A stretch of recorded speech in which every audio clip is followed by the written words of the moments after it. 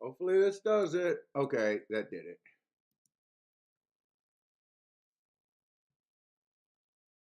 I think I'm on now.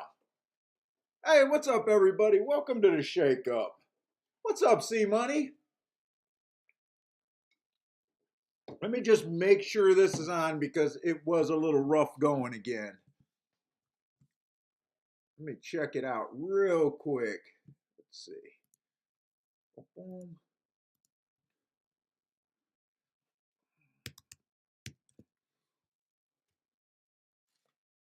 All right, cool. Looks like we are going to be on.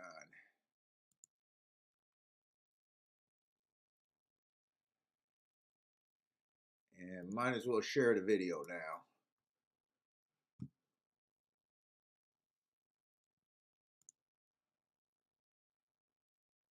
All right, let's go. We got what? Gulfstream and Fairgrounds today.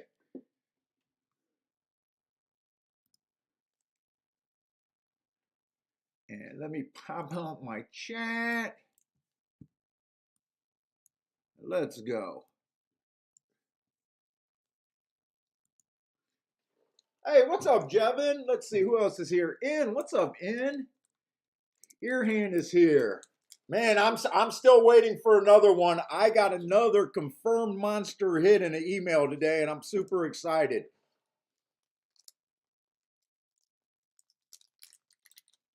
I am super excited about this person. I just want this person to get here before I do it, so I don't just uh, ruin the surprise on who this person is again. But anyways, what's up, John? Ed is declaring a Boom Thursday today. So over the weekend was pretty good for me. Saturday was a pretty good day. Sunday I was completely clueless, and I had basically almost a not quite a meltdown day, but almost a my worst kind of days. So Sunday was bad for me. And then Monday and Tuesday were really big winning days. And yesterday it took me all. I played with Bender yesterday. Bender was having a good day. It took me all the way to the last race, a race that I wanted to sit out because it was a turf route race. The timer malfunctioned on most of those races, but I started watching all the replays and ended up making a nice score in that last race yesterday on the exact, and ended up having a profitable day. Uh, Yeah, see, money, you already guessed it. Grandma is a fucking handicapping shark, a confirmed handicapping shark. See, money, you're going to ruin the surprise. I definitely want to wait till Grandma gets here because I love going off when Grandma does what she does. Grandma, another ovation for Grandma, man. This person, this lady's killing it. Absolutely killing it, Grandma. We know what she did about 10 days, maybe 2 weeks ago at the most. She comes, Grandma, do you mind me talking about it? I don't think Grandma minds me talking about it, but she's going to need hip replacement with all this dancing she's been doing recently. Hey, what's up, Joe? Maybe Grandma doesn't want me putting her exact business out there. Not at all. So listen, everyone talks about how you can't play Philadelphia Park because of the high takeout. Grandma obviously found an edge. She went back to her watering hole. What yesterday she hit for about $7,000. She hit the on a two. I think I want to say two $8 tickets. Two $8 tickets, Grandma. You already bragged about it. You are a confirmed handicapping shark. Two $8 tickets. She came across a sequence with a horse that was 10 cents on the dollar. She said, hold my beer. I'm going to pitch this dud and key off of 2 32-1 shots. Grandma is a handicapping beast. And on this show, we love giving out credit to handicap. Grandma, be honest. I bet before you started coming on the internet and watching CDR and the shakeup, you probably didn't think those hits were that possible. And again, those people that were giving Lanier hassles for putting up his picks, Grandma again used Lanier's picks, pared down the tickets. I'm guessing she's seen a bias or something, or something like that. But started with Lanier's picks, pared them down, and again, she's basically having a hell of a last 2 weeks. So congratulations, Grandma. Let's see. Jay says he's in all of the world famous Grandma horse racing is in the house. Dude, tip your respects. She came in here with that Grandma Demira. I can't even talk.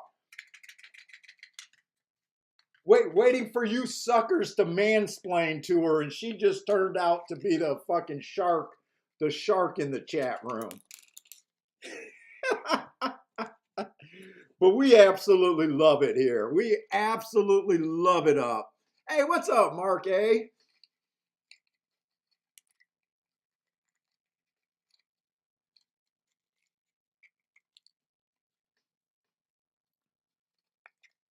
She doesn't need to. She knows to get an edge in this game that you have to do what 90% of the people aren't doing. Pitching a 1-2. Or not a 1-2, a horse that was 10 cents on the dollar. I'm not even sure what that is. Let's see. Edis says speed's dying at Parks from what he's seeing. Closers at Parks.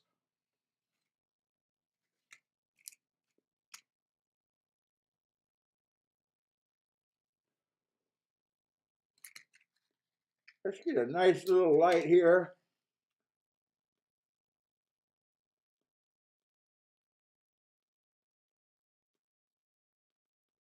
And yes, don't clown. Grandma sends her tickets. So there's no clowning on Grandma.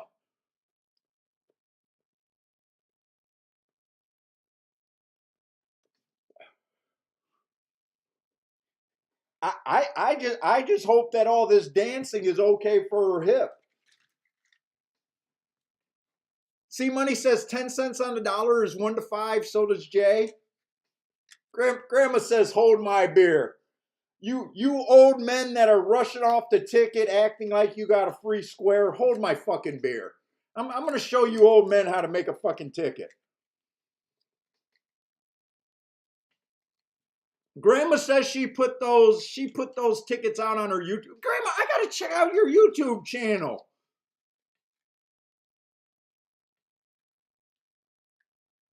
And congratulations, because I love Grandma giving credit that she used Lanier's picks.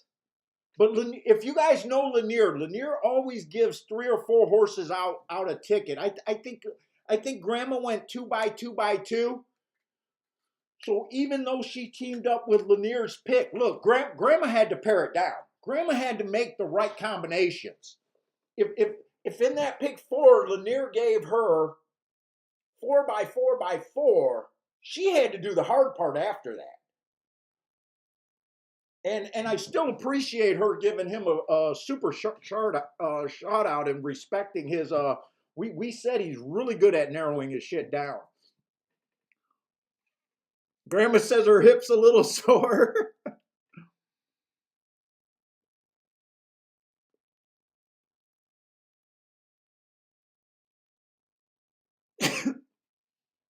I don't know if Grandma, can I show the ticket, or are you worried about, or wait a minute, I don't think I can show the ticket. Well, go to Grandma's channel if you want to see her ticket. Go to Grandma's channel and subscribe if you want to see her ticket. Grandma says Lanier gets a little donation. Nice. Don't you, if you guys forgot about Lanier's picks because he's been sick, I think Grandma's still putting them up on that web page.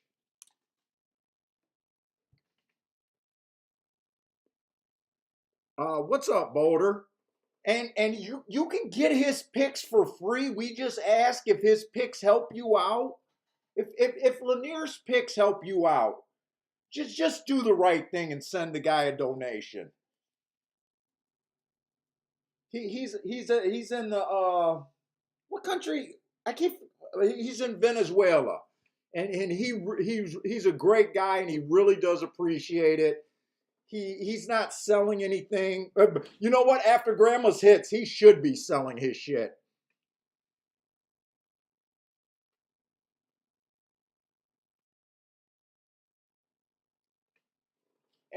And by the way, Grandma, you suck because you overpaid him takeout.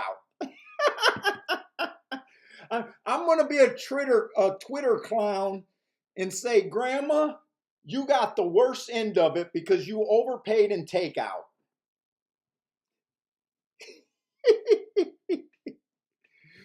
See, you're not as good as you think, Grandma. You lost more money on takeout than you should have. Look, when you're a handicapper and you make the decisions that Grandma did, and you hit for about just under 20,000 on a couple $8 tickets, I don't think Grandma really has to worry about takeout.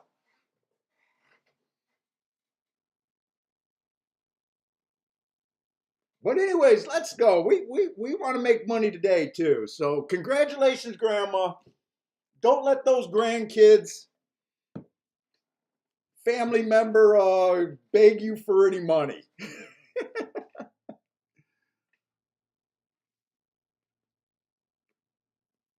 If they want to borrow some money from you, you buy them a racing form and tell them all the winners are in there. That's all you need to do, Grandma.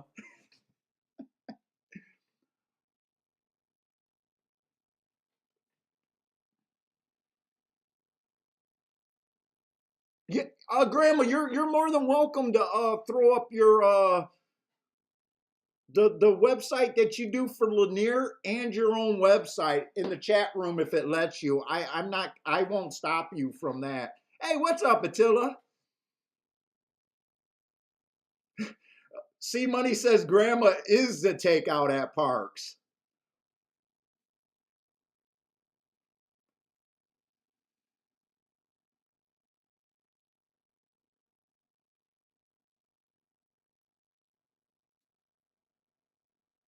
Let's see, Jay. Oh, Jay must be a math wizard. So Jay says on those combinations that Grandma had about a, is that a 0.06%? So less than 1%, or is that a 6% chance to narrow down the winning ticket with Lanier's picks? By the way, she only hit a dollar pick three. So I didn't even have to look up the ticket. I knew that she was making great decisions because pick threes don't pay $1,000 for 50 cents. Actually, it paid more than that without making some decisions. It just doesn't. And the pick four, I think, paid like, I think 3,800. I think she had it for a dollar. So again, you don't even have to look that up to know that those tickets were good, where she made some decisions.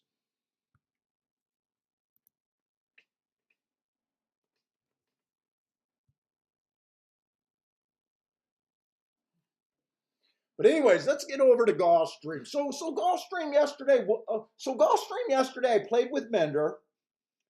After that Saturday's little butt kicking, I got on a kick about watching video replays again.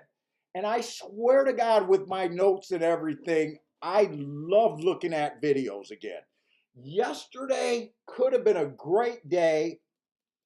I ran first and third with a 38 to 1 shot, a 45 to 1 shot, and then I ran second and third with a 4 to 1 over another 35 to 1 shot.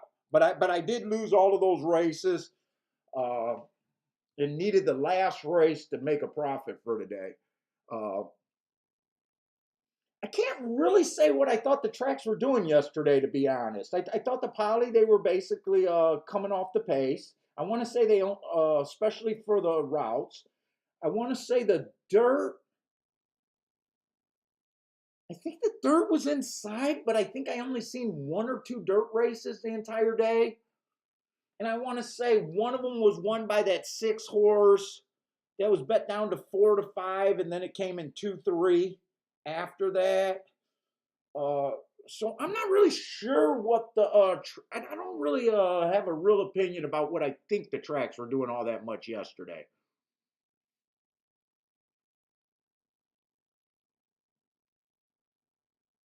AC money. If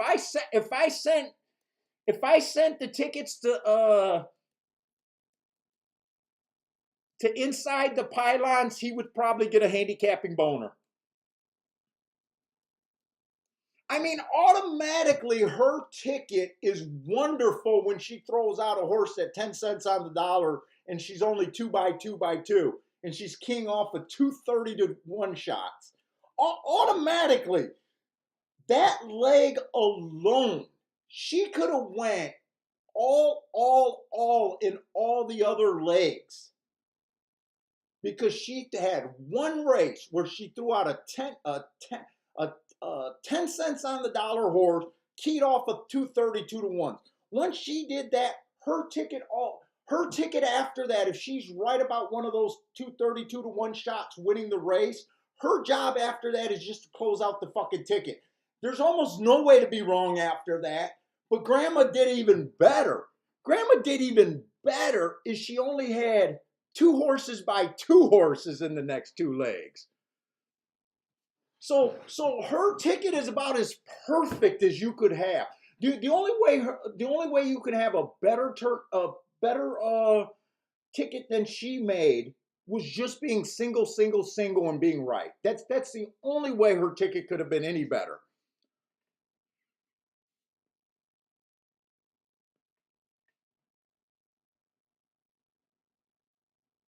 So once she decided to make that decision, I don't think there's a handicapper in the world that could pick out. That could really say anything bad about her ticket.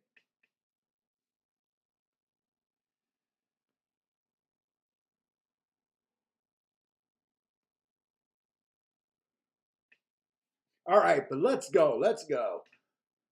So we do got a polytrack race claiming a 12-5.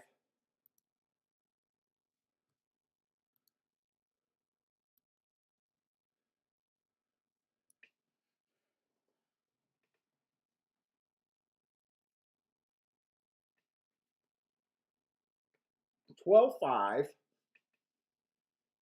So, like I said, on the poly for the dirt sprints yesterday, I thought it was just speed and stalkers. This one horse only ran 2 races. First race out, it was early pressing day. The horse was just average, dropping in class a little bit here. Next race out was a 1 race sample. So I can't rate a 1 race sample, but the race does not look bad at all to me. Uh, I can see this horse being the favorite. 4-5 is almost always tough to take because when I make you guys know when I make betting lines, I don't give a horse more than a 50% chance to win the race. 2's just lightly raced, slow first race out, no real excuse there. Might want to watch the replay steady to entering turn, and I am getting a real watching replays great lately, like I said. Last race, bad rail. This horse was in the 8th hole. It was an early pressing day. Average, match strides with the slowest winner. You know what? That match strides with the slowest winner is a mistake. I was using the 6 furlongs marks, the 6 furlong finish for my dirt sprints that day. I couldn't believe that he matched strides with the slowest winner being 16 lengths off. And I just realized that that was a 5.5 furlong race. So he really came home slow, is what I'm saying. So that match strides with the slowest winner is wrong. He was extremely slow coming home.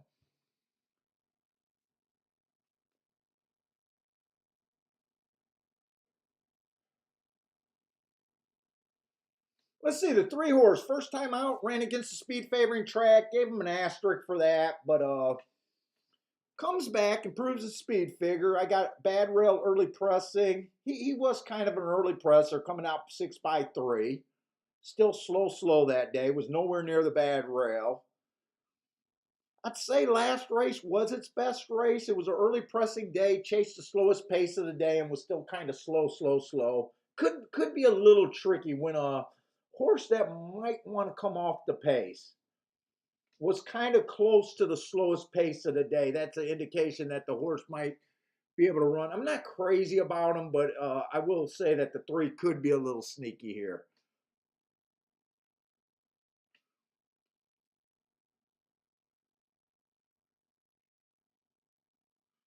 A 4 horse I don't like or dislike. Let's see. He's coming out that same January 21st race as the 3 horse.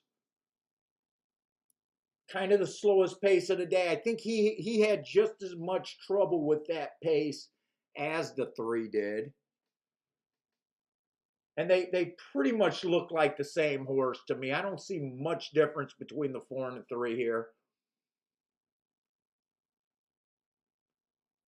Let's see, 5's better races were at a sprint, or I'm sorry, at a route. I don't like route to sprint.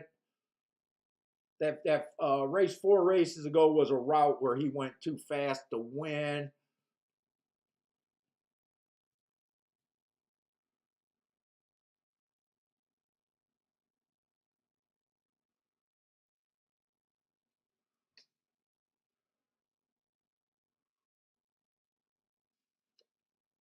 Six, I don't like or dislike. He's just kind of in the race. 3 races ago, he ran against the inside early pressing bias. I kind of like that race. But he come back, he really chased the slowest pace of the day that day on October 31.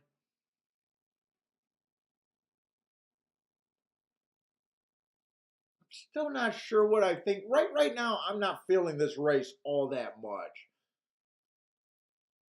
Let's see, the 7 horse is definitely interesting. Last race, he went too fast to win. The rail was bad. This horse started in the 5 hole. I definitely want to watch that race to see if he went to the rail that day. Let's see, 2 races ago, the inside of the track was favorable. He was in the 5 hole. He was bumped, lost his crop. So this horse kind of might have ran against 3. He might be a little interesting to me. That might be the only horse that I'm kind of interested in. 8 has some really good marks, but they were earned at a route. I'm one of those guys. I just hate route to sprint. At 35 to 1, if you don't mind route to sprint, he's interesting. There's, you know what? Wait a minute. 3 and 4 races ago, those were both at Tampa Bay on the turf, those stalking closing. Bender hit one of these horses going to a sprint yesterday, that 12 horse at 3 to 1. Was coming from showing speed on the turf over there at Tampa Bay. So those are 2 great races. He comes back. He runs his first race at Gulfstream. He got steadied at the first turn on a stalking day. You know what? I got a feeling I might be forced to bet this horse. And then last race, it was a speed favoring track, and he got shut off and checked early.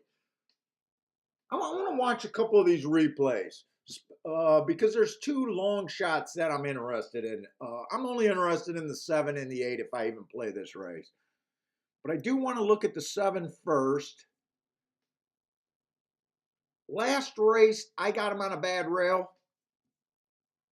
He was the 6 horse in the 5 hole. I just want to see if he went to the rail.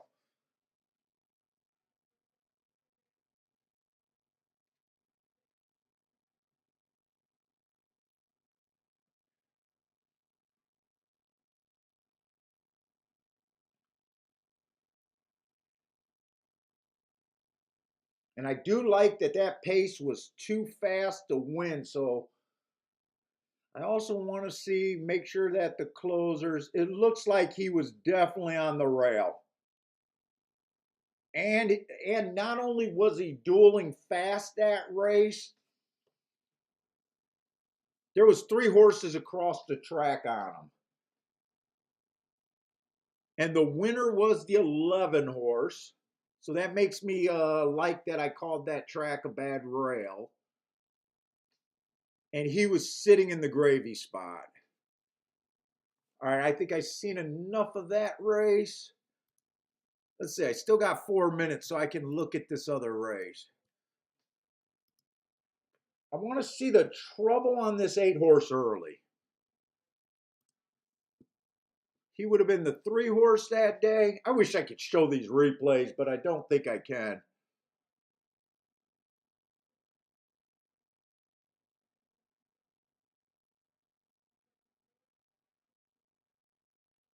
Didn't get the best break. I lost track of them.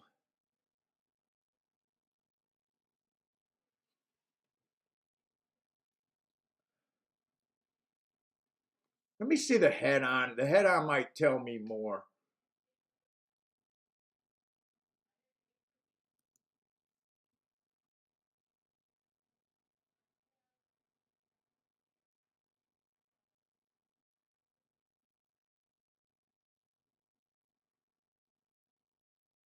Yes, he was completely taken out of that race before the first call.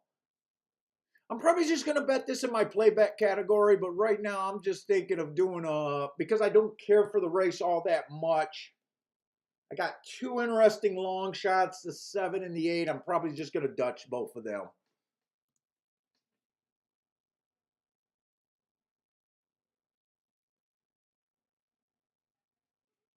Hey, what's up, Joshua Kuhn?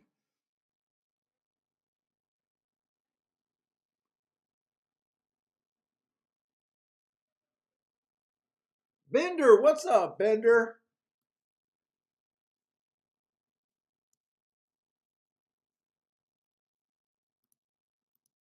Let's see. I'm gonna put that bet in now though. Just a win bet on the 7 and the 8.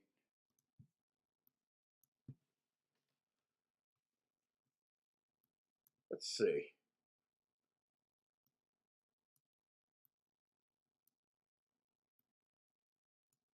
I'm gonna try to do my betting lines. This race I really didn't think it was necessary.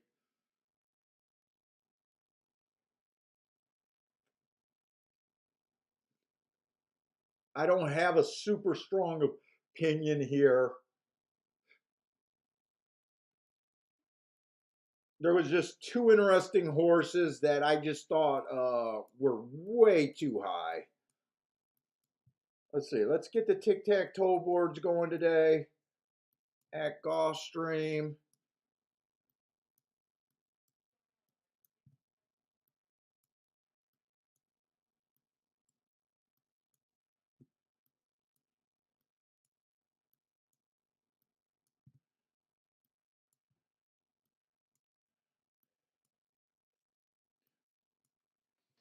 Oh, by the way, so Bender and I played yesterday, but I was too lazy to download Tampa's form. That was a huge mistake, Bender. We're only looking at the turf routes. They did have 1 horse go wire to wire, but you guys know that we're looking for off the pace. Uh, they did have 1 horse win going to wire. He was 50 cents on the dollar, something like that. But I think they had a 40-1 winner and an 18-1 winner, both coming well off the pace. I wish I would have at least had the form because I know what we were looking for. Yeah, Bender, if you just joined, Grandma did it again yesterday at Parks.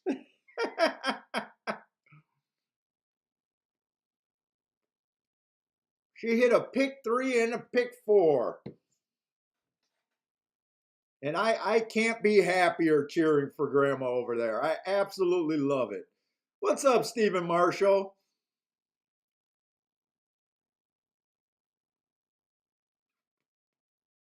On two $8 tickets. I want to say they were both $8 tickets. I might be wrong about the pick four ticket. It was still skinny.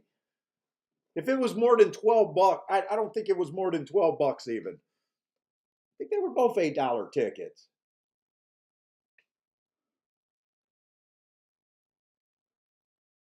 Or maybe she hit the wait, did she hit the pick four for 50 cents and not a dollar? Maybe that's what it was.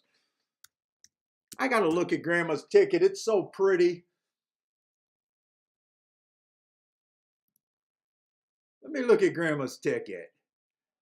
Oh, she did hit the pick four for 50 cents. $3,800 pick four for 50 cents. And yes, they were both $8 tickets. She hit the pick three for a dollar. Okay. God, so pretty. It's so pretty.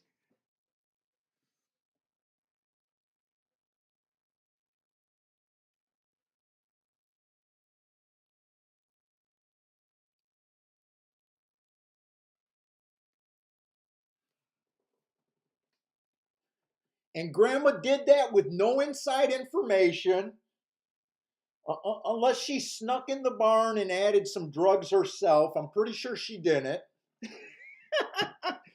She just used her knowledge and her secret weapon, Lanier.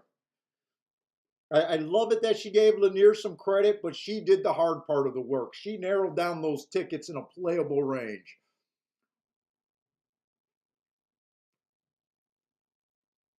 So I'm going to keep saying we started the shake up because we know we can handicap these horses and we don't need that inside shit.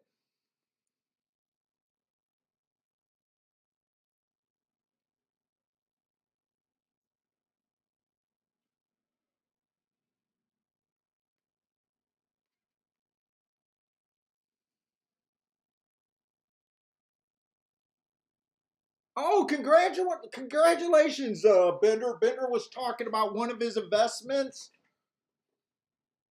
He was able to get out of it and already has a Rolex day for starting off the day. Well done, Bender. I was wondering when we seen the news this morning that Russia went into Ukraine. I was wondering if how that was going to affect you. That was kind of my first thought about it. But you were able to get out of your position and make a lot of money. Nice. Jay says grandma's giving the horses. Hey, grandma, how close do you live to Philadelphia parks? Are you sneaking in the stables and playing with the horses?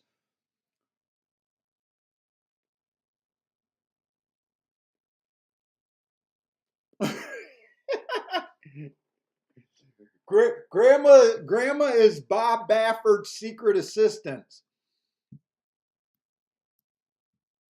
Okay, the race, like I said, what didn't really run. I didn't see much upside. The one looks like he ran away and hid. They bet him down to 2 to 5.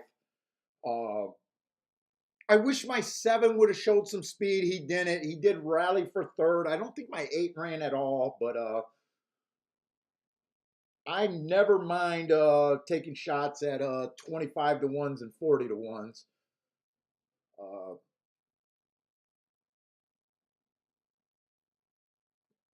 let's see. I think that was a poly race. Yeah, that's a poly race. I'm pretty sure the one wired. I'll watch the replay because I did miss that. Grandma said she was never share her pot.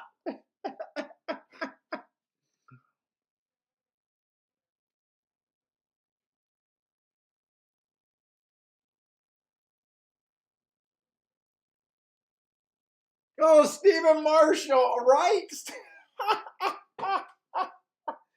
Is that not the stupidest thing a commentator can say? Stephen Marshall says he was watching TVG and the commentator made the comment that all a horse player hopes for is that the track plays fair. You cannot be a fan of the shakeup and not find that one of the funniest funniest thing of all time. That idiot must believe that the MIT poker counting team they go to the casino and they only want to play when the deck is neutral. Oh no, card counters just count to get the deck neutral and then they want to put their money in. They definitely no roulette player ever has a wet dream of a roulette table being favorable to a certain section of the roulette wheel.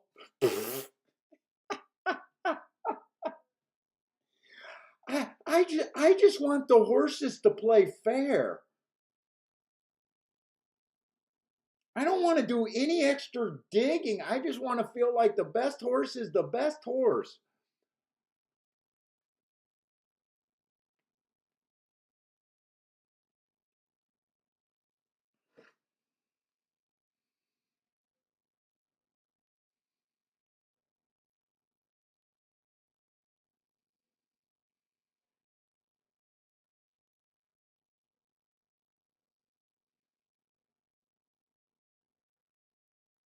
Hey, what's up, Mac and Company? So everyone, Mac was on our show last week.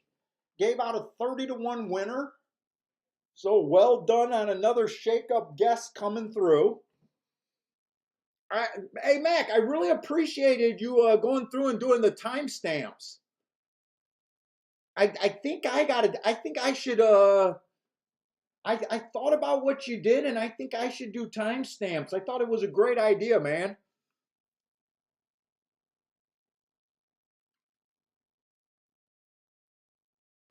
Grandma says Mac was great. I hope you guys enjoyed the show when we have the guest. I know the show is a little bit different, but dude, we got such a close knit chat room. A lot of you guys been here pretty much since the beginning.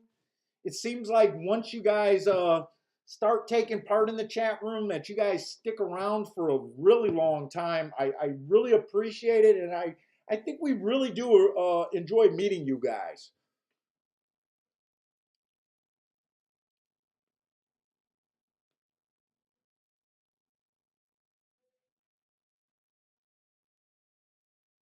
Yeah, I'm just curious. I meant to grab a pen and a paper because I thought maybe while I was doing the show, if I thought we had any good handicapping, or maybe I can see where the things are and I don't have to find out how to do the timestamps later. But I didn't come to my desk that prepared today. But I thought it was a great idea.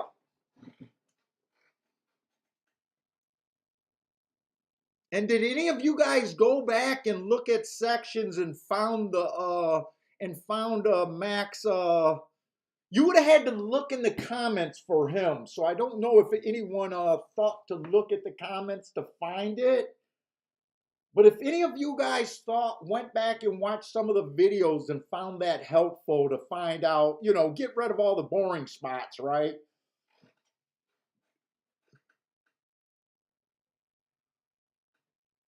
I thought it was a really good thing to do. And I really appreciate Matt going through the effort in doing that.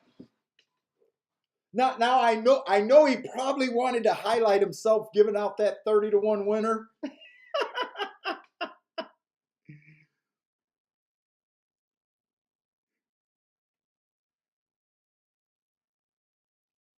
But I thought it was a great idea, man. I really do appreciate you guys trying to make the show better, taking part in the chat room,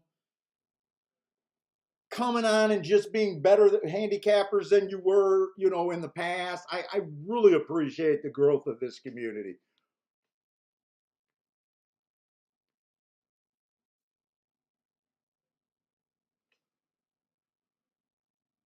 Max says now it's on the record for all eternity.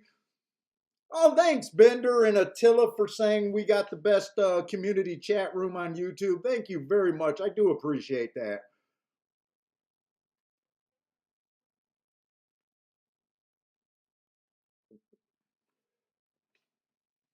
Dude, and whoever wants, if you, the only requirement I got for someone coming on this show is basically you being a viewer for about a year.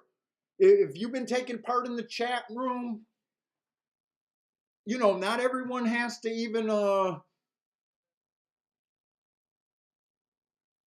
be a great handicapper at the time they come on. We just enjoy meeting people that getting to know you guys, seeing your faces, getting to know you guys in the chat room, hearing your views. It's we know this show's not about picks on any particular day.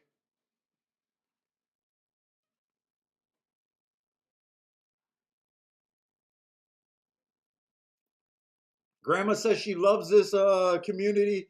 Everyone is so helpful and happy to see others win. Grandma, I completely agree with you. I do not get the bitterness of seeing other handicappers cash tickets when they make stands. It doesn't stop us. Someone that handicaps different from you winning isn't something to really be jealous of. They put their money up, they made the calls. There's all different ways to come up with winners. It's a tough game, and if we want this game to grow, we need to promote people being able to handicap, being able to structure tickets, and being able to freaking win. She says, but the winning is the real fun part. Hey, what's up, Ronald? Zero contrast. What's up?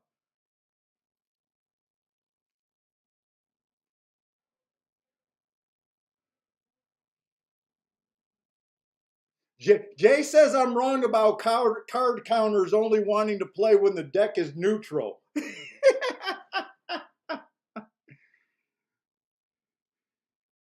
Yes, card count. I know a little bit about card counting because I told you guys back when we had the charity casinos back in the day when all the churches were doing charity nights.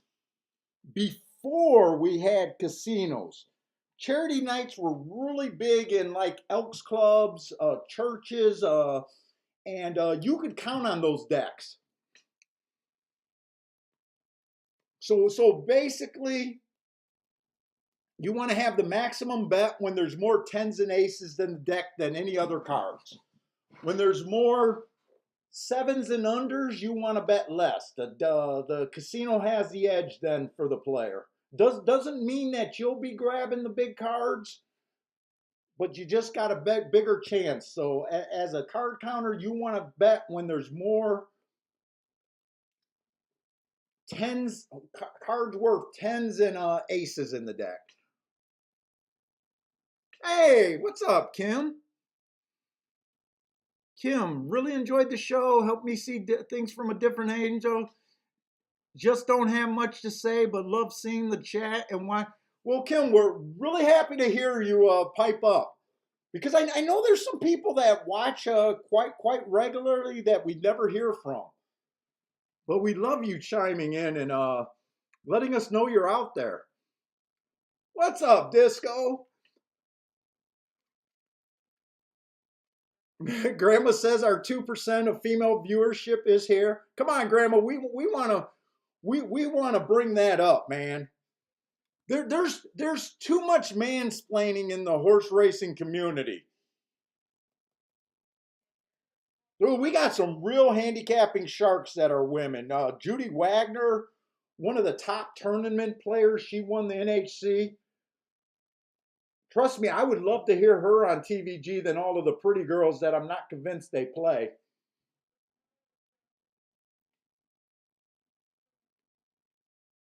Hey, what's up, Jeep and Survival? All right, let's get back with Gulfstream because we want to look ahead. We want to still play some races, so hopefully, dude, I don't know why Gulfstream wants to be a polytrack track. I am uncomfortable with the 5 furlong tapedas, but not the routes. Um, Oh, Sally Goodall is a good tournament player. I remember Sally Goodall. I think Cheryl Britt was another really good tournament player who I think is still around.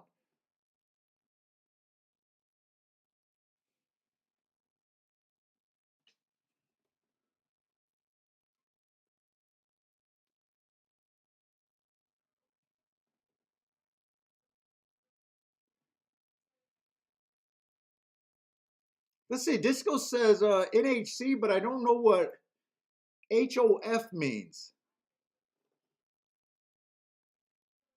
Now I know he's not ripping on the NHC because I know Disco wants to get involved in the NHC. Oh, NHC Hall of Fame. Sally has the most qualifications of all time. Dude, that is not an easy tournament. That is not a turn. That's not an easy tournament to qualify.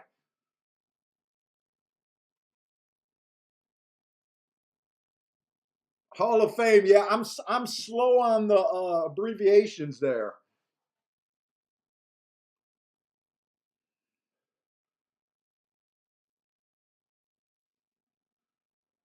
Let's see. So what we got? Three races go, one race sample on this one. Uh, we got the yellow highlighted, so the horse is dropping in class. Two races ago, add a route on the poly. Now, I don't like that route to sprint rule. I'm leaving the door open a little bit because I noticed this Tapeta track route is very unkind to front runners, and I have seen a few of them that showed speed go to sprints and been able to maintain that speed. So that is something that's a little on my radar. It is still hard for me to play route to sprint, but that two races ago on that Tapeta route, I love that. Stalking closing day went too fast to win. Last race she tried a turf sprint, or he did. It was an inside track. This horse was stuck in the eight hole and had a little bit of trouble. So I like the asterisk there, but of course the timer's not working.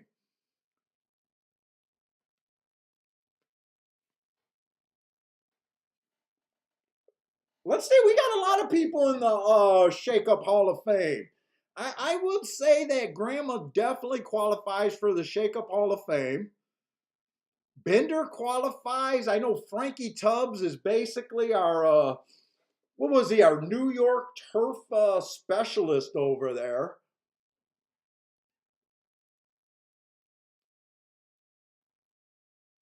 Stephen Marshall's been doing really good over there at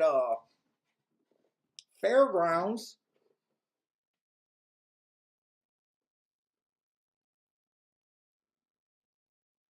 And anyone, really anyone that feels like their game has taken step forward since watching this show is definitely.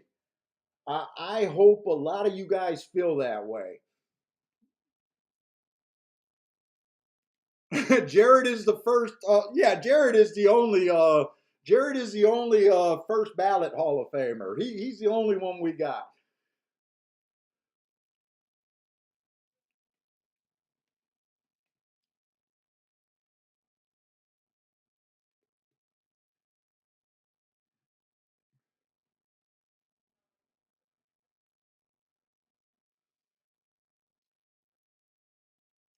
Lanier, I give Lanier a lot of credit. I think Lanier with his picks help a lot of people,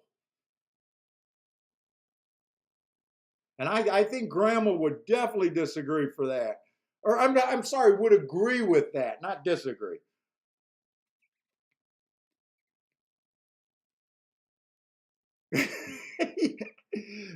The Clint Greenwood Soccer Academy. Yes, he's a fucking definitely an honorable mention.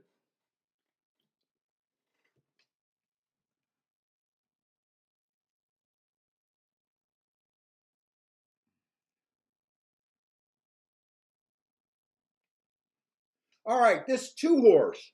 This two horse is kind of another route to sprint, except for see this race right here. See how this horse been showing speed at the poly routes, and he was able to hold that speed when he went to sprint.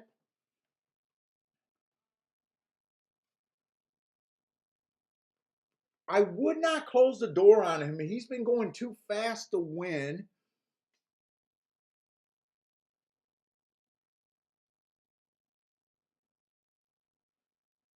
And soon as right now I'm looking at the three, we got a lot of horses that are route to sprint here.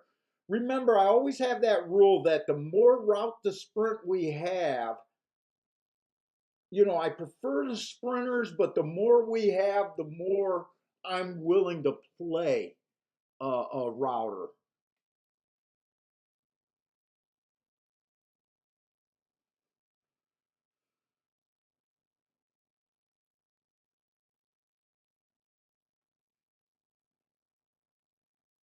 Let's see, the three I do not care for as much.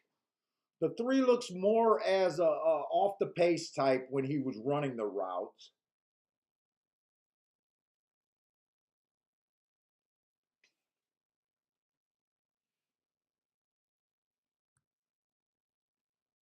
To me, he's stepping back up. I don't think I care for the three all that much here.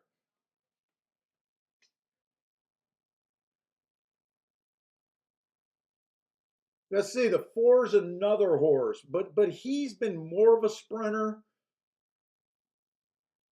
He matched strides with the fastest pace of the day at the first call. Then he comes back over. He has been quick, going 6 furlongs. He was able to get the lead last race.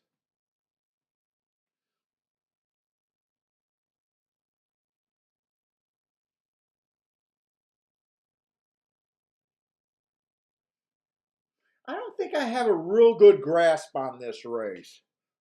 Hey, what's up, Charles?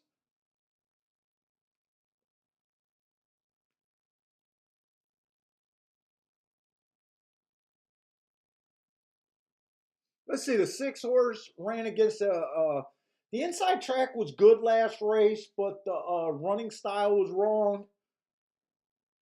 He was moved up based on disqualification. He does look like he's coming off the pace. If he's 5 lengths off the lead, I don't like him. I think you got to be on the lead or within, say, 3 or 4 lengths of the lead to really have a chance on at these Tapeta sprints. Let's see. The 7 is the favorite.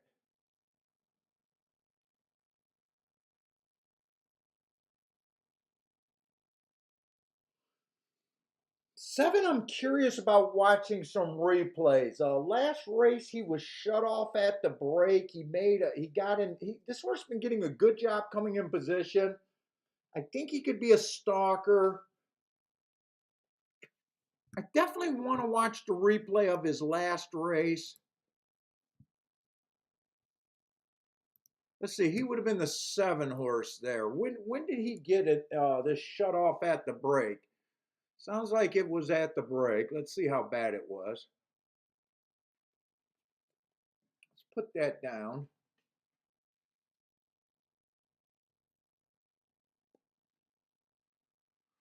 He was steadied, and the steady took him pretty far back.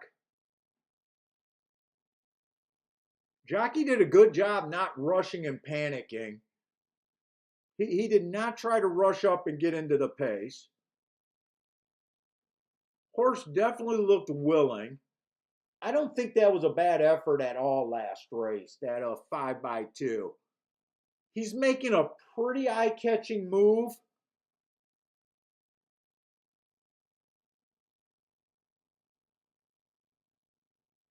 I'm going to say he probably deserves to be favorite, but I'm not really looking to find a reason to bet him. Right now, I'm thinking I'm just not. that interested in this race.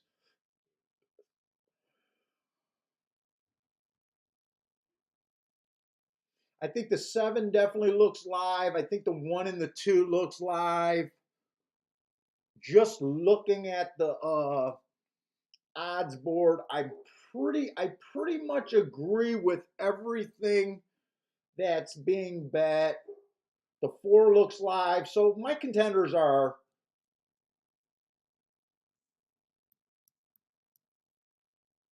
the 1, 2, 4, 7. I'm pretty much agreeing with the odds board. I really don't see a scenario of getting overpaid here. So I think I'm just done with this race here. I'm just done with this race. I don't see that much upside. The as far as I'm going to take my opinion, to me it looks like the winner should come out of the 1, 2, 4, 7, and probably the exacta. But I don't see a real reason to think you're going to get overpaid here. I know someone was asking about this 4 in this second race. I think I seen someone put up a comment, what's wrong with the 4? I don't think anything's wrong with the 4. In fact, I think if the 1 and the 2 are not capable of showing speed at a sprint possible, that the 4 could be a threat to go wire to wire. I think the 4 is a strong contender. I just don't see any reason to bet a race with all of your contenders between 2 to 1 and 7 to 2, really. Hey, what's up? Get carried, king of the. Hey, get carried. Grandma over here is gonna take your title from king of the pick fours. You got a little bit of pressure on you today. You better put up a winning pick 4 today,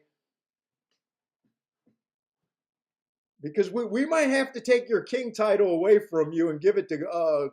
We're gonna have to make Grandma the queen of the pick 4s and pick 3s.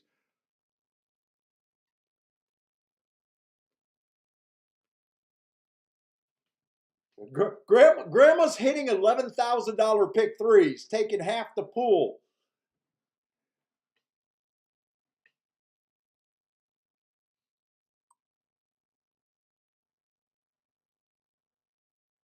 Hey, what's up, Gregory?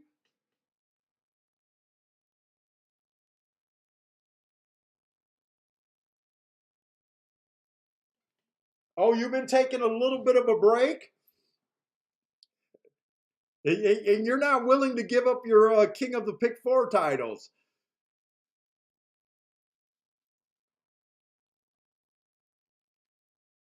Well, you better show us something today. You better show us something. Get carried.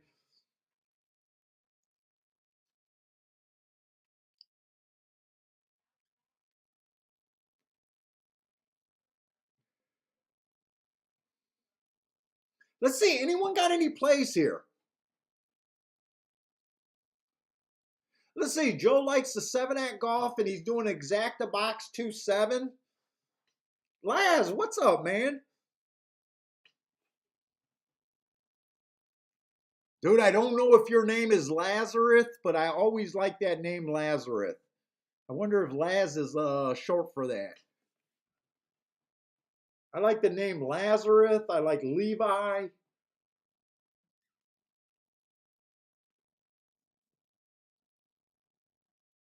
When when we were hoping to get a we don't have a kid, but I was set on a name for a boy. If I had a boy, to name him Bane. Hey, what's up, Lloyd?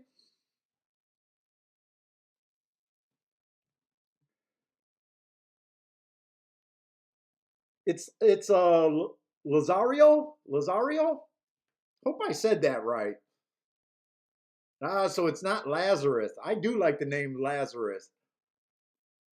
Yeah, name my kid a name that I can't even pronounce.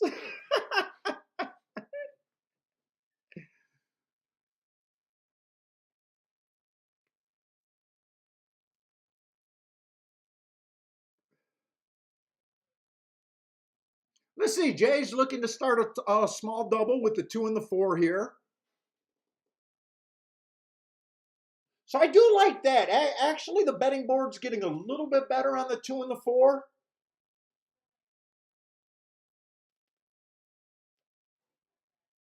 I do like that, taking the 2 longest shots of that 4 horse group. I definitely think the 2 and the 4 got some upside here. And they got to be better betting propositions once they went up to 4-1 and 9-2. Charles, no, I never look at earnings per start. In fact,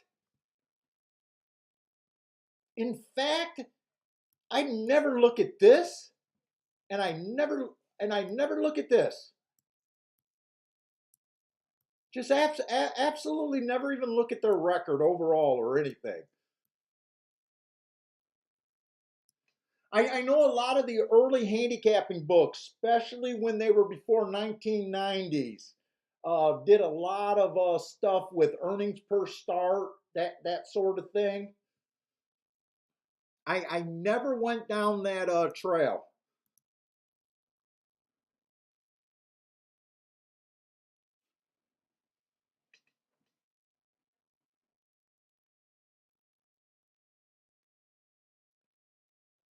So 2 and the 4 were the quickest early. So let's just hope speed is holding up.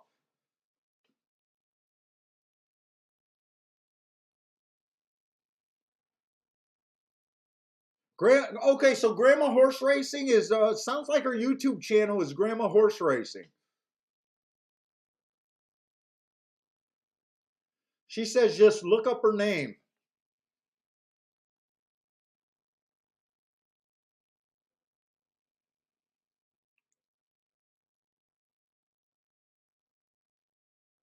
Come on, let's get this 4224 home.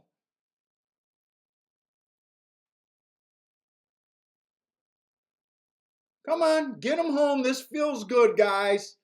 I was probably I made a mistake not looking until they were loading in the gate. Well done, well done, Ronald.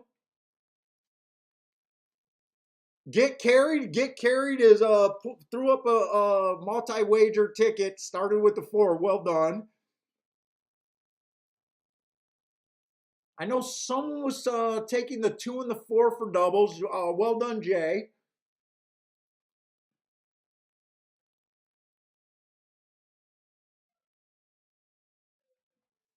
And I probably made a little mistake there getting so distracted and just not following the odds completely. I said I thought the winner in the exacta would come out of that group. So that's probably could have been played, but nice call, guys that played it. Mark, nice job, Mark. Looks like Mark got the exacta 4-2.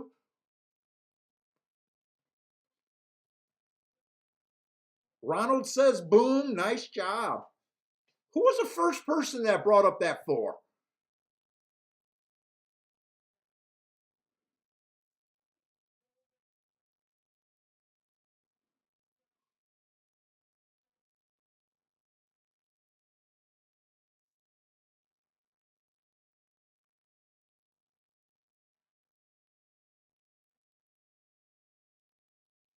And I know they did it early.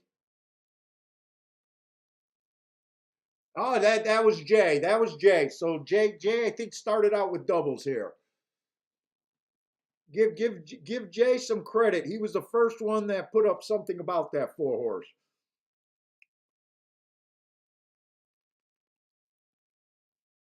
All right, looks like a lot of you guys got something going with that 4 or that exacta or a win ticket there. So nice job. And the try came out of those contenders there. And I got a feeling this is probably, I got to believe that exact is probably going to pay between 25 and 30-1.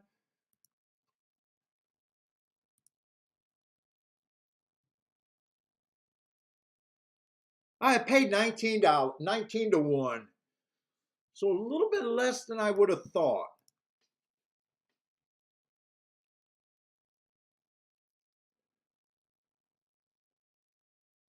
Hey, what's up, Joe?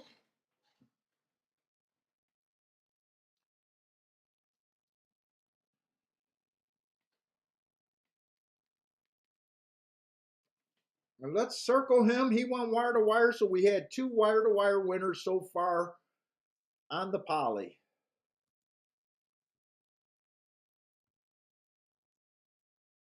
And I just want to make sure they were all in there. So he was in the 4-hole.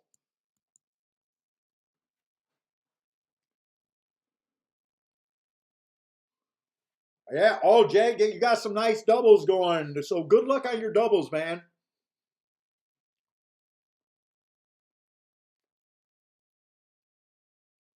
Those are two nice. Those are two pretty juicy looking doubles too. So let's close those out.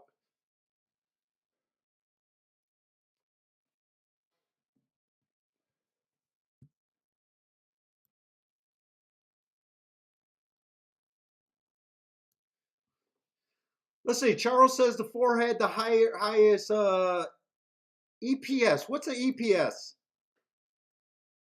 Early pace speed, maybe. That sounds like a rating on one of these forms.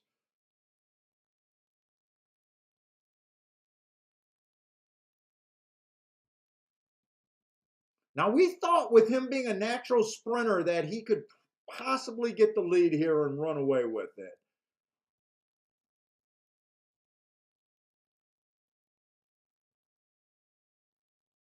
Remember those here. I want to get rid of these X's because it looks like I'm Xing out my marks, and I don't want to X out my marks.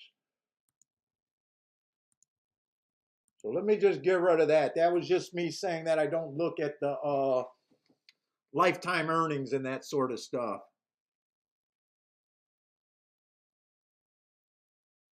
Ed is looking at the same question. What is the EPS? I got a feeling maybe he's looking at this E1, E2 early pace projection numbers. He might be using a different form too. Also, oh, earnings per start. Okay, earnings per start. So that was the earnings per start.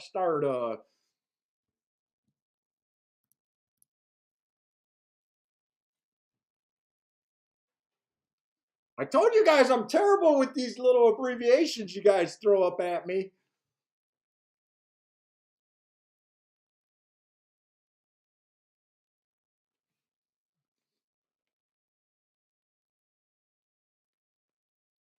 Let's see. Gregory just subscribed to Grandma's Horse Racing channel, and just you know what? I want to do that.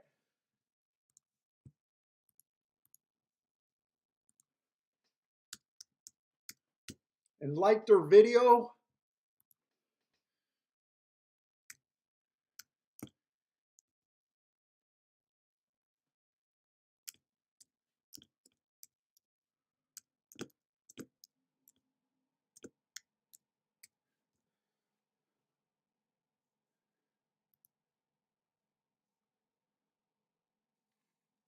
Let me put up a subscribe there.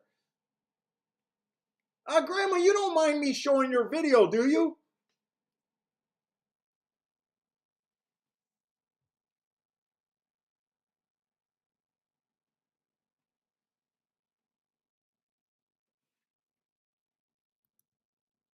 I don't think I'm out of pocket for sharing this.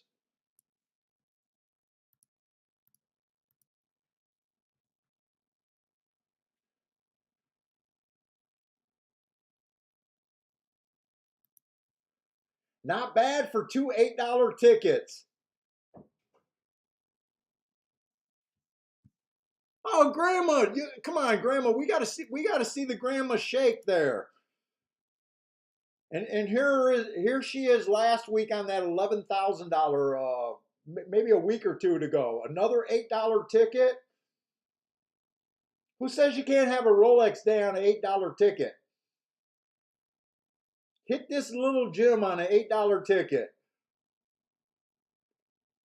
Too bad, Grandma, that we can't throw. Too bad that we can't throw up the replay video after.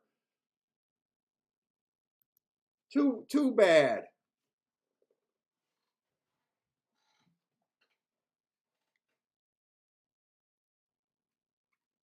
Grandma, you got to add some sound. I want to hear Grandma singing or doing a little dance in the background.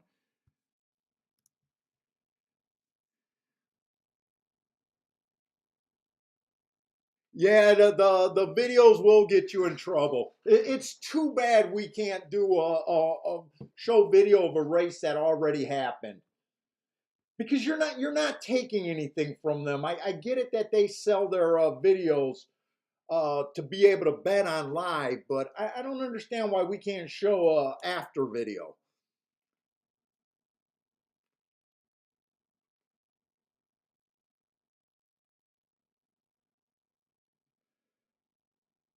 Grandma, you got to do a little voiceover on that. Grandma says get her a walker so she can do a little shaky.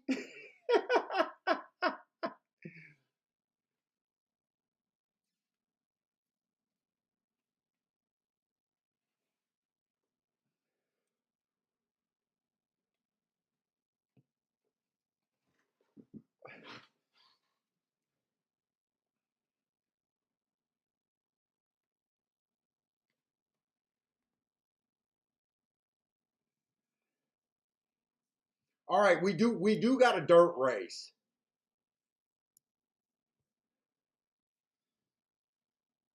Zero contrast. Subscribe to Grandma. Oh, I think I did hit the subscribe. I better have hit the subscribe on that. Did I hit the subscribe?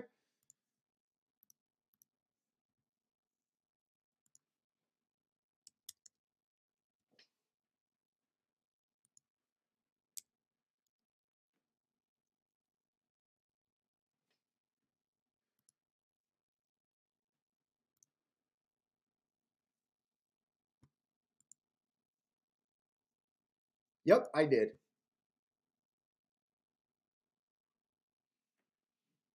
By the way, I like Grandma's avatar, but man, trust me, she got some sharp teeth behind that avatar. You don't want Grandma to show her teeth. She's preying on some minnows.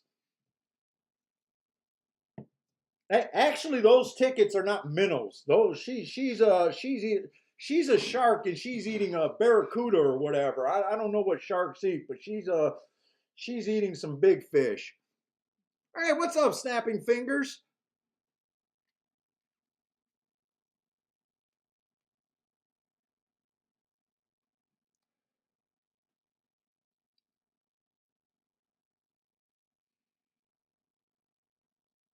Let's see. Charles saying that I think he's talking about earnings per start. That's something he never really looked at until recently. It seems to be helping him in his decision product process, and it helps him find a winner when between a couple of pace projections. And you guys know what I always say. Whether I like something or not, if you guys are having success at it, that's all that freaking matters. Don't let other people try to change what's already working for you.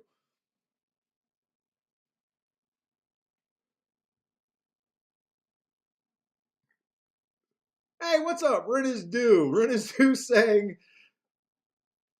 she got some diamond grills on those teeth like the rappers.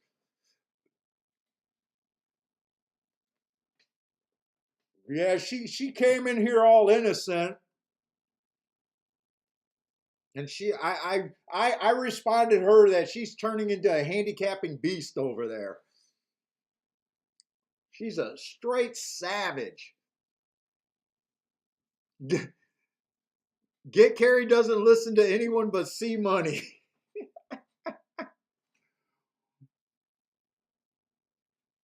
Let's see. I still think we got a long time for fairgrounds, but just make sure I get an eyeball on it. We still got about 50 minutes for there, so we don't have to worry about fairgrounds for till around the fourth race sometime. Let's see. So I do think so. What's happening now at Gulfstream is they're just running less and less dirt races. It seems. They really want to be a polytrack, a Tapeta circuit now. Uh, it's making it a little bit harder to decide if the inside is there, but I got so many years with it being dominant that I still like to start my dirt races thinking that it's still favoring the inside. Let's see, the one's coming from Monmouth. I was able to do his last race. It was way back in August. It was route to sprint. Inside was good that day. He matched strides with the fastest winner that day before giving it up. Dropping in class here. Uh, he's not a true route to sprint because most of his races were at a sprint, but he's not necessarily, he doesn't look like the fastest sprinter out there. Uh, I'm probably not really that interested in him, but he does have the inside, which I do think is a better part of the track. Uh, the other part of Gulfstream on the dirt, it favors speed and stalkers. So we're still looking for horses on the lead or within 4 lengths of the lead.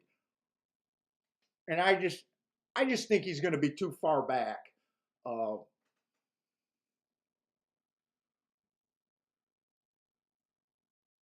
let's see, the 2-4 races ago, that was early pressing day. He was average, average. He comes back. He gets a probably a one race sample. I just got a dash, so I looked it up, but for whatever reason, I wasn't able to put any marks down. 2 races ago, he was one tick slower than the fastest winner, so I do believe this horse got some decent speed. And then last race, he tried the turf, speed favoring track, that those turf sprints. Uh, he was slow, slow, slow, but there was a speed. I thought there was a speed bias that day, so I like the asterisk there. Uh, 4 is a first time starter in the 3 hole. You guys know that I ignore them. Uh, 5 ran a pretty good race, but he was at a lower level last time at Tampa Bay. Inside of the track was good. He had the inside. Might be worth looking at his replay because he did come out live and it said he broke slow. So might be worth looking at that replay before. But I'm not crazy about him just because of route to sprint. And the big favorite is going to be outside. He's done very little wrong. In fact, I think he should be the favorite. Of 2 races ago, middle of the track was good. He was stuck on the rail. I like the asterisk there. That was still a nice run. Last race, he went too fast to win. Another nice run, and he just missed by the nose. He is in the 7 post. That's where Gulfstream really dips off. If I play this race, I like him. I think he deserves to be the favorite, but I'd be trying to beat him.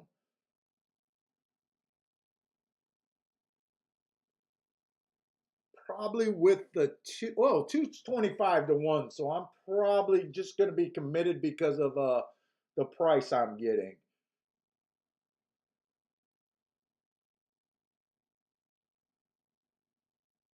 Let's see. I did want to watch that replay on the 2.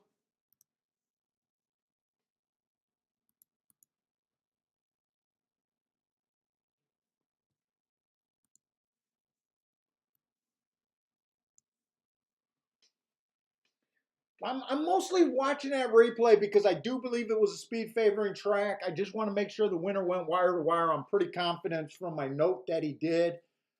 Uh, this horse chased. I just want to see if he was pushed late or was he wrapped up. He got a decent break. He just wasn't fast enough.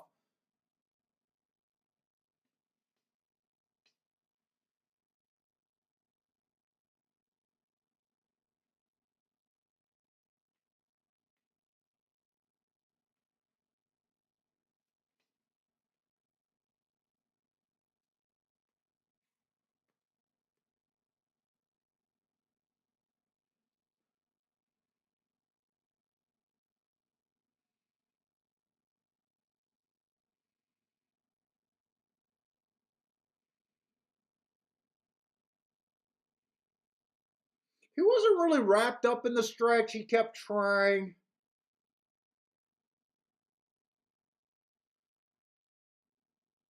The favorite won that race. The 3 actually had the lead, but the 7 was always in his hip the whole time.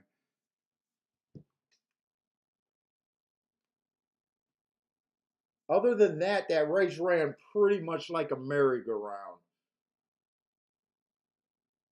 I'm a little interested in the 2 still.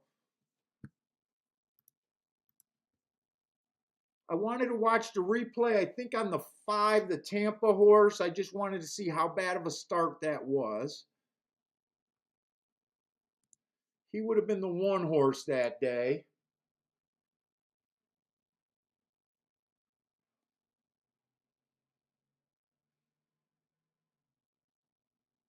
Man, it's cold in this room today. Uh,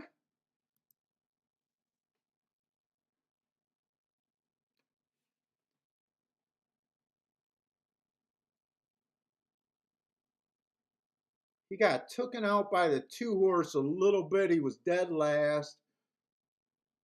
Those were weaker horses. It's kind of hard to tell how much that caught him. I'm pretty sure this is going to be a pretty eye-catching move that he made.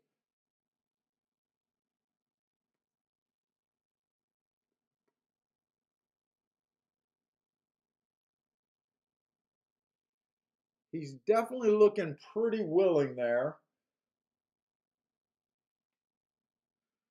The horse that won that race went wire to wire and just ran away and hid.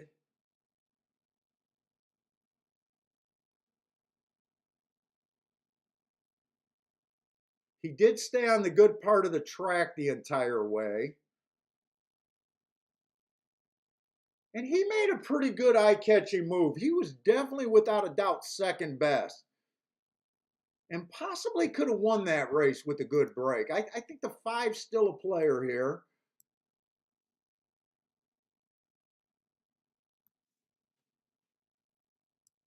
Let me see what I can do in this race.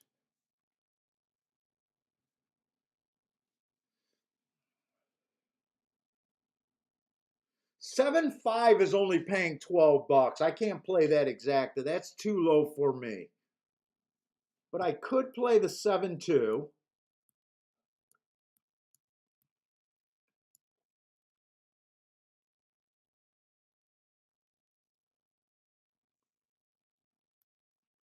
I could play the 2 to win and the 5 to win. Is that all I like? 2-5-7?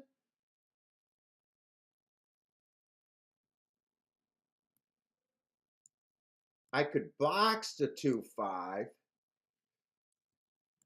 In fact, I could box the 2-7 also.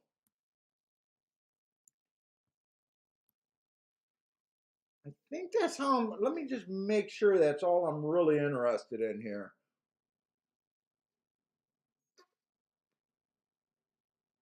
The 1, if the 1 does anything, he's going to come off the pace. The 4, I'm just going to ignore him because he's a first-time starter taking quite a bit of support. The 6, I don't know what to do with the 6. I'm just leaning towards leaving him out.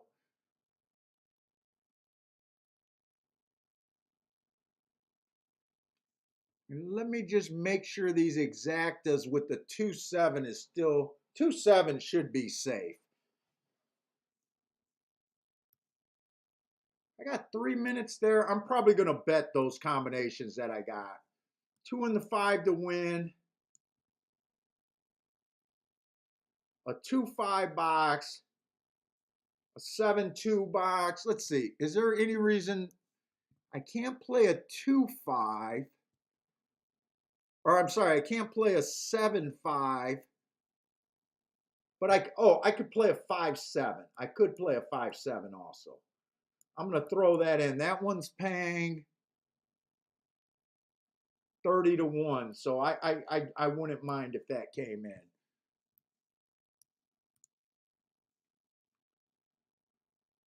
This bet will be in my play bet categories though.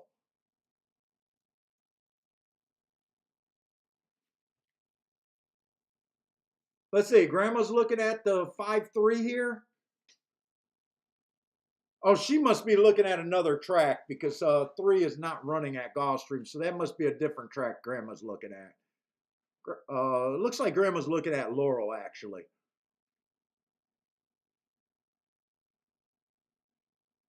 No. You think I'm gonna wake up early enough for Saudi racing? No, I will not be up for Saudi racing.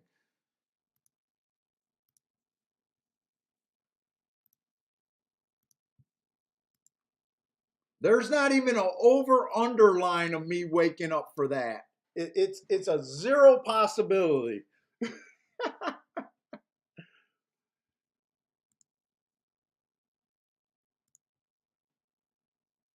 Let's see, box. What was it? 2-7 in a box.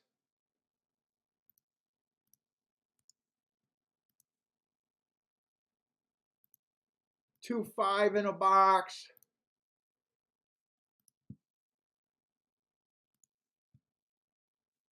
And then a straight 5-7. Straight 5-7. And I do think this 7's going to be extremely freaking tough. That's why I couldn't really go after this race any more than a playback.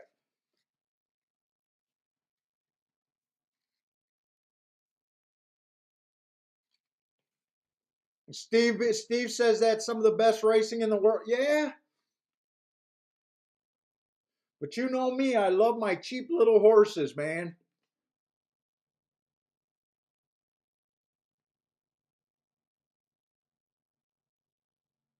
Let's see. Ed's saying even though a pin is a graveyard for horses,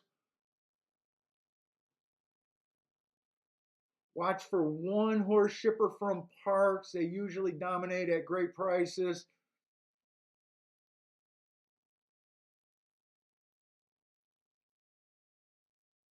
He's been seeing some. So pin going to Parks is an okay play then.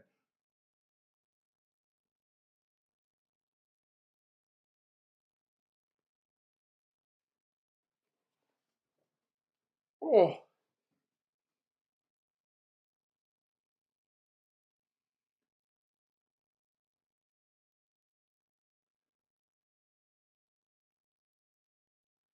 I still remember years ago when DRC was still open, and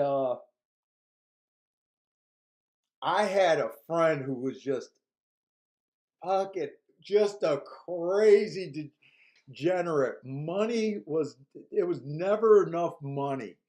I still remember arriving to DRC for the first races of the morning at about probably 12:30 is when I got there. I remember him being up about $17,000 from those early races, and I remember him going home absolutely broke. And I could not wrap my head around his mindset.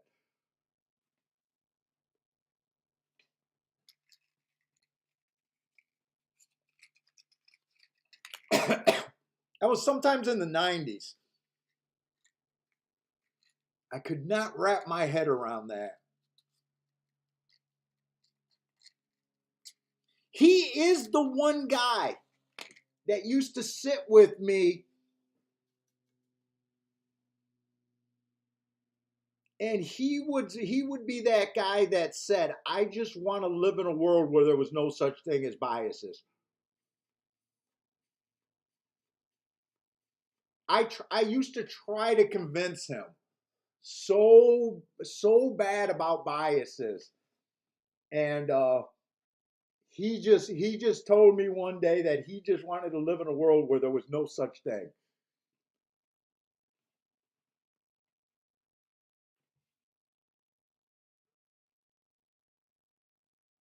Oh, Ronald, you're another DRC guy, along with Lloyd and me.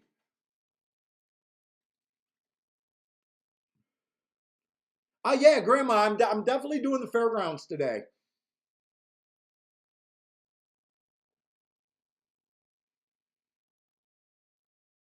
7 got the lead. I'm really not surprised. I know this horse should be tough. One's the only horse that's really surprising me. One's closer than I thought he would be. My 2 doesn't look like he has anything, and my 5 just looks like he dropped Acre. 4's running a nice race. He's the first time starter, but that was a combination that I just didn't see any upside with.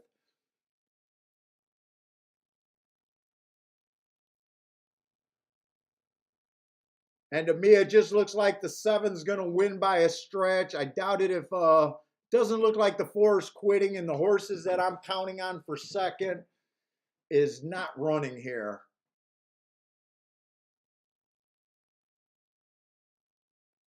And in fact, the four ran down the 7. 7 was definitely second best, but you guys know me. I just ignore these first time starters. When they win, I very rarely have them unless I think they're getting the golden part of the track. He was in the 3-hole, so I'm going to put the 4, but I'm putting him in the 3-hole.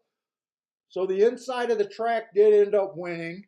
I thought that was the 7's only weakness, being in the 7-hole. I did state that's where they start having trouble.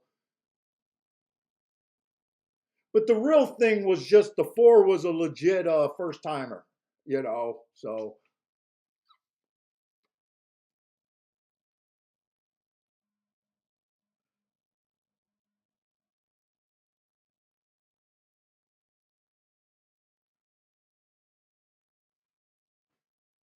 Let's see, I don't know who down at the fence trying to convince Lester about a track bias.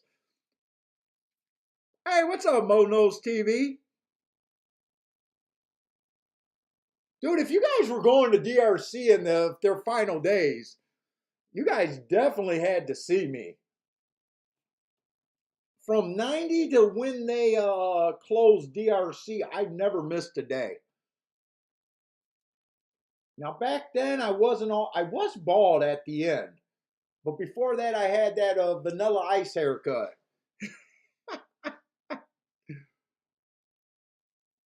I stood out like a sore thumb there.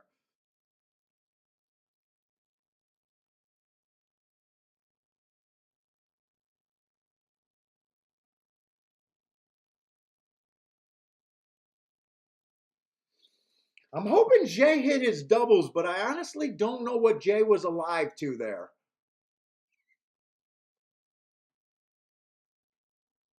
I think 7 might have been one of them, but I'm not sure who is. I know he was alive to 2 horses.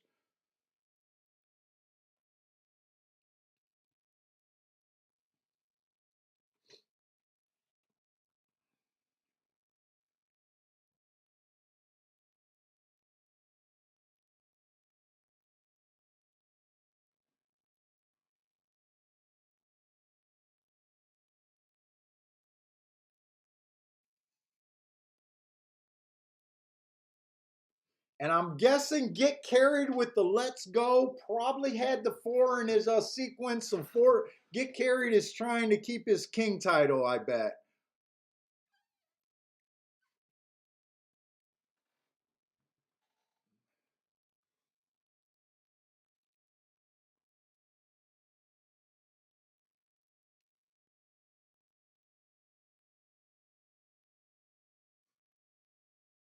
I'm trying to scroll up to see what he had in his sequence, but it's so hard for me to find him with my eyesight. I thought his would be an easy one to find because it was a big sequence of numbers.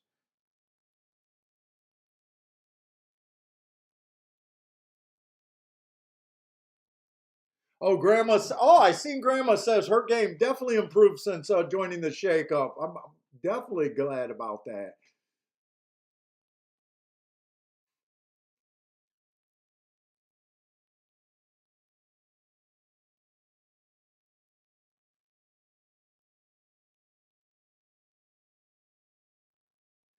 I don't remember if he did a pick 4 or pick 5. That's what I wanted to see.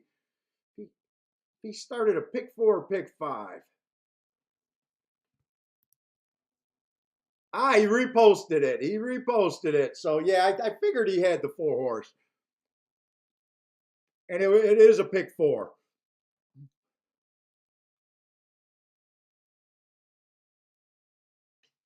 Okay, all right. We got to check out Mo. Mo's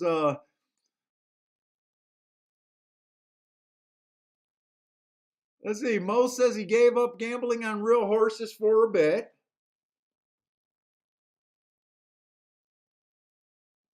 He started breeding those digital horses he was telling us about. Gonna name one Papa Paul if that's, yeah, that'd be cool with me.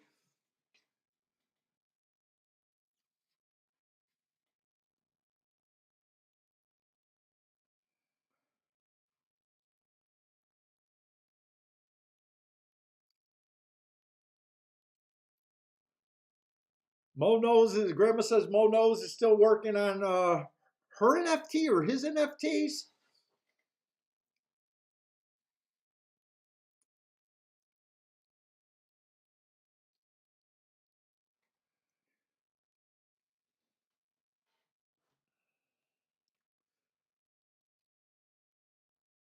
Let's see. So, am I upset that the 7 really lost that race at 1-2? No, because I don't really think gamblers should be awarded with 1-2s. I do like that the 4 won from the inside post position, the 3 hole. I don't know how many dirt races we're going to have today because it just seems like this is a Tapeta track these days. But we'll see if that helps us with the inside later today.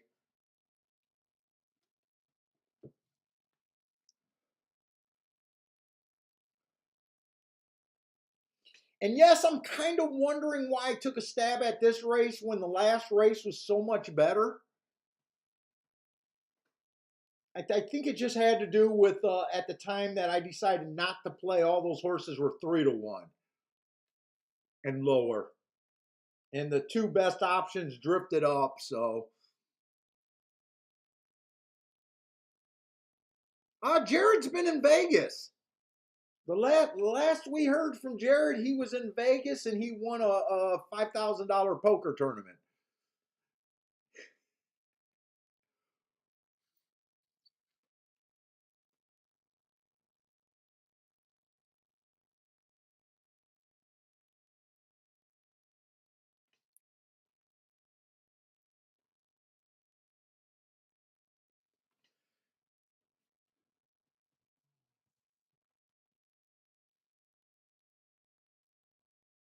And 4th race, we're going to be on the first turf race of the day.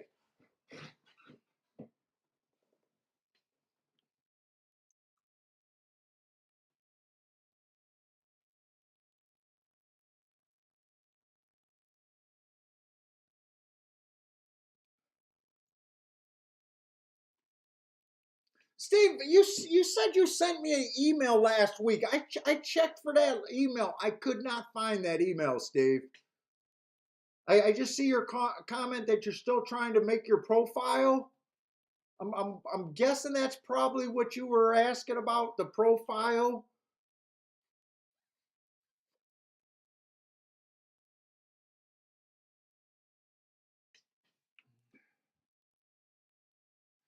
Uh, yeah, I use a spreadsheet. I got a Mac computer, so I don't use Excel, but it's just like they got probably the exact same spreadsheet. Yeah, you can do it on Excel.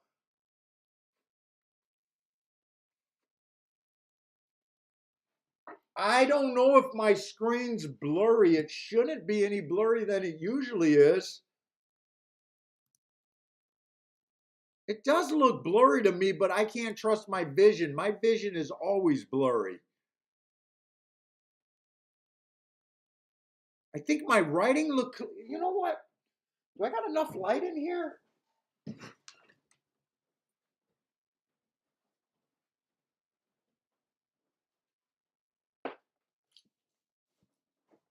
Let's see if that helps it out.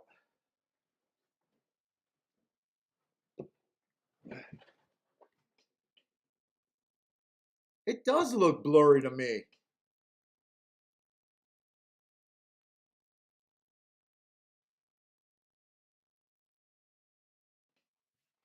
Ed says the screen is blurry. I really don't know why it's any different from what it usually is. I don't do anything different.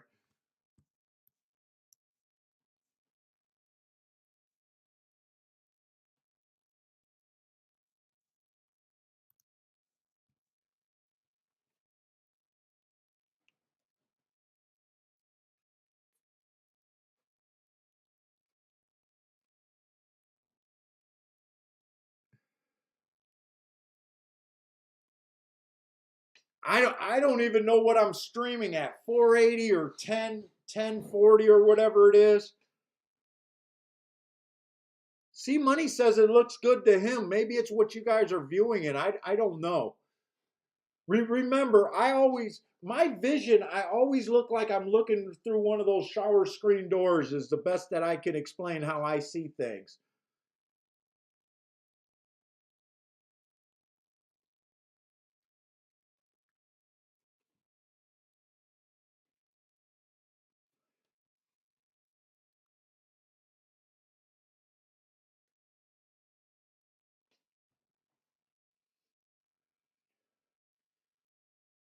So I hope it looks better. I don't know what to do. We got a pretty nice field over here at Gulfstream, and I think I can spend plenty of time on this race. We do have 23 minutes for the first race at Fairgrounds, so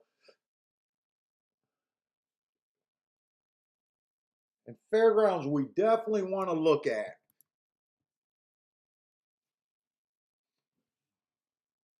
Let me just look at Fairgrounds bias reports because I'm pretty sure it's just inside, inside, inside on the dirt. And on the turf, I'm pretty sure closers are still dominant. Let me just make sure.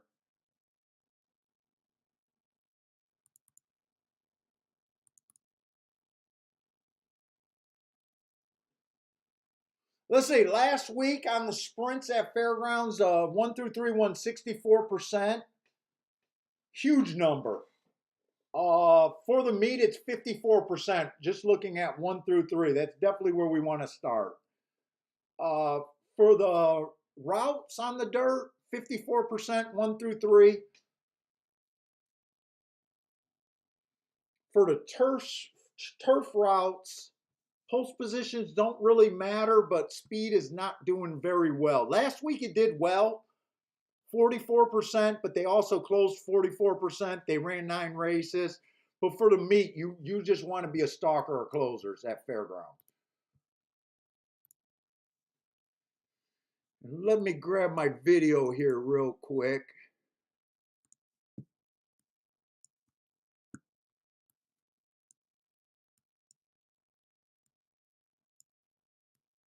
Do I have my hoodie? I'm getting freaking cold.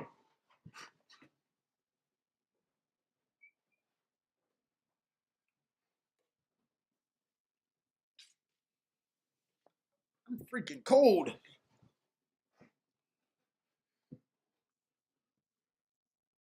And Gulfstream on the turf, the sprints are gold.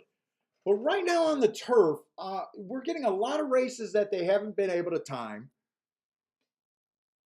I really don't have anything looking for on my bias reports.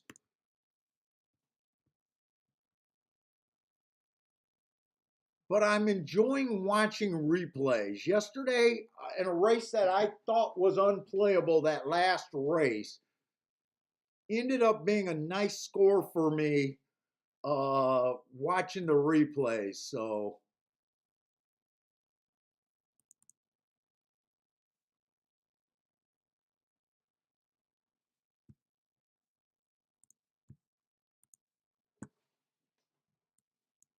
and this is a nice betting race, so I definitely want to look at this race.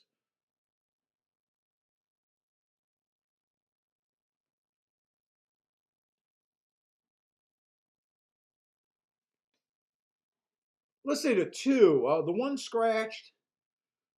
This is claiming 50,000 on the turf for a mile. The two was coming off a pretty big layoff.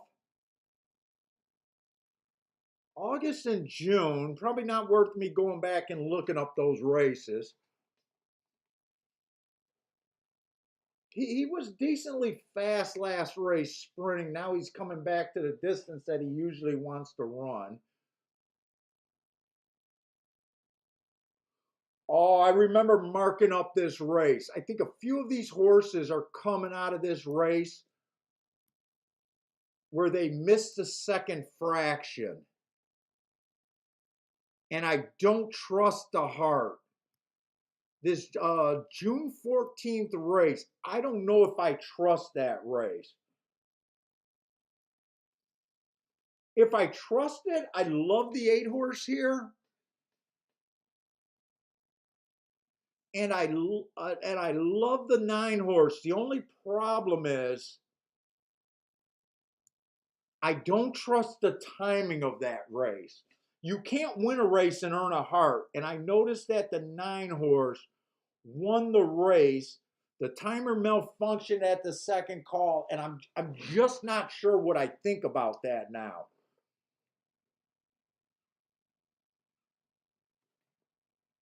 And that's going to make me super nervous about going forward in this race.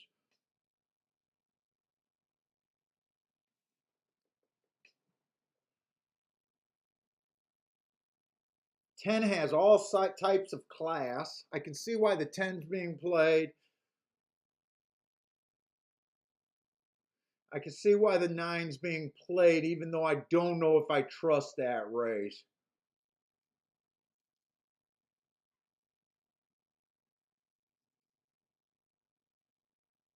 Hey, what's up, J Brum?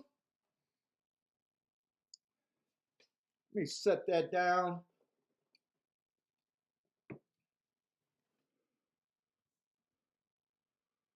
So right away, I'm a little nervous about this race.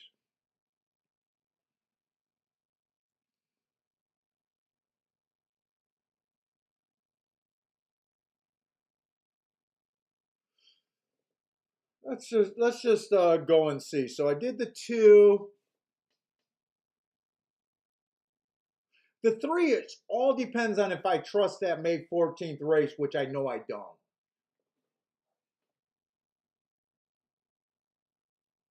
He ran with the 8 and the 9. He got in position at the top of the stretch that race. It was actually a good race. I think I'm just going to mess around and watch some replays here. Whoop, I'm at Fairgrounds trying to watch replays for Gulfstream.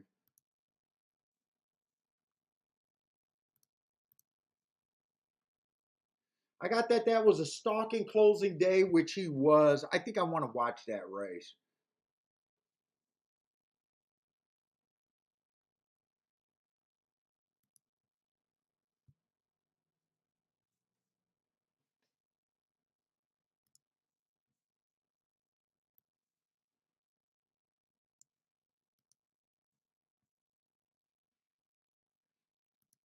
Let's see, he would have been in the 8 hole, and that was on the Tapeta.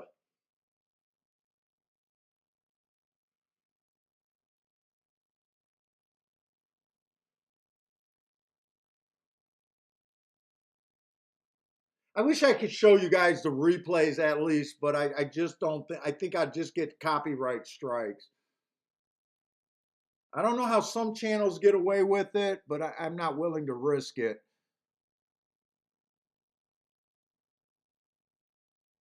In fact, I don't even know how they got the first call because the clock came up as 19, so I don't even know how they got this 24-1. I don't trust this time.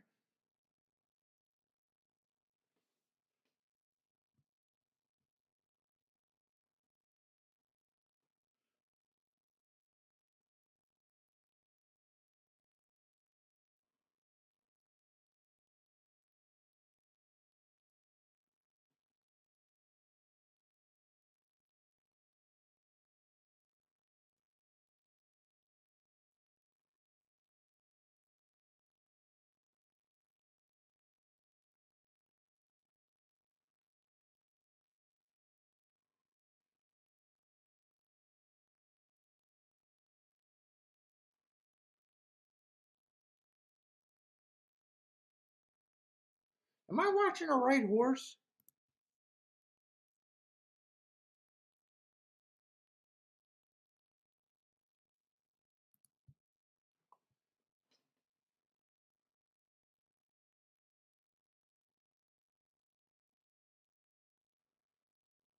I kind of like the replay on this 8 horse, but were all these January 14th through? Oh, they were in different races.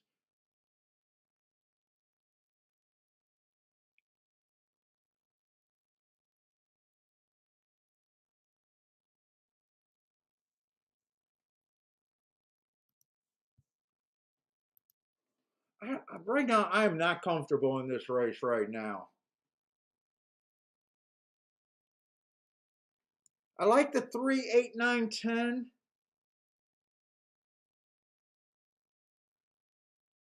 but I'm not sure if what I'm watching I can completely trust it.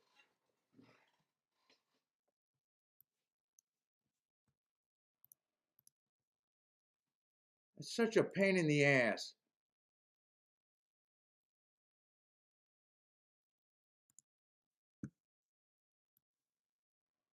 What was the opening call?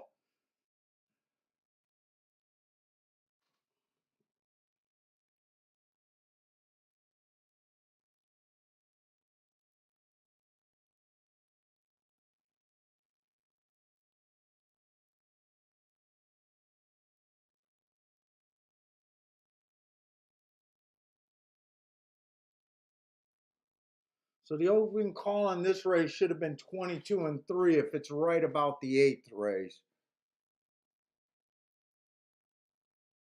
That is Mohawk. No, the opening call went 19 and 3. I'm not sure if I trust. I'm not sure if I trust what I see, which is a shame because I like 2 long shots in this race, the 3 and the 8. And I got a feeling I'm just going to sit out just because I'm uncomfortable with them not being able to time that race.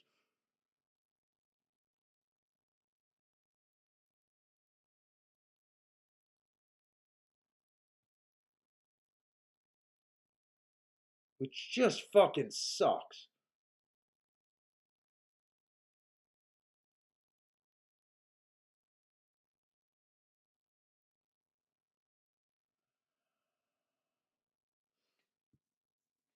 Let's see, if I just draw a line through the last race, I still like the 8th race 2 races ago.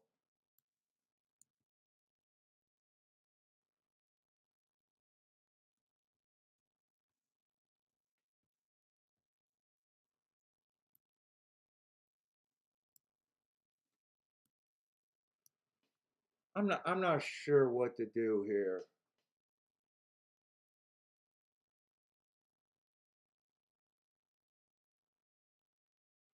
Because I do want to play this 3 and this 8. I'm not sure what I think of the 4 horse. I don't keep track of the West Coast, so I can't rate any of those races. I can see he's dropping in class and looks like a player here. Looks like he's going to be front speed. He's definitely stretching out.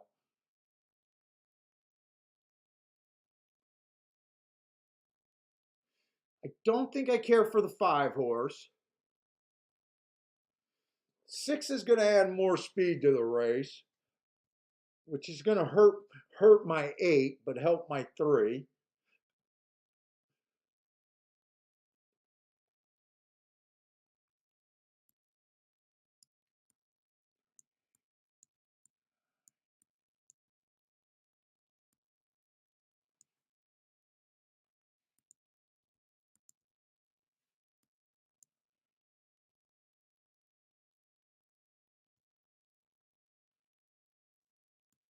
Those are my 4 contenders.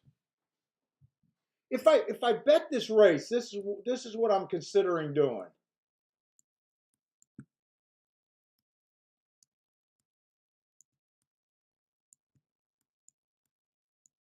3, 8, 9, and 10. I probably box that, probably play the 3 and the 8 to win. I'm just not sure I'm going to do it. J-Brum got a nice hit. I'm going to think about this. That's about the only thing I'm interested in Gulfstream, and I'm not sure. I want to go over to Fairgrounds.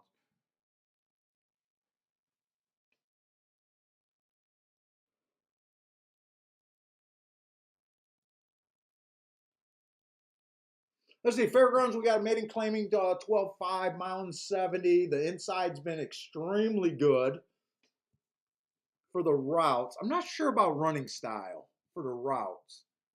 Let me take a quick look at that.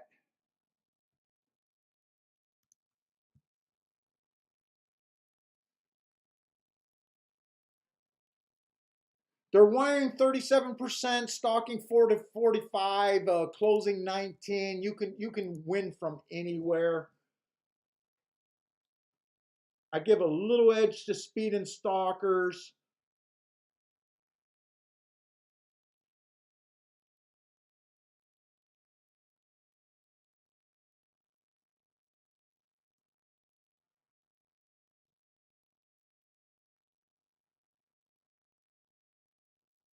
Give a little edge to speed and stalkers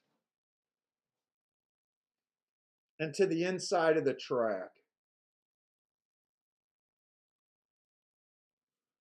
I wish I would have marked the class drops in here. At least I did it for Gulfstream.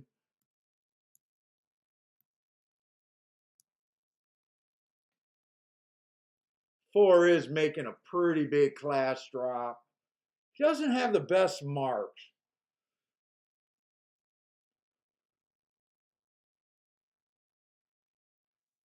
I don't care for the seven. Seven's also making a class drop. I just don't care for him being outside in the 7 hole.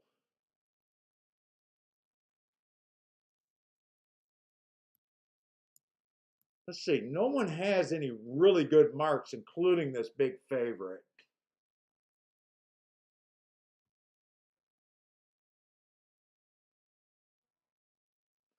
Do I want to play this race? Let's see. If I do something with the 1, I definitely got to beat the 4-1 combination.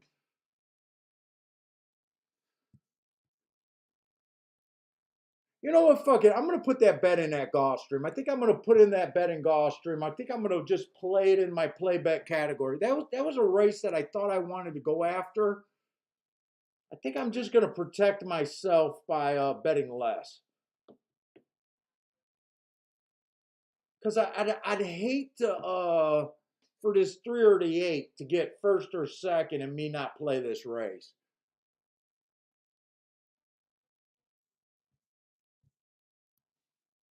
So let me go over to Gulfstream and then I'm going to decide if I'm going to do anything at Fairgrounds. Right now, I don't know if I'm going to do anything at Fairgrounds. Let's see, 3 and 8 to win.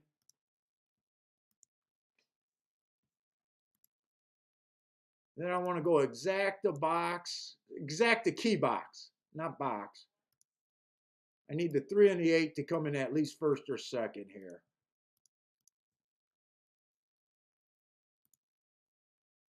I'll do those for less. Then I can go over Fairgrounds.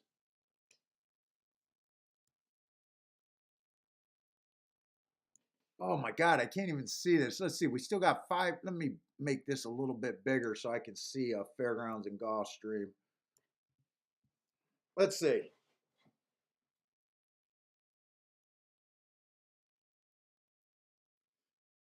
Let's see, J-Brum gave out looks like a nice ticket.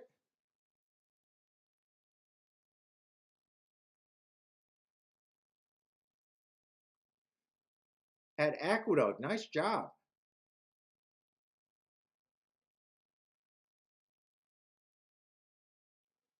Looks like he gave out a 22 to 1 shot. Nice job.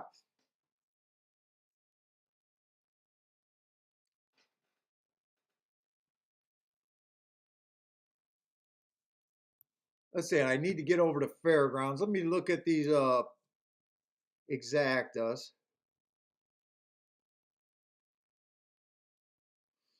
Let's see, if you put the 4 on top, you got to beat the 3 and the 1 for second, kind of.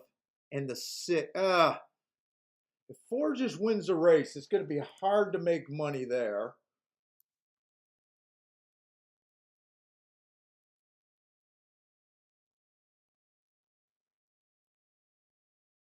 Am I interested in the 1 or the 3 to win here? I think I'm going to sit out of Fairgrounds. I think I'm just going to let Fairgrounds go for now. I'll be watching that race, hoping that the inside looks very good. But there's got to be a better spot to play.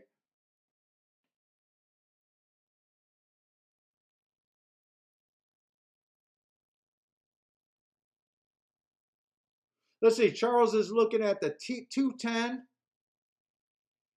with the 469 as the key box over there at Gulfstream. Man, why is it so cold in this room? Oh, I got the window freaking open. I didn't realize I had that window open. I was wondering why I was freezing in this room.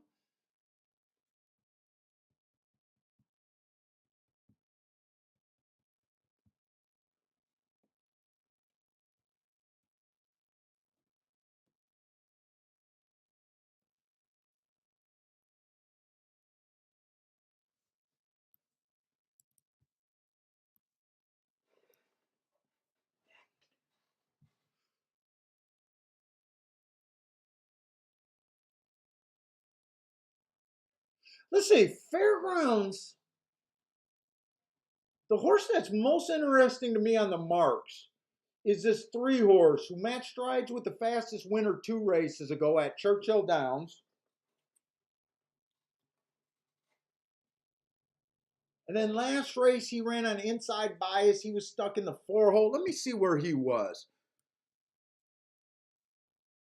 7 to 2 is not necessarily a price that I usually like for a win bet, but he's kind of the only place where I could have went. I want to see if he was inside or not in that 4 hole.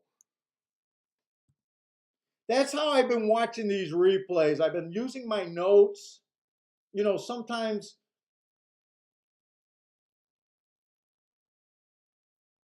when I think the track's inside, it's good to know if the 4, 5, or 6 was actually inside. Let's see.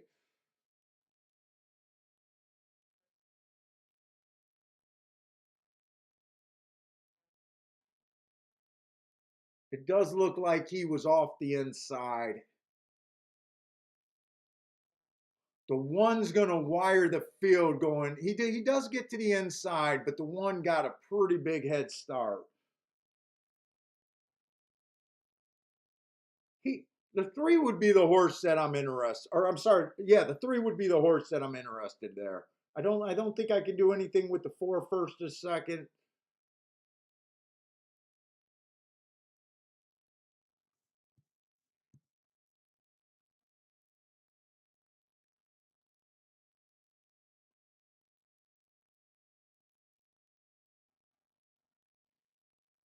He ran all the way to the stretch, wasn't good enough.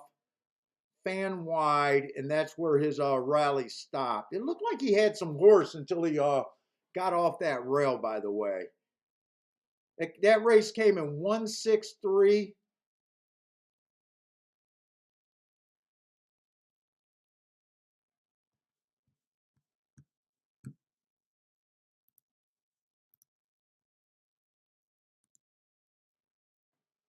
I think I'm going to put a little win bet on that 3 horse. As long as I can get 7 to 2.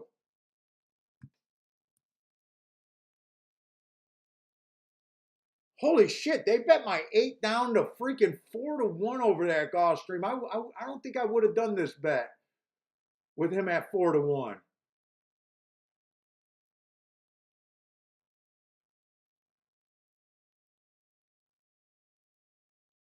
My 3's not running. The 10's trying.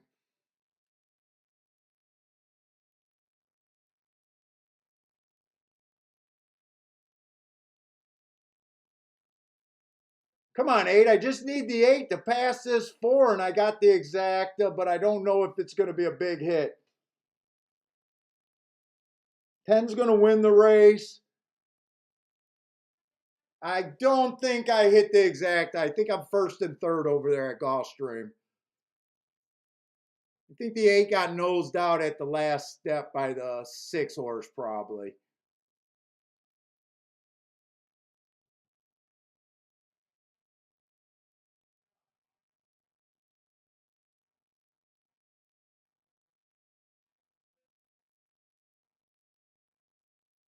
Three's at 5-1 at Fairgrounds. I definitely going to put that bet in. I don't think this 8 kept running. I think the 6 going to get his nose down. Yeah, 6 got his nose down.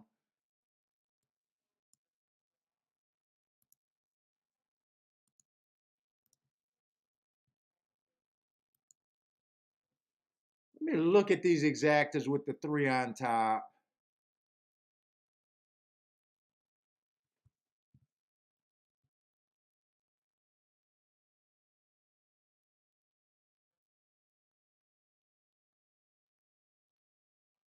I don't think I'm going to do it. I was considering a 3-1, but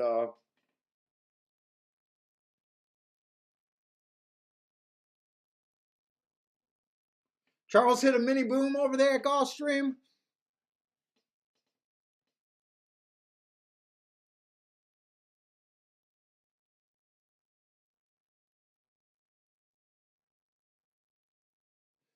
My 3 hit the board, but hit the board as a weak 5th.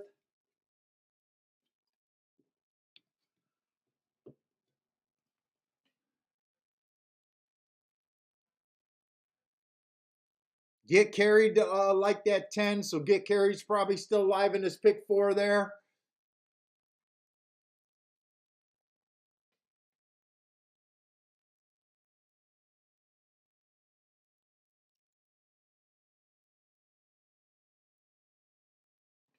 They bet this 4 down to 2-5.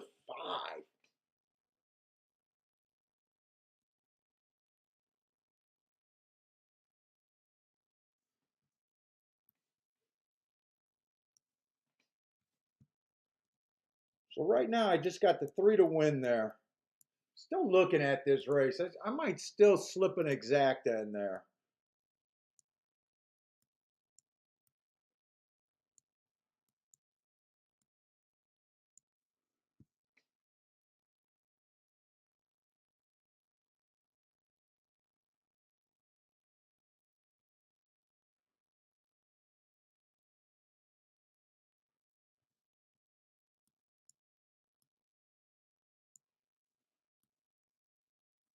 I'm thinking about doing that exacta.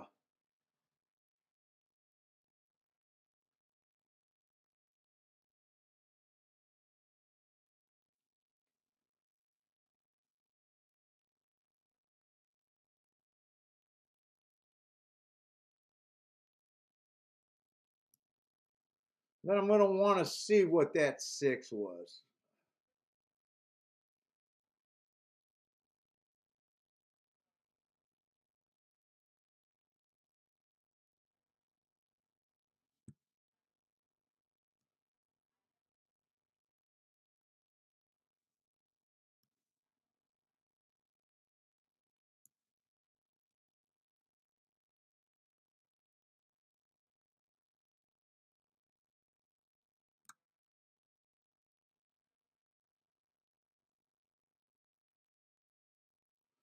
I think I'm going to do that exacta.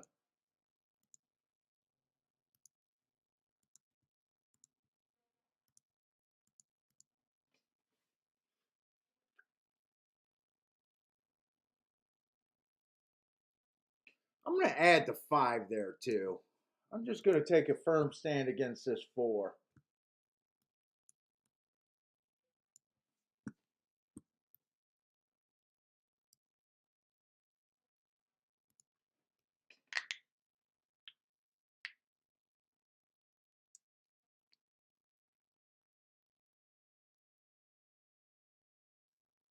Oh, 10 went off at 7-2. He went up a bit over there at Gulfstream. He was a class of the race. He was the most likely winner there. Got no problem with him winning. I wish I could have got that eight's nose down, but it didn't work out for me there.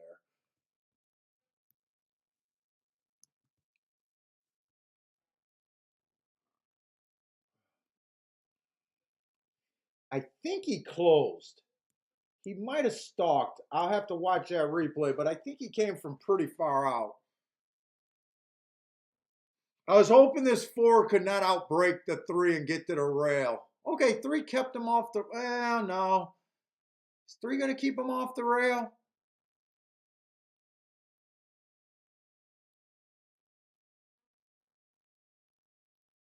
I ended up getting 7-2 on the three.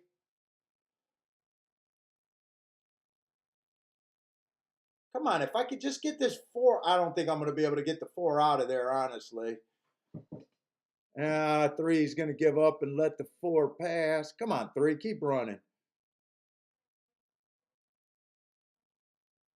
And keep this five going for me. Keep this five going. But I need the three to come with them.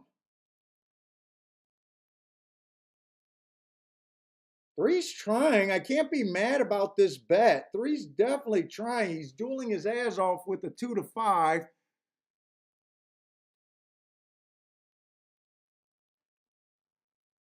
Don't give up on this five. Keep this five running for me. Nah, I think five's done. Come on, three. Don't give up either. Come on, five. Keep running. Come on, three.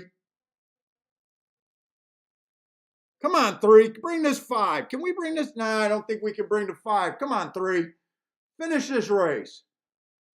Finish this race. Come on, any chances? Five. Come on, five. One more try. Straight, straight. Nah, he's not going to straighten out. All right, I don't mind that. I got the win bet over there. Not a boom, but I'll take it.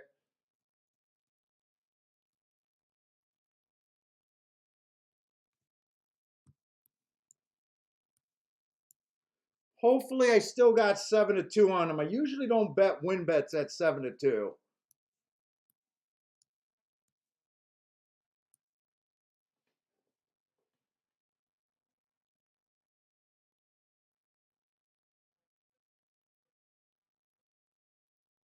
Three, four, six, five is what Fairgrounds came in.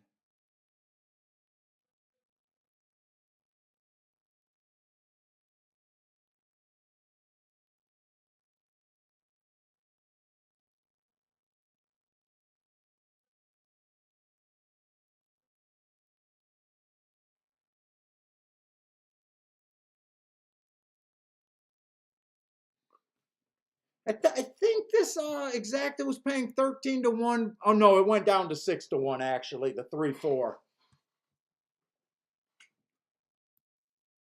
3-4 went down to 6-1 over there.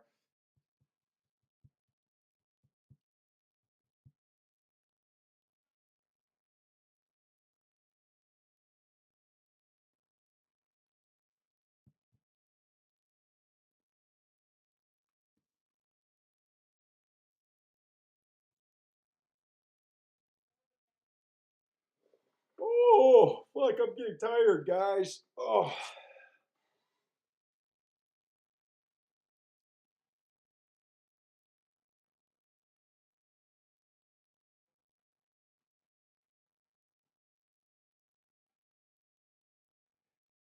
Yeah, they didn't even look at if there was an objection between the 5 and the 6. I didn't really think they were on top of each other. I didn't really think I think there was some rubbing, but I don't think that was worth looking at.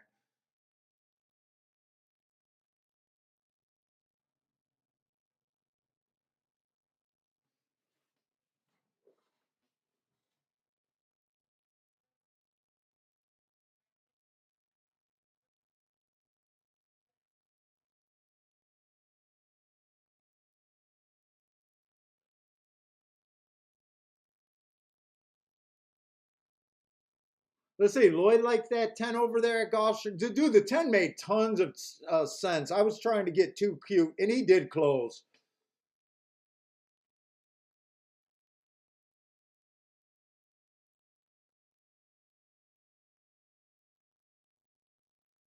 I know they bet the 8 horse down. I'm wondering what that exacta was even going to pay.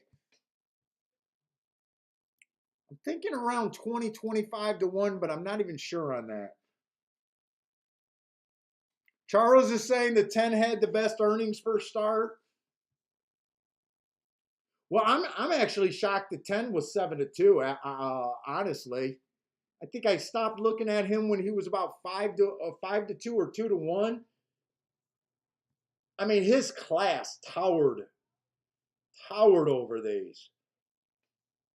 He was really no surprise, but I'm always gonna bet the yeah, I need the higher one of my higher price horses to get there. Who was the 6? I did want to go back and look at the 6.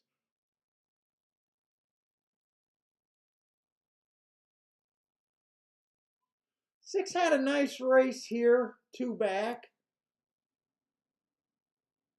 I don't got a problem with him getting second, but I didn't really care for him. I don't have a problem with him getting second, but I really didn't care for him.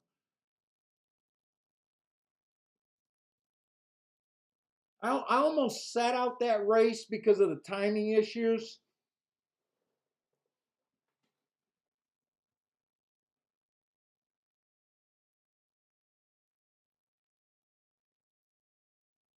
Chatting ain't easy, Paul. You on the way, dude? Yeah, I'm really feeling tired. I already had a Monster and a Coke, so I started today tired. And me and Bentley walked 3 miles just to go get me a cigar.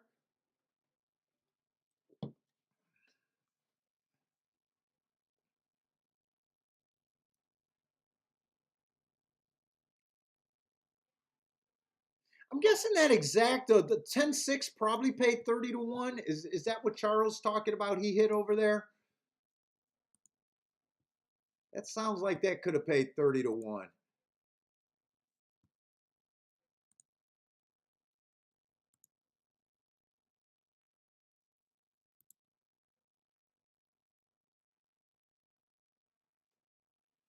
Yeah, just under 30 to 1, 29.80.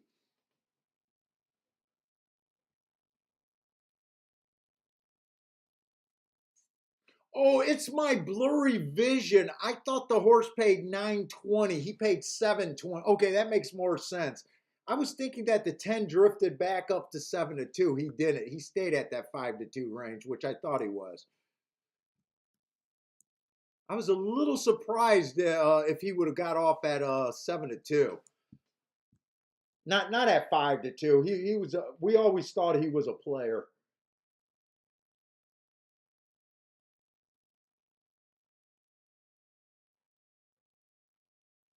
Yeah, so 7 to 2 winner. That makes a little bit more sense. And we got another Tapeta. I just want to scroll ahead to see what dirt races we got today. Tapeta. Seventh race is going to be our dirt race.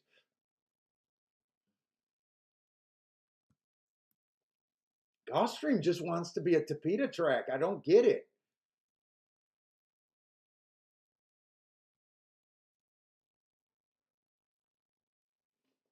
Why do you want to throw away your dirt history? I don't get it.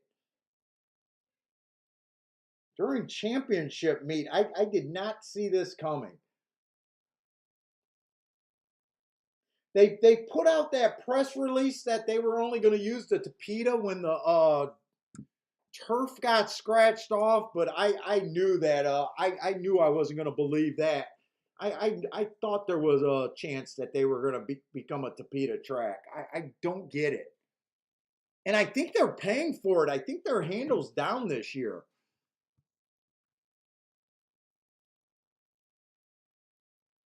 Jay Brum says maybe, oh yeah, I need the old fashioned Coke with the cocaine in it.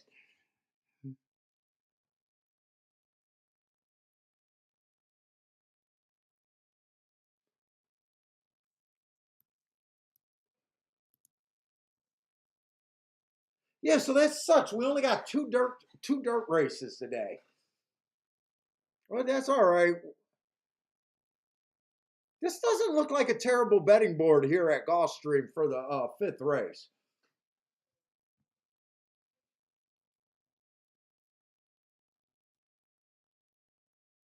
I just prefer a track where I think I see a bias at. That's the only reason why I even care about. Right now, I don't feel like I have a real edge on the Tapeta sprints like I do on the dirt.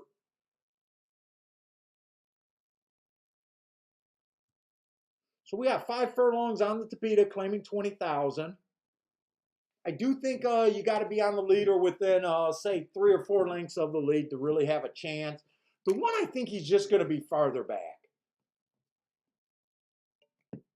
I gave him an asterisk just because that was an early pressing day and he came out like a stone cold closer. In fact, that running line is so bad. That running line is so bad. I'm just curious to see how this horse even flopped out of the gate. I'm going to say flopped out of the gate because it doesn't look like he was even interested in being a runner his first race at Gulfstream.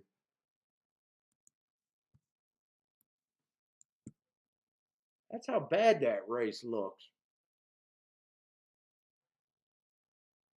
Oh, that was at Laurel. That was at Laurel.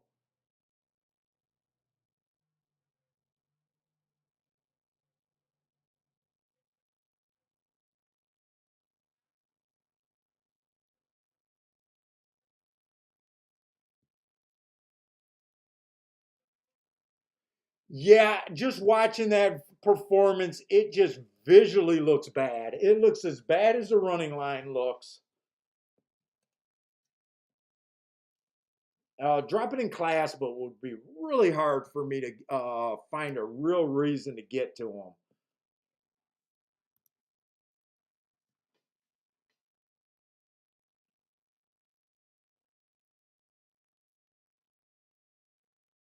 Let's see, the Tapeta, or I'm sorry, the Tapeta. The 2 horse ran on the Tapeta route, showed some decent speed. We know how bad speed's been on the Tapeta routes.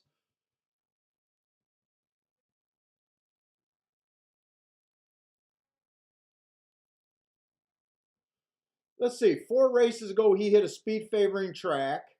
I gave him an asterisk. He comes right back to win as the big odds on favorite. After that asterisk, kind of the slowest winner of the day that day. Then he comes back, wins again in a 1 race sample.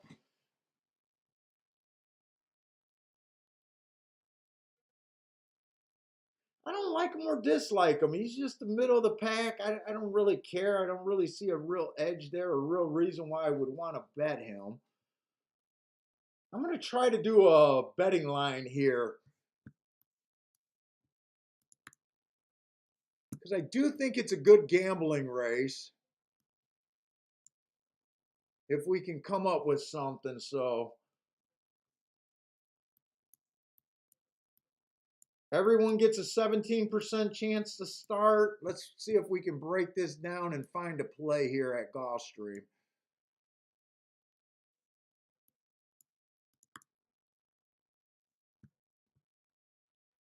And if you guys are new, I'm just doing a betting line, an odds line, my own morning line.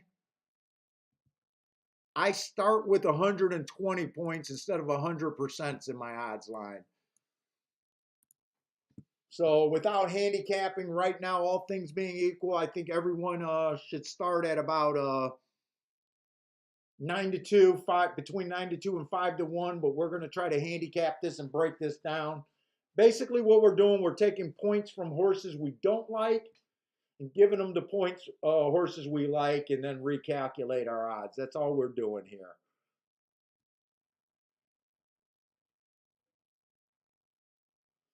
And sometimes it helps us out. Let's say the 3 horse stepping up in class. 4 races ago, I do like that race. He earned a heart. We expect a horse to earn to win within 3 races of earning a heart. So he did do that. He came back and won 2 races within 2 races, and then last race he just missed. Slow pace of the day kind of deal. I think this last race could be a little bit sneaky. I got him in slow, slow, slow, but you really want to look. Whenever you see slow, slow, slow, you want to look and see how many lengths he was off the lead. He was only 2 and 1 lengths off the lead at the first call. That kind of just tells me that he probably chased the slowest pace of the day, with him being a little bit of a stalking horse at a sprint. That was probably a sneaky good race. When you get the slow pace of the day, you're coming. It shows that you were in good form, but you were probably a prisoner of the pace. That's what I'm kind of thinking of the three here. I think that last race was sneaky good, but he's not fooling the public because right now he is at 8-5.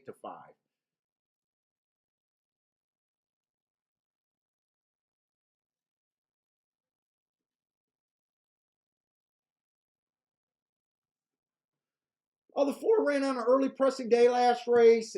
Got bumped and shuffled at the start. That would be a race that I would definitely want to look at, just to confirm that it actually mattered. But that sounds like the excuse there, and I gave him an asterisk.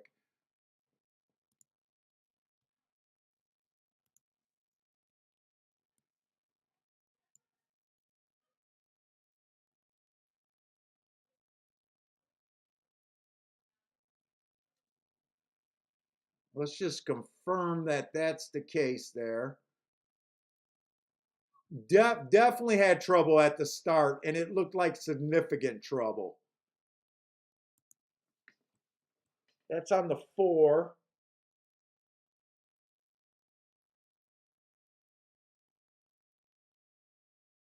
5 stepping up in class, but that last race was nice. He was running at some bad tracks though. I don't know what to make of that race.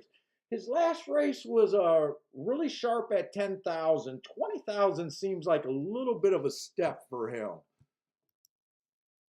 I'm not sure if I'm a big believer at him at this pace.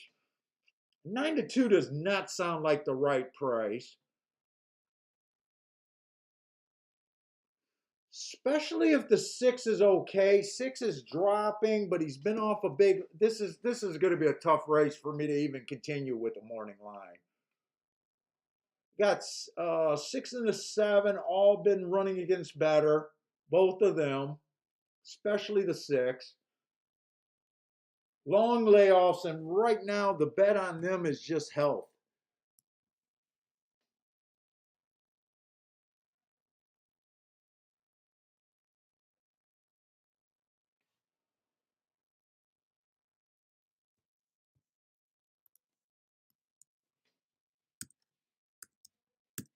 I'm going to put the 1 at about 17-1. I think the 2 could be a player here. I definitely think 3 could be a player here. Really hard for me to decide. I think 4 ran against some struggles. 5, I like his quickness, but I don't trust the class level he ran in. I'm going to put him at about 10-1 to me as fair value. So right now, I do think he's a little bit overbet at 9-2. I think he's quite a bit overbet at 9-2.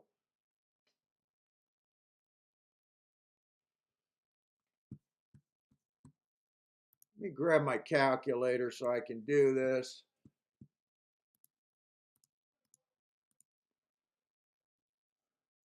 Still got 5 horses left. Right now, I got all of them at 21%. So basically, everybody else at about a 7-2 morning line.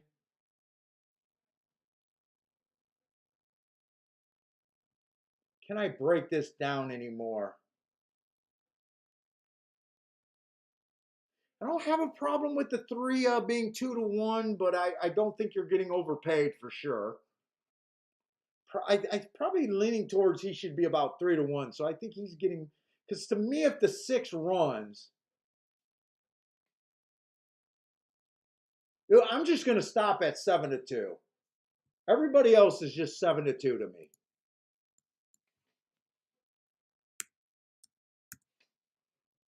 So 6 is barely an overlay. 7 is right on to me, the break-even point.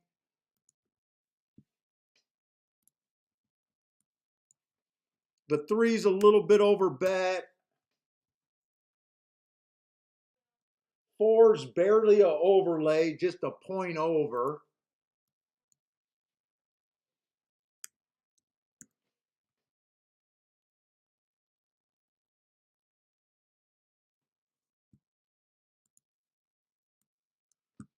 Right now, I just don't think the way I just broke this race down fairly simple. I just don't think there's any real overlays. I was a little interested in the 2-horse, but you're not really getting overpaid. 3, I think 3's a player as long as the 6 doesn't run, but you're definitely not getting overpaid. 6, you're barely getting overpaid by a point. This is a race where, as a handicapper, I'm just looking at the race the exact same as the betting board, and to me, there's just not real upside there. I'd rather go to Fairgrounds.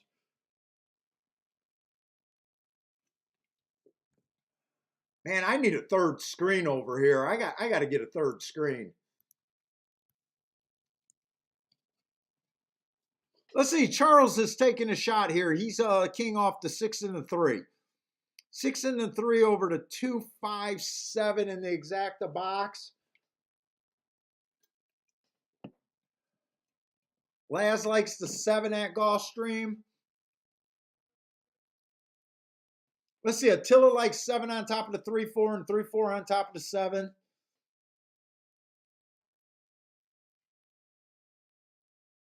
I don't think it's a bad betting race. I just think you got to have a better opinion than I do.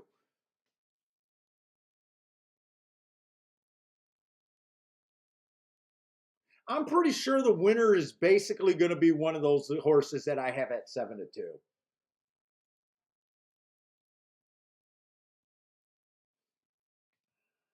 And I just got to go to Fairgrounds.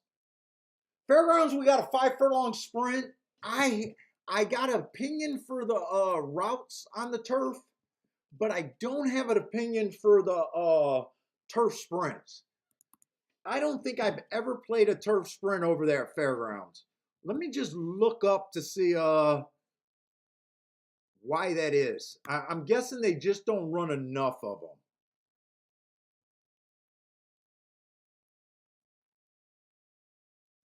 That's last year's.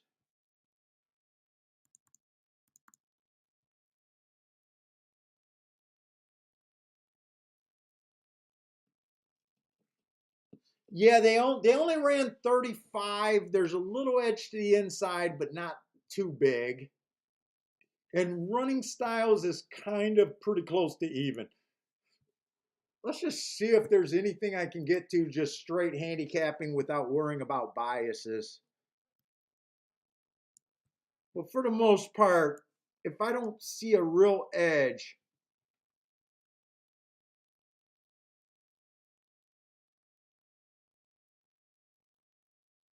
I do think the 5's coming out a nice race, but he's 5 to 2. I got that the rail was bad. He had the 8 hole. It would be interesting to know if he went to the rail that day, but I don't think I'm interested enough in the race to watch replays. And Gulfstream is running now. So that 5 horse did get the lead. I just thought he was overbet and a little bit of a class disadvantage. It looks like the timer went haywire, going 26 and 1. This is going to be a good sit out on my end, I think.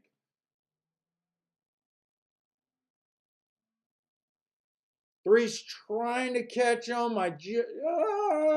It's going to get close, but I think the 5 has enough. I think the 5 just held on. 5, 3, 7, 4.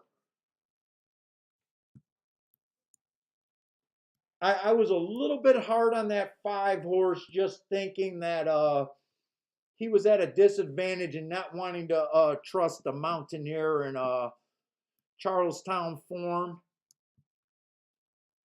But so far, speed's been pretty good on the Tapeta today. But I'm fairly happy with that sit out. They have wired every race on the Tapeta today.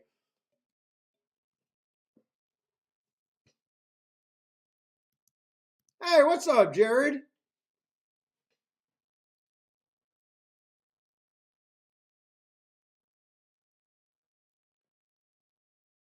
Rex says boom.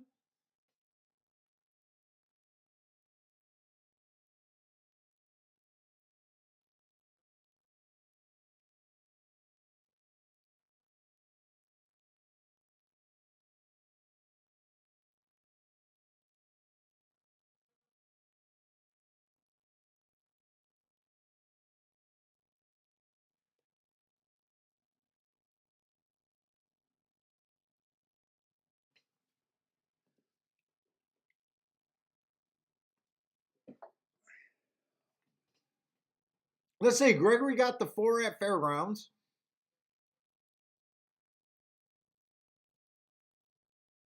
So Gulfstream ended up being 5374. 5374. And let me just make sure because I was running my mouth. I'm pretty sure the 5 was the $10,000 horse. And yeah, six was the classier horse off the long layoff. Right? I gotta make sure I'm in the right damn race. That's a 5th race. Yeah, yeah, he was Charlestown. I questioned his class and I was hard on him. Oh, Jared, you sent me some pics today?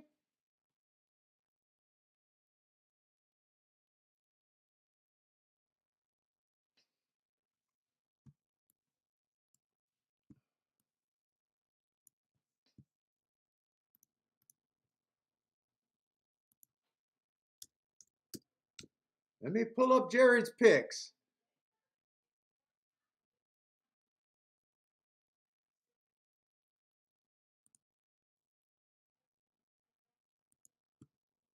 Oh, did you send them to my other Gmail?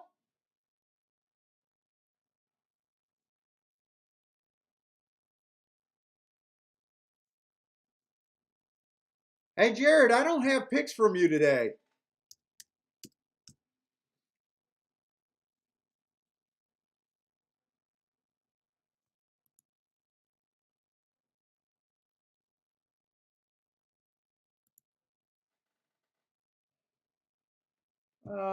Did you send them to my other email?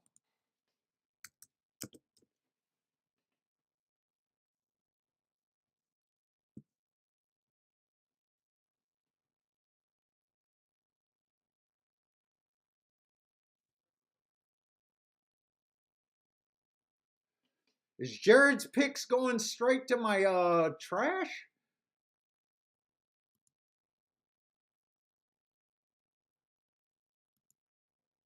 or my spam?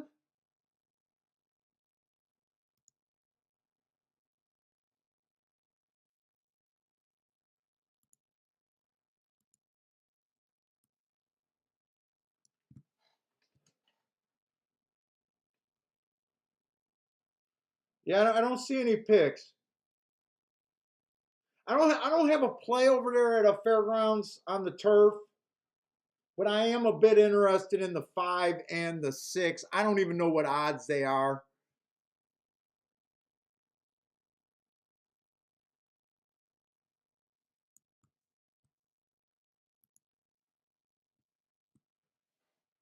Five's the horse that I would have been most interested in.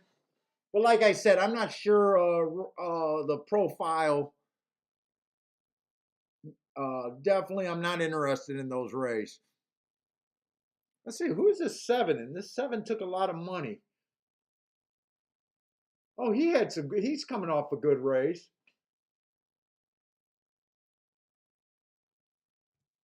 And it says he stalked inside on a bad rail. I didn't see that. I wouldn't be shocked if the 7, but I didn't see that before the race.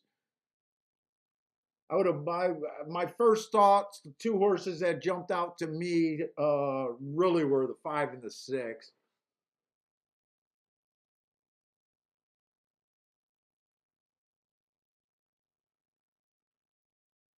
I have no problem with this. I think the 7 held on, but the 6 might have caught him. But I got that was a bad rail day, and I looked at the comment and it says inside.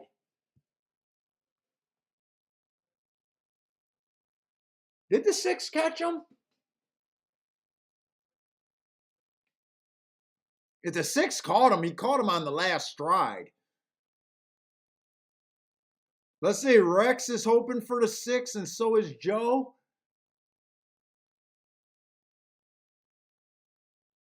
Yeah, it looks like 7-6, and that's what they got up first asking. Oh, 6 was a nice price.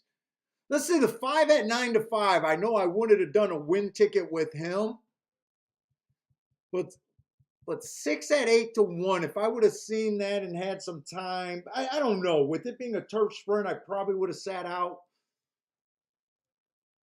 I might have got suckered on that 6 horse unless I was smart and just wheeled him and looked at that race a little bit closer.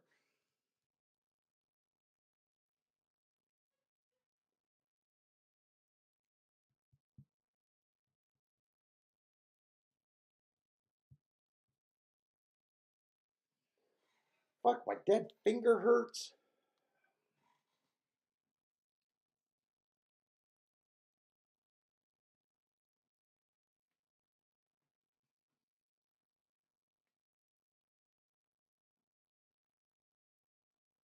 Yeah, we just know that I don't bet 6 or 9-5 to win, so that's why even though I was rooting for the 5 and the 6, I know I would have got suckered in with the 5 to win. I got a feeling if I would have checked the exactas, I probably wouldn't have been interested with the 5 and the 6 on top of the 7, and I probably would have just sat out that race, more than likely. Yeah, 7-6 is only paying $12. Yeah, that's not really my type of race. Hopefully Fairgrounds, hopefully we get an objection or something where Fairgrounds and Gulfstream can separate themselves a little bit. Because I'm definitely interested in playing both tracks and looking at a lot of races today. I really want to look at a lot of races today.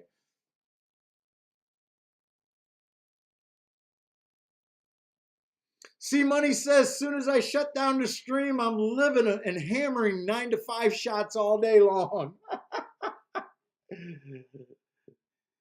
I think Mac and Company asked me, what do I do different from being on the stream to personal play?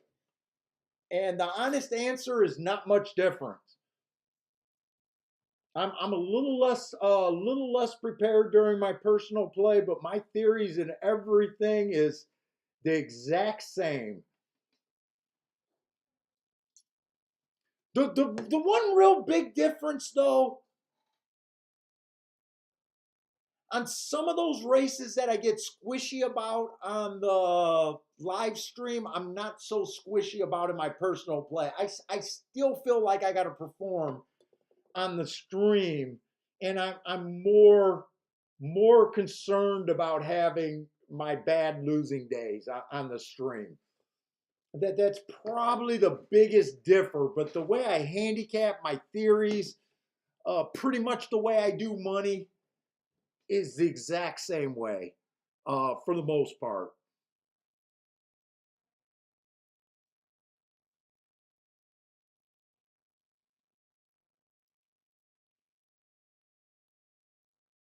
I mean, no one wants to put themselves for up for ridicule, and I don't think you can not feel self conscious some days.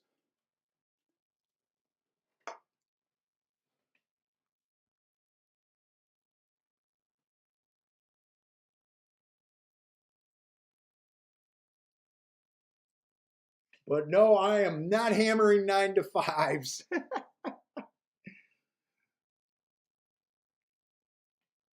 let's say we're going in a 6 race over there at Gulfstream. Gulfstream's moving to go pretty good, and I'm complaining about. I don't know if I'm really complaining about the Tapeta sprints. The Tapeta routes I love.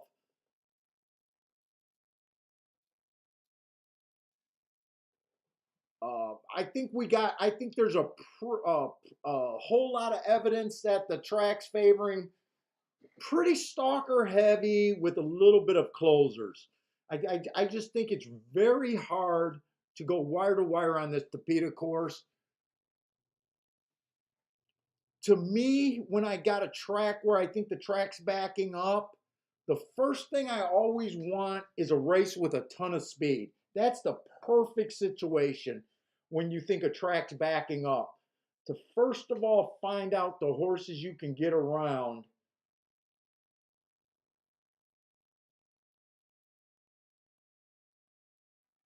So I'm thinking 8 has some speed, but I didn't really see a lot of speed so far.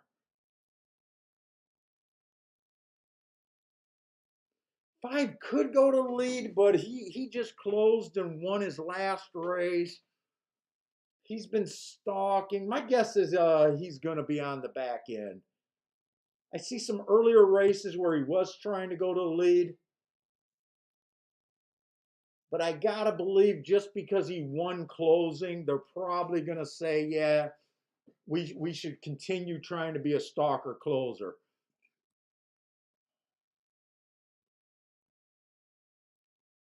4 might add some speed, being a sprinter stretching out. I want to find a lot of speed here. 3's a little bit tricky. He tried to go wire to wire one race, but that was the only race where he ever had the lead. So I'm guessing he probably decided to be off the pace. I think would be a smart call.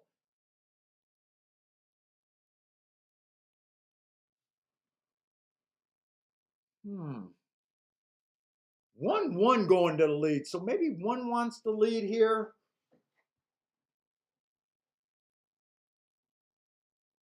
2's 1 going to the lead. Hopefully he wants the lead, but some of these horses are questionable if they want the lead. Let's say Joe needs a 2 for the double over there at Gulfstream.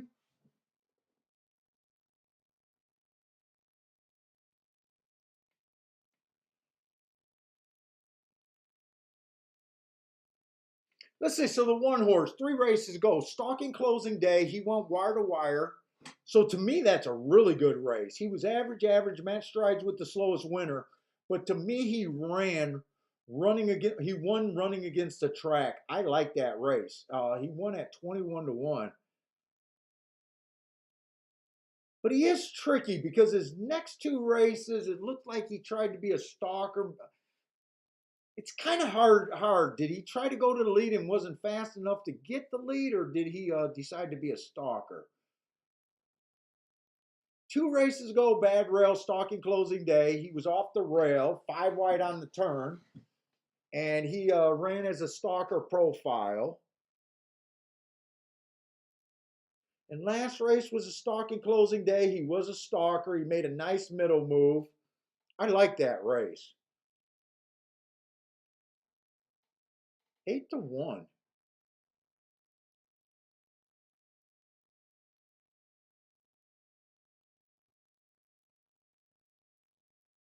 He's probably going to be a stalker here, the 1. Let's see, like I said, 2's a little bit tricky. He did go wire to wire and won 2 races back, being the slowest winner of the day. He was also a big favorite. I find it pretty interesting that the race he won, he earned a lowest speed figure.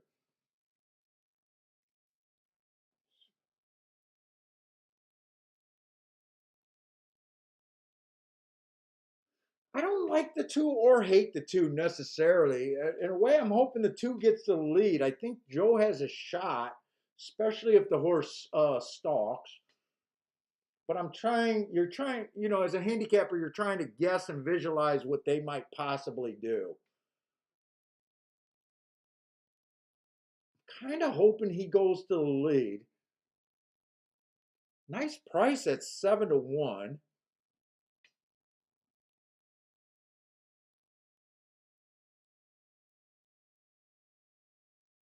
And by the way, I'm finding it more useful to watch races replays on closers or stalkers.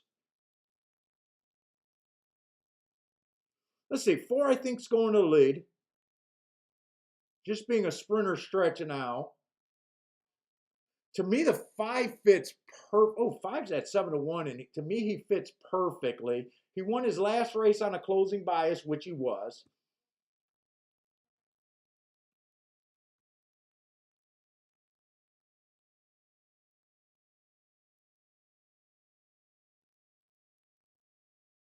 I think I want to watch some replays here. I think I definitely want to watch some replays.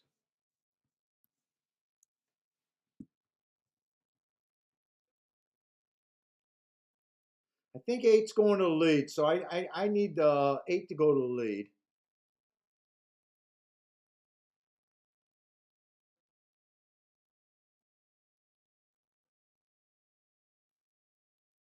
Let's see, this horse is stepping up, but a proper step up.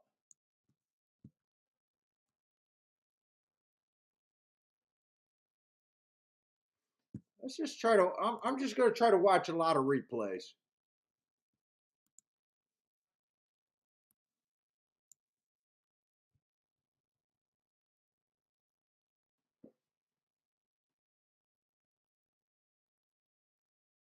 Just over this last weekend and Monday and Tuesday and Wednesday, I've been doing really good watching replays.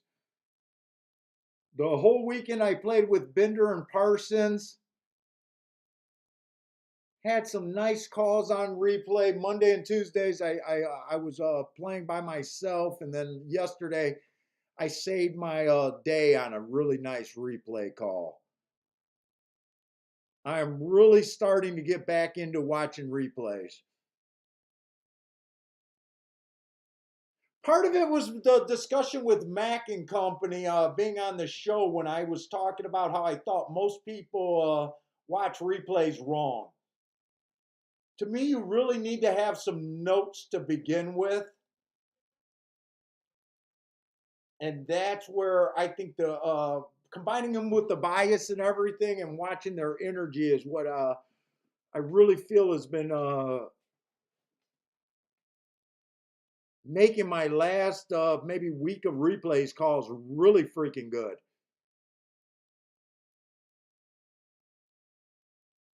So this one horse, I just got that he was on a stalking closing day. That's exactly what he was. He never got he got smooth sailing, never had to check.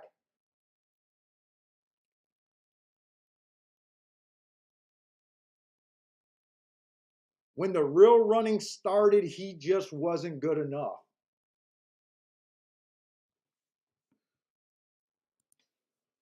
That's basically all I'm taking away from that replay.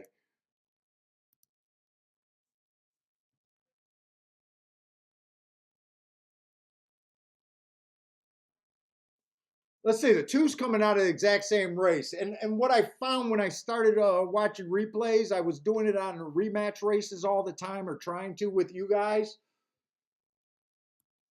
I found it's much faster just rewatching every race instead of looking at one video and trying to figure out these post positions. It was so much easier just for me to rewatch the race multiple times. So the 2 horses coming out of the exact same race as the 1, and I do feel like the 2 ran a better race. There wasn't much difference between them at the top of the stretch, but to me, the 2 horse held on a lot better. I'm not seeing any extra trouble, no extra steadies or anything. 1 had to rail the entire time where or the 2 had to rail the entire time where the 1 horse was wide. Let me just make sure once we get to the stretch that no one impeded this one at all. So far, his race is nice and clean, and so was the two's race, nice and clean. He's quickening at the right time. Him and the one horse was at the exact same place. Let's see. Did one have to wait for horses? One looked like he had a blocked path. Let's see. Hasn't had to steady yet.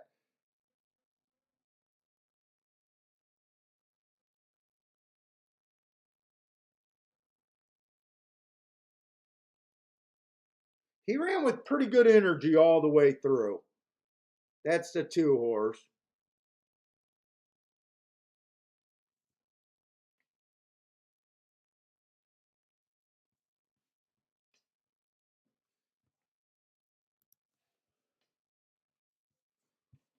Let me just make sure I got plenty of time. I still got 6 minutes.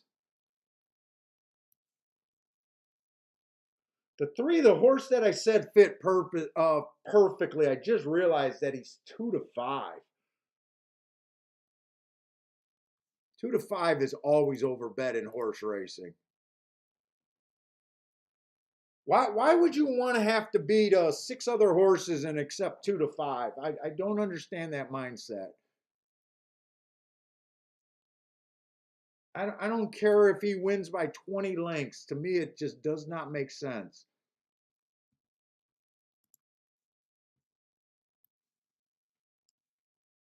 He's actually coming out of the exact same. Okay, so the 1, 2, and 3 are all coming out of the same race.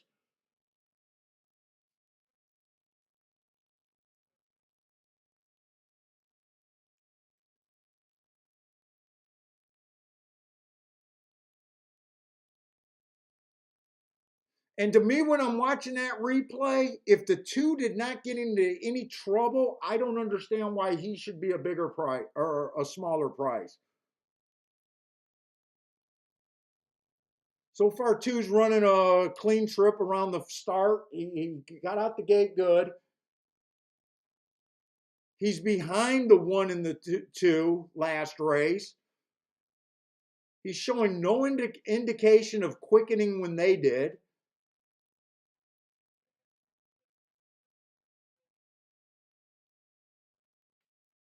I don't understand why he's 2 to 5. Just my eyes are telling me. First of all, my mind's telling me he's not worth 2 to 5. But he's not passing the eye test either. He's not quickening when the other two are quickening. I don't understand why the public is on him at this price. I just don't understand it. He has clear sailing, and the two, one and the two are still in front of him. He reaches them and then they re-break on him.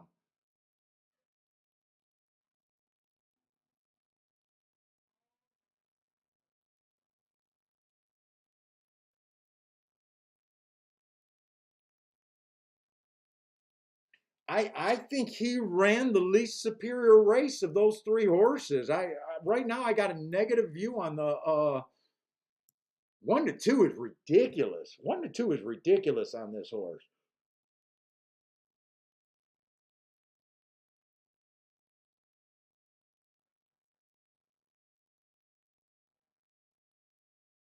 And the only other horse I want to watch a replay is probably the 5 and the 7. Let me just make sure I got enough time to do that. I don't need to watch a replay on the 4.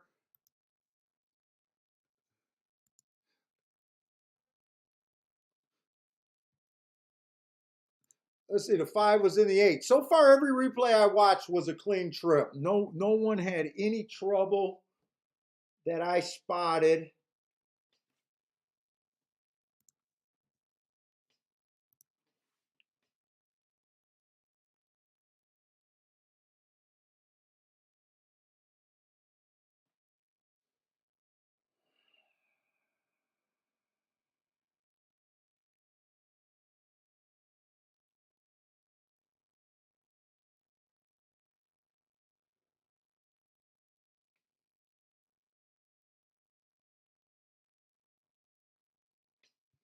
Let's see, the 8 horse ran on a closing day, and he's definitely going to be a closer. He won that race.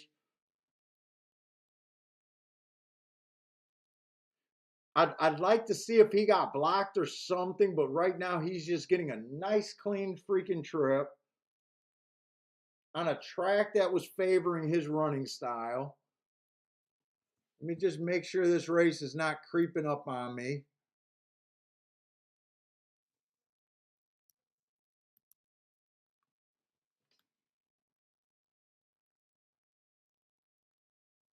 He makes an eye-catching move, but it was a closing day. It was a closing day.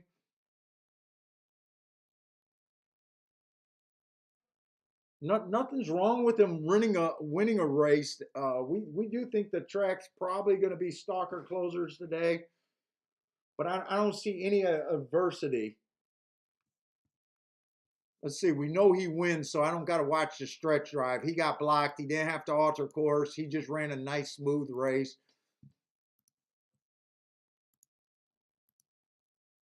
Nothing screaming at me.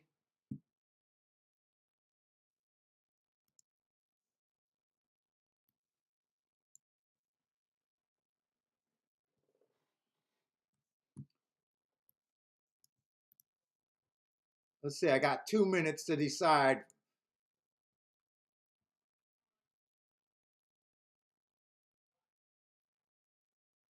Seven Horse is the only horse. He got bumped a few times. It was a bad rail day. He was well off the rail.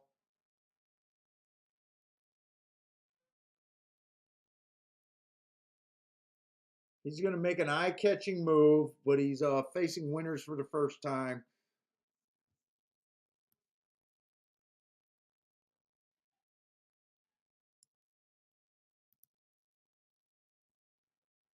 I'm going to play this race. I'm going to Dutch the 1 and the 2 horse.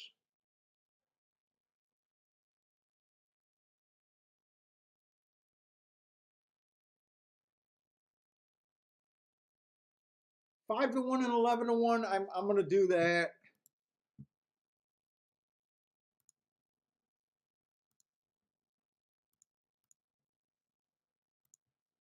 Just to win.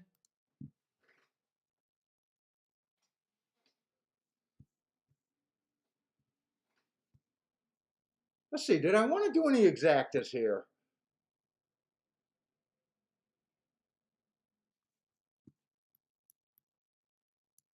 5 and 2 to win. That's what I got. Wait a minute. 1 and 2 to win. I'm messing up my numbers. 1 and 2 to win.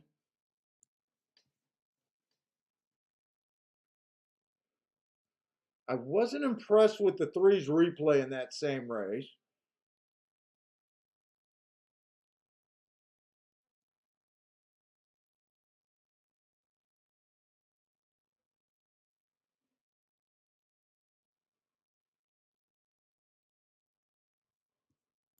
I think I'm going to go a little bit more in here. I think I'm going to play exactas too.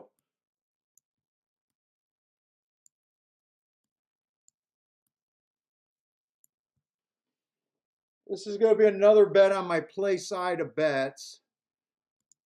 But I think even betting it on the play side, I'm definitely looking at some decent combinations here that could really be decent tickets.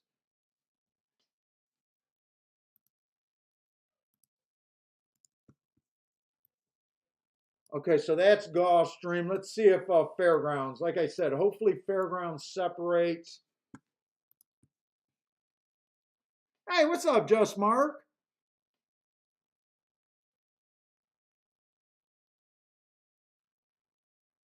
Laz likes the 8 to win. I think 8 is speed can hold today. I think 11 to 1 is at least a better than fair price. I don't like the horse going wire to wire here, but I think 11 to 1 is the right price for him, in my opinion. I still, even with the bias, me not believing that speed is good, I still think you're getting overpaid there. So I don't mind that bet at all, really. There's not a lot of speed unless the 4-horse or someone that I'm really not seeing. I wouldn't be shocked if this 8 is actually lone speed here either. At Gulfstream, I don't hate that bet. At a lower number, I would, but not at that number. I think that's a pretty good bet right there. I think you're ahead with those odds. I'd probably have him at about a 5-1 chance. I probably think he has about a 5-1 chance, where I don't think he's impossible. So, if you're kind of thinking he's at about 5 to 6-1 and you're getting 12-1, I don't hate that bet at all. To me, you're getting an overlay on him. Positive expectations, that's what you want.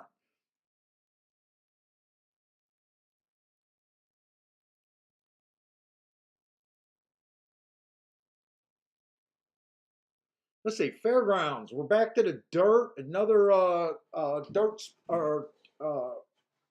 dirt route. I'm definitely interested in the inside of the track there.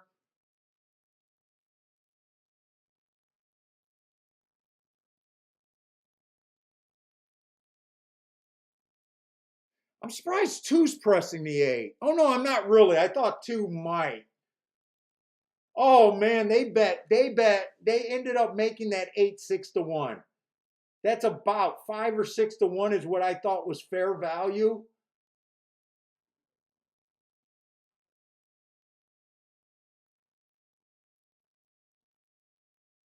Too bad they cut your odds in half.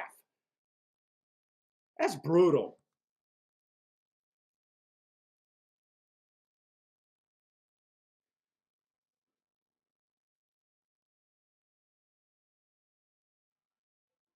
Let's see, the 4-horse is definitely on my radar a bit over there at Fairgrounds.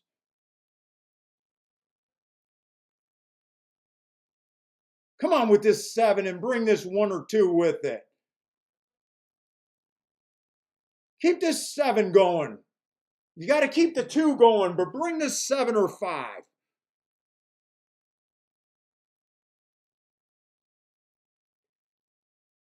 Come on, 2. Bring this 1, 7, or 5, and this is a hit.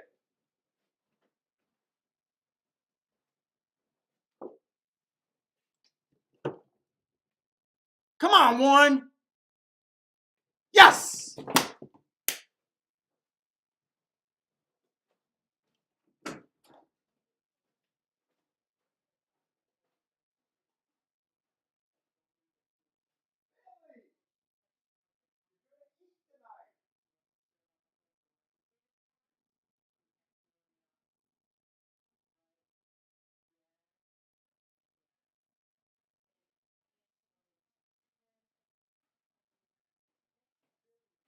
I think I'm going to miss the exacta.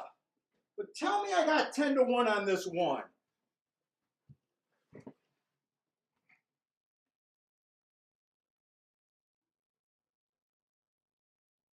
I think this 3 or this 6 or 3 or this 4 is going to mess up my exacta. Come on, 7. Oh shit! I got the exacta. I didn't realize I had the exacta.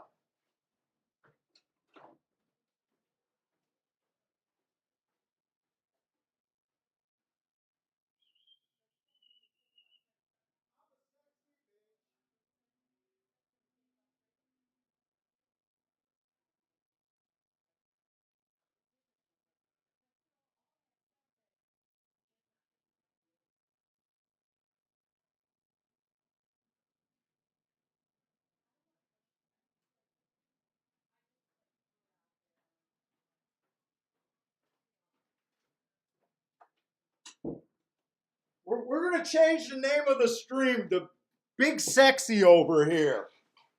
I'm a sexy bitch right now. 1-7 on the exacta. Tell me I got 10-1 and 15-1. Okay, he did go down to 5-1, but we got a win ticket and we got the exacta. 5-1, 6-1. I can't tell what that one's at.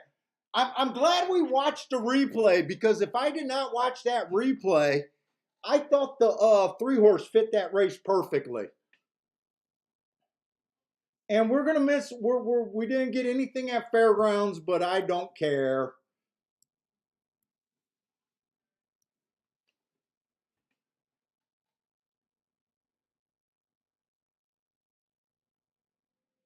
I think Fairgrounds might have came in 5-4. I think those were the 2 marked horses, but I think that's going to end up being uh, chalky. Let's see. The 5 did win. He earned a Heart 4 races back with a whole bunch of 1-race samples. It came in 5-3-4. 5-3-4.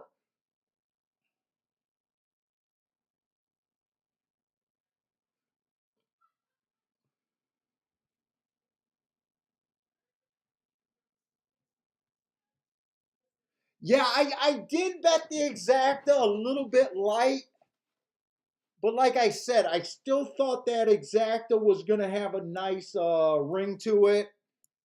I'm pretty sure the exacta's probably going to be 70-1 to 100-1. And I got a win ticket.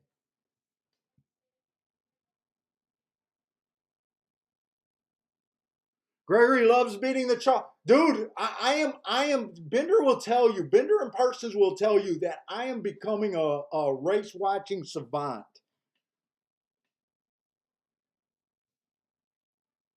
And if you guys remember, the first thing I said about this 5, when I started, it sounded, or I'm sorry, the 3-horse, it sounded like I was going to make the 3-horse my play. And before I watched the replay, now I wouldn't have at that price, but if I did not watch the replay, I could not have came up with the bet that I made. Those 3 horses, this is another rematch race. And to me, this was all about watching the replays.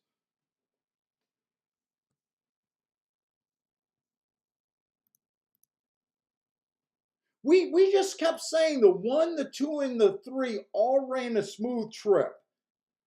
And the 3 was not quickening at the same rate that the 1 and the 2 were quickening in the same race. I'm kind of shocked the public made such a big error, but that's what we need.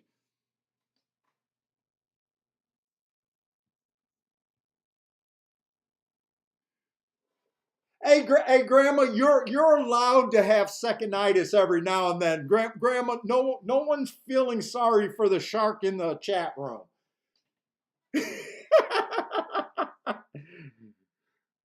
Grandma, I would normally say it's gonna work out, but we can't feel sorry for the shark.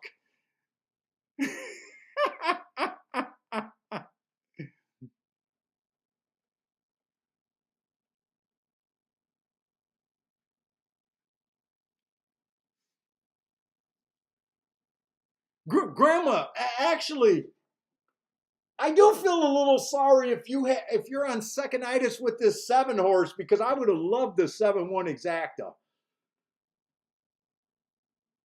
Is that the horse that you're complaining about seconitis? That's still a nice call. Fucking Grandma's becoming a shark. I love it. The exacta is paying 100-1.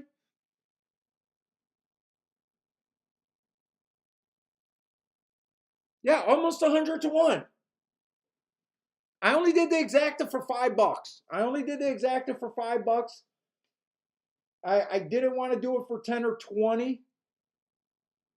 But when we get paid off 90 some bucks, that's almost a $500 hit just on the exacta. No, nothing's wrong with that.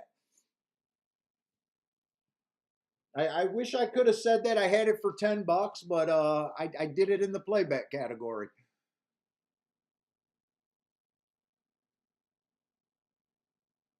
Let's see, Charles got the try but missed the exacta.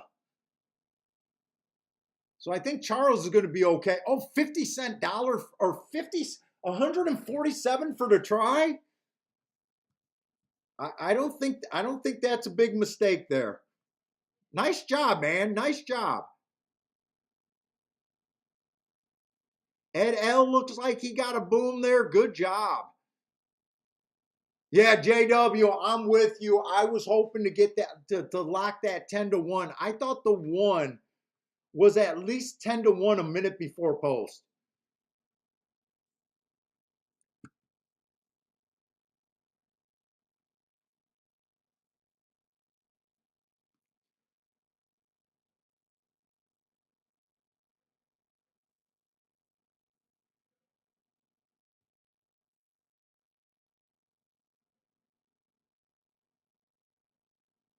Mark says, yeah, it was 5-3 at Fairgrounds. 5-3 at Fairgrounds. 5-3-4 is I think it officially came in.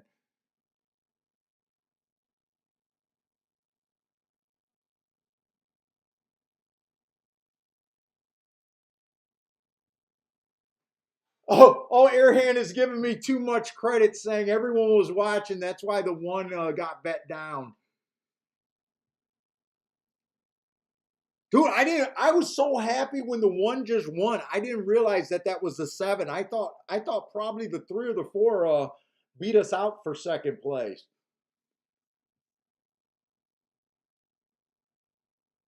Ed L got that exacted. Nice job, Ed.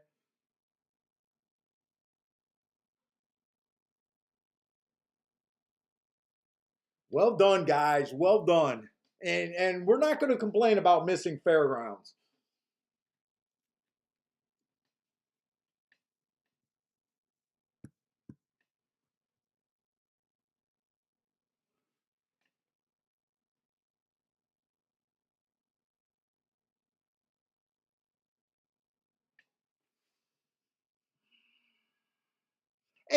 Get carried. Give me the race number for that race, and we can try to look at it quickly. If it's a dirt race, I'd definitely be looking for whoever I think can get to the inside. I'd probably be looking for post 6 on down and trying to key off of the horses that I think are going to get the rail. That's all I'm doing at Fairgrounds. You said you're looking at a pick 4. So is that going to be the 7th race that you are asking about? I think it's the 7th race that you're asking about. That is going to be on the dirt. Oh, it's race 9 you're looking at. Race 9. You know what? 9's the only race that I don't have marks, but I still would stick to that advice. I would be looking for horses like the 2 horse. I don't even have the scratches for that race. But I'd be kind of looking towards the inside of the track. Maybe if you believe the 4 can take advantage of the inside, I'd probably be looking at the 2, but I always feel uncomfortable when I don't have marks.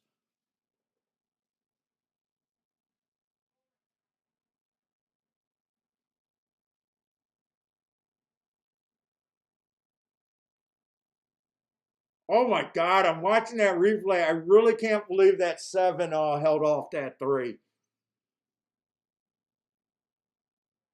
I really can't believe he held off that 3.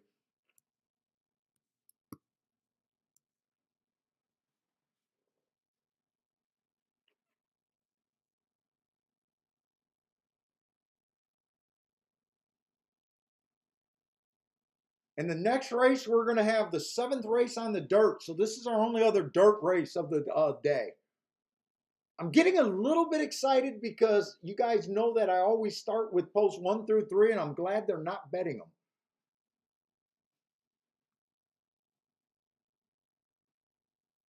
Oh, Ed hit the Quinella. Well, if that's the Quinella at Gostrom, what's the difference between the Quinella and the Exacta? I bet there's not much.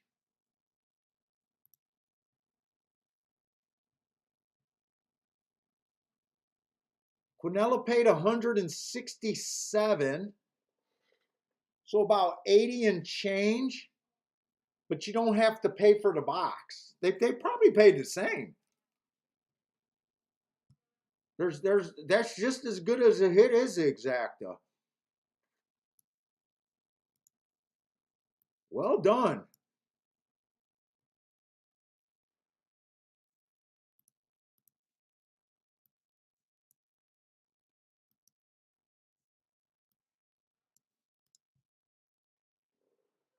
Dude, and Bender, if you're still watching, you know how excited I was about talking about watching replays the other day.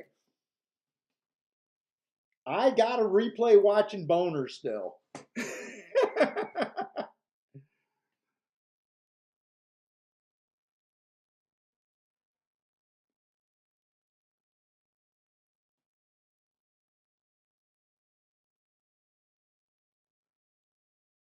Let's see, and Charles is still doing good about that, looking at the earnings per start. So, like I said, Charles, I never look at it, but if it's working for you, keep going, man. In fact, as a handicapper, Charles, you want less people to be doing what you're doing. You want less people to be doing what you're doing. It's always funny because when I really thought about the haters in this game, and then we thought second level handicapping, it's really the haters that should be promoting this show and not the fans of the show. If you're a hater, you should be sending me to everyone because you want more people to play with what you hate. So you know these shows that love these speed figures and traditional handicapping?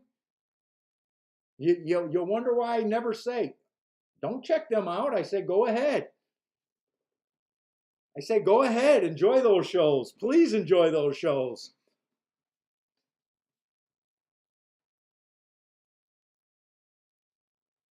Yeah, that's why C Money recommends my handicapping because he wants to play his speed figures. The haters should love me.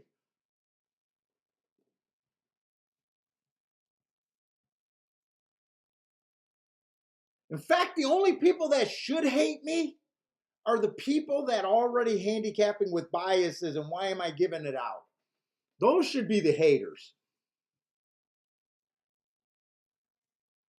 But if you hate the style, and that's because they respect the handicapping, and that's the same thing they're doing. Well, fuck, if you hate a guy's handicapping, you should be tweeting out his show every day.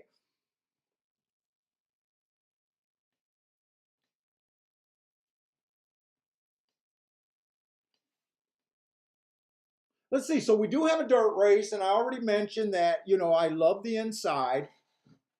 We're getting less and less inside races. Yeah, Jay Brum, you're right. The average earnings per start has been around for decades, but I definitely think it lost popularity. I don't think most people are still doing that.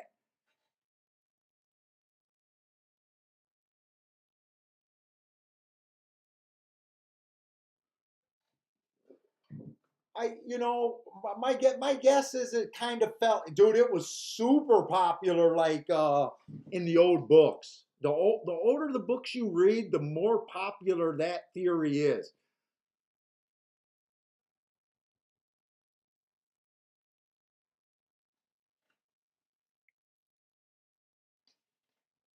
Let's see. The one's going to be kind of tricky for me because I don't keep track of Pimlico. He's going to be on the good part of the track. I see some closing. He's coming off of a monster layoff, so even looking up those, I just gonna ignore him and hope that I'm right about ignoring him.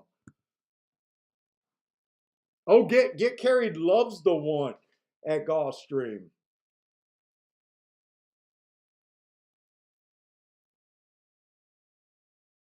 He's definitely making a monster class drop. But to me, with these horses off this kind of a layoff, you're betting on the health of the horse more than anything.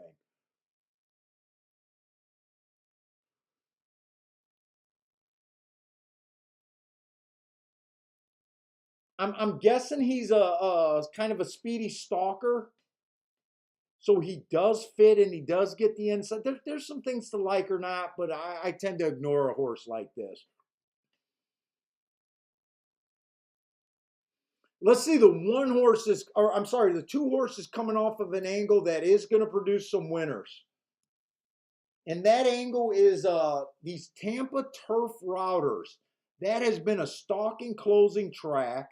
If you're a front runner there, you need to get out. So he ran against the bias. I find a couple of these every year coming back to Gulfstream since I found that bias maybe 2 or 3 years ago. And I score every year a few times with some pretty big hits looking for that angle. So I do like that angle. I do think that was a good race. Stalking closing, ran against the bias, was fast at the first call, average, fought all the way into the stretch, was in position at the top of the stretch, and just couldn't win on a day that the track was backing up.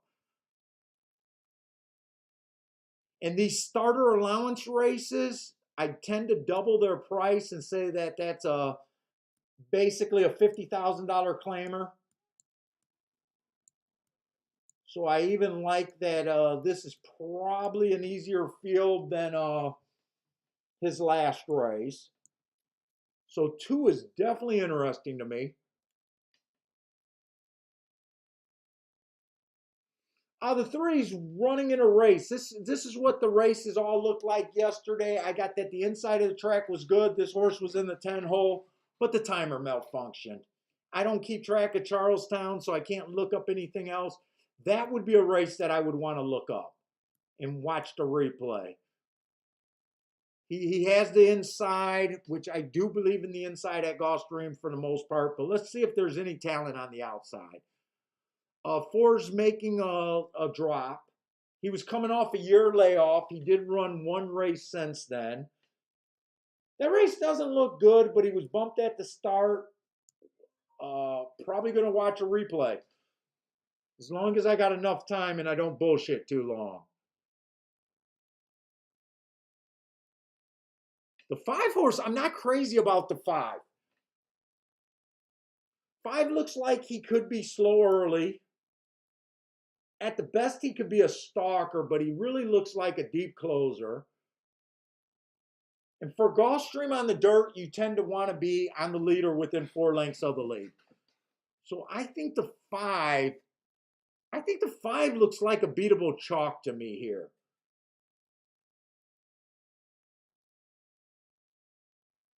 Six is coming out of a nice race, bad rail. He was in the 8 hole, so didn't affect him. He was average match strides with the fastest winner at the 6 furlong mark. Was in position at the top of the stretch, but he is in the 6 hole. And the 7's coming from Turfway Park. I'm mostly interested in the 2 here.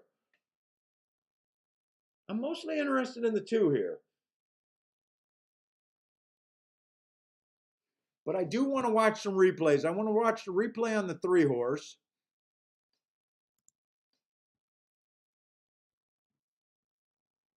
Let's see, he would have been the 10 horse that day. Doesn't have any problems in the running line. I do have that the inside of the track was good that day. So basically, when I watch this race, I want to just make sure he was wide, which he's probably going to be. Says he was 3 wide.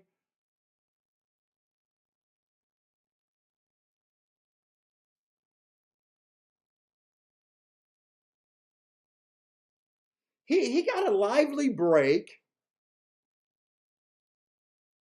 He's settled, but he is about 3-4 wide right now around the first turn.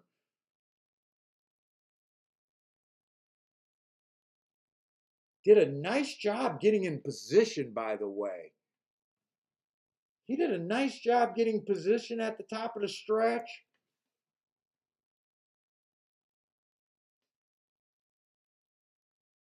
The timer came up. They said he went.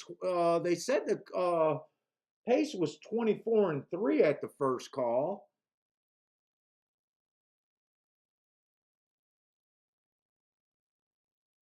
I think this 3 did enough last race to be interested in him. Hopefully he's a nice price.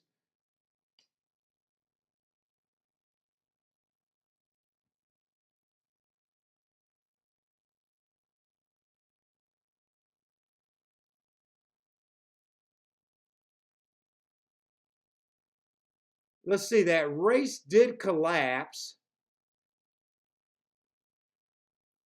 It did come in 3.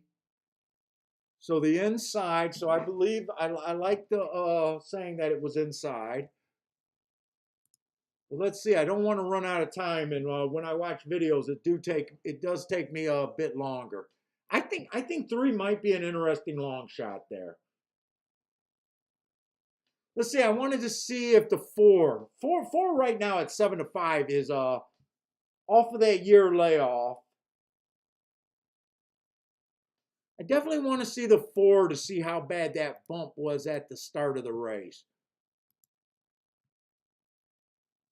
He would have been the 2 horse that race. Let's just see how bad it was.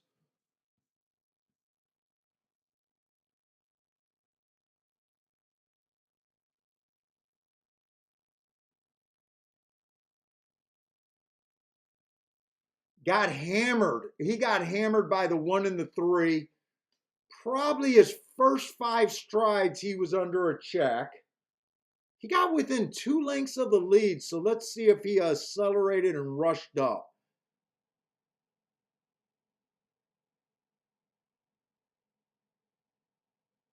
Right now, he can't rush up because there's no room. I think this horse wanted to be closer to the pace. He's running between horses. He definitely had trouble out the gate.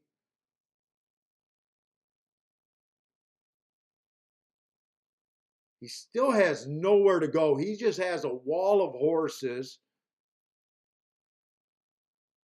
I want to see if there's any explosion at any part during this race.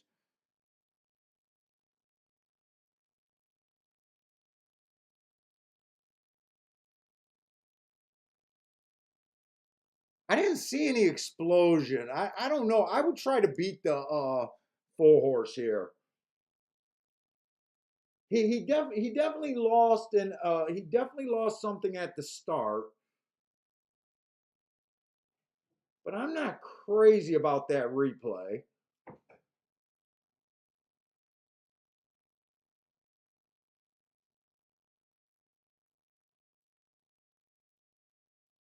And I think I just want to watch the replay on this 6. It said he was 4 wide with traffic. I got that the rail was bad. I want to see what that traffic was. I think that's the only other replay that I think I'm interested in watching this race. Uh-oh, Bentley got into some mischief because no one, we all got our doors shut and he's up to his own. Bad Bentley. Uh-oh, I'm going to get blamed for it. He got toilet paper or something. I'm the one that doesn't shut the door all the time. Ooh, Bentley's in trouble. Let's see. So far, he's getting a nice clean trip.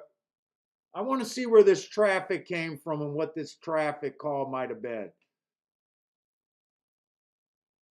He got a horse take away his path, but I'm not sure that he got steadied there. He's on a nice firm hold. I think I'm interested in the 2, the 3, and the 6 here.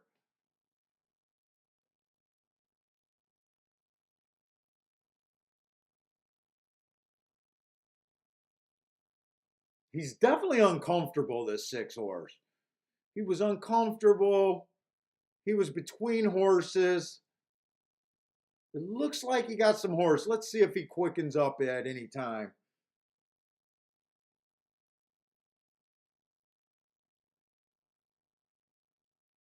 So far, he's just waiting on horses, but he hasn't steadied or anything.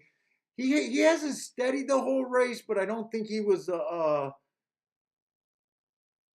let's see, right here. Does it look a little push button right here? Does he have a little bit of acceleration? He gets in more traffic there. I'm not really seeing a check. He was definitely altered course, went wide. And then the three, oh, okay, there was a big check.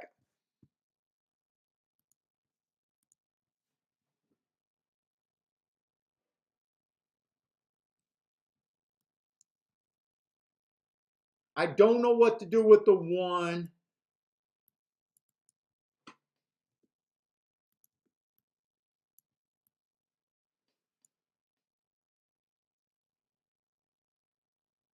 Let's see, 6, 2, and 3. I might just box that exacta.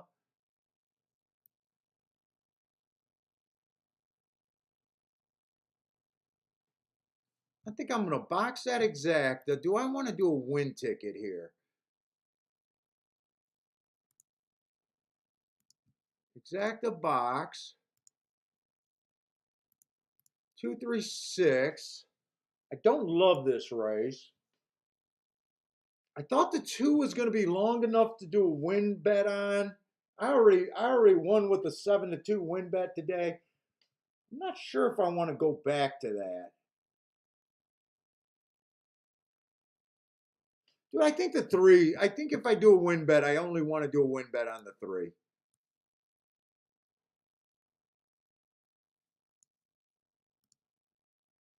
If I Dutch here with a 4-1, it's probably not a.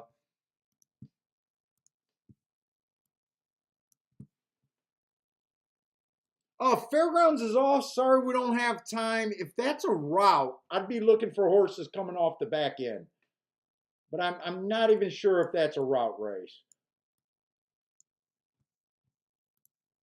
If it's a sprint, it probably would have been a sit out. Let's see, that's the 4th race at Fairgrounds.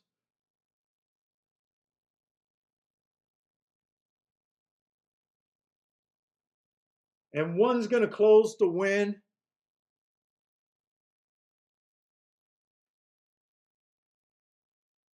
Looks like he's 7-2. It was a 5 furlong sprint race, though. It was a 5 furlong sprint.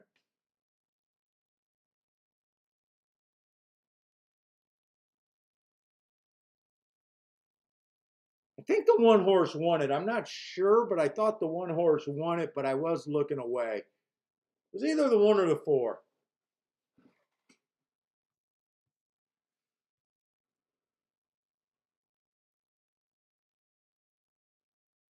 Four got nice marks. He was also the 4-5 favorite. Ooh, that's close. That's either 4-1 or 1-4. That's really close. They got 4-1. They got 4-1. So we're not missing anything on these turf sprints right now.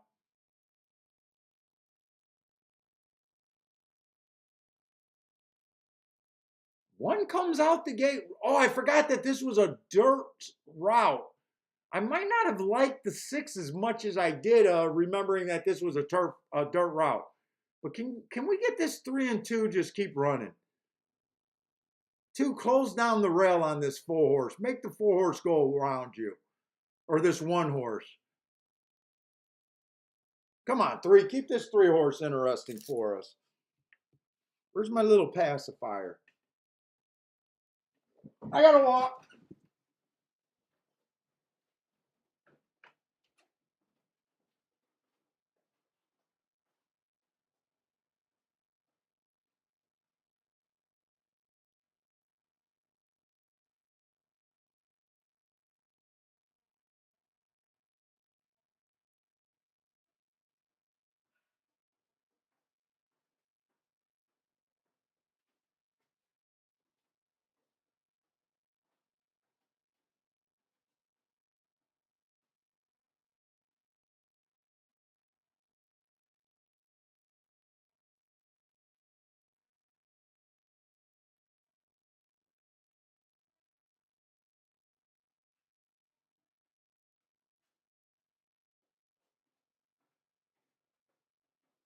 I told you about these Tampa Bay horses.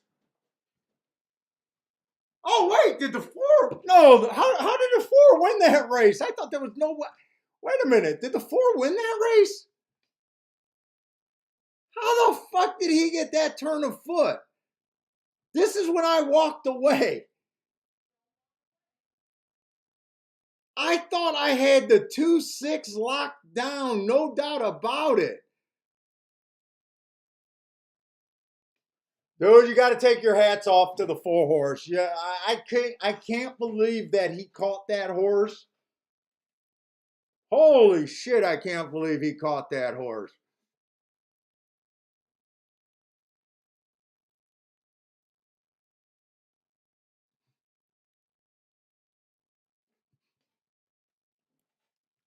Everyone ran well there. Everyone ran well. I thought I had that exact in the lockdown.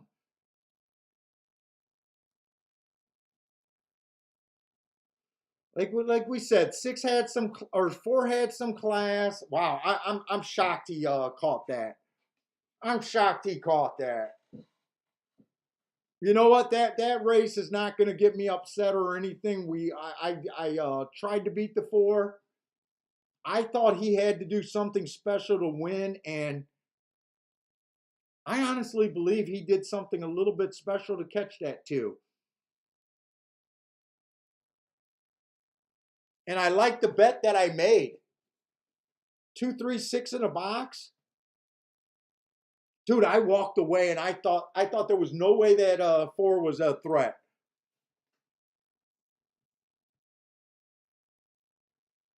I did the cardinal sin as a gambler. I was counting my money in my head before watching the finish of the race. To me, that's a bad beat right there.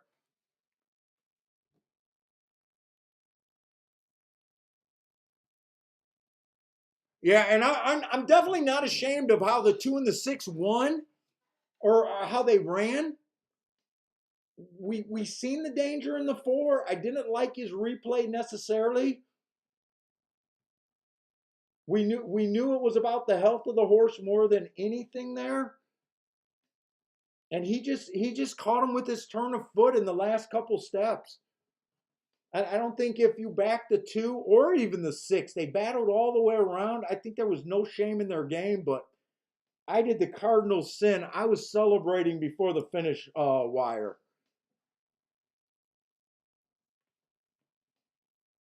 Cardinal sin. Yeah, Airhand, I'm with you. There's nothing wrong with getting beaten by the chalk there. I love the bet. King off a 6-1, a 7-1, and a 25-1. Looked like we had a winner, and only to get ran down by the class of the race at a short price. It is what it is. You don't got to be, to me, you don't got to be embarrassed handicapping on a call like that.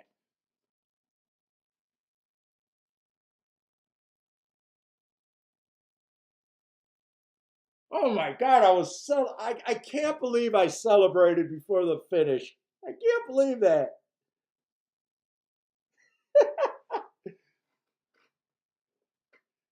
The host is getting too full of himself already today. The host is too full of himself.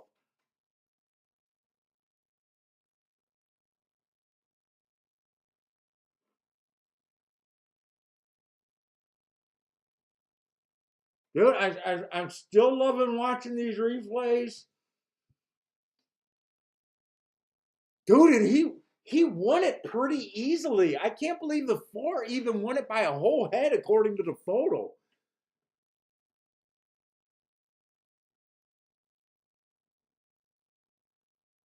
And I don't think there was anyone else in that race. It wasn't like the 2 and the 6 were getting tired either.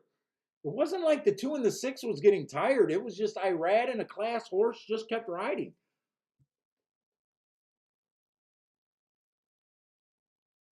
On a Todd Fletcher horse, too. God, that Todd Fletcher. My nemesis, that Todd Fletcher. Hopefully, if you guys backed up that 2 with that 4, if some of you guys like that 4 and caught that exacta, hopefully that paid. Because you really made that 4 work for that money and you deserve to get paid off a little. I mean, it's not going to be a giant exacta, but if that could pay 16 or 18 to 1, I think it was a useful exacta. It paid 20 to 1. I think that was a useful exacta. In fact, I'm a little surprised that the exacta paid that much. If you guys hit that exacta, well done. 20 to 1, I think was fair. I almost regret not looking it up. I almost regret not looking it up.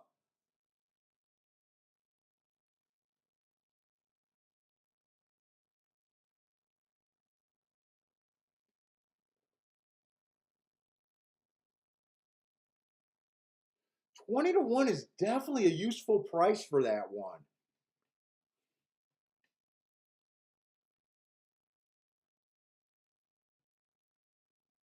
Let's see. Gregory said that once Pletcher had a race, lost a race with 5 horses in it, and he had 4 of the horses in it. Dude, that's a tough way to lose a race. You got what would that be? 80% of the field, 20%? What's math? I'm not the best math. Is that 80% of the field and you still lost?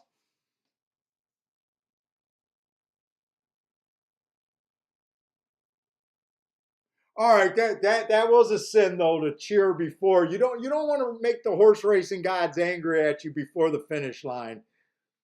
That's my mistake, but I can laugh at this stuff.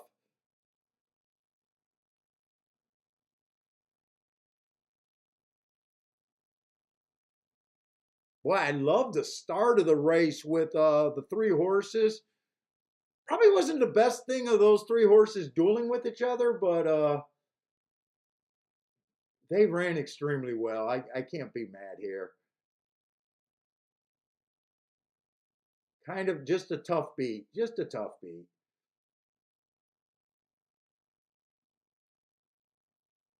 He did a nice job angling out, knowing that the inside might not open for him. Wow, he really earned that win. I gotta say, I'm not the biggest Irad fan, but he earned that win. I mean, where does this turn of foot come from? My God.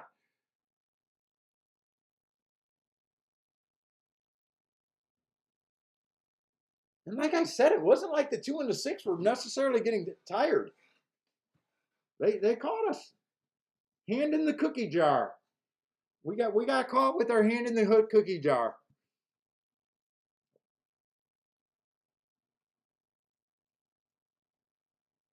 Let's see. It really doesn't matter to add him to the tic-tac-toe board, but I'm going to.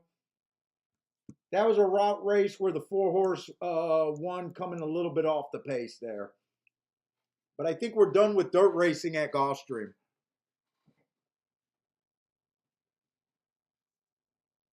Yeah, like how many? You could see a lot of jockeys giving up in that scenario, right? You got to give it to him. I think Irad did a fantastic job. He looked beat.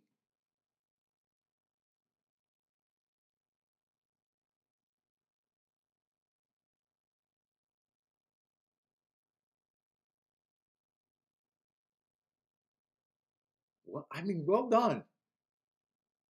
Gave the horse a swat.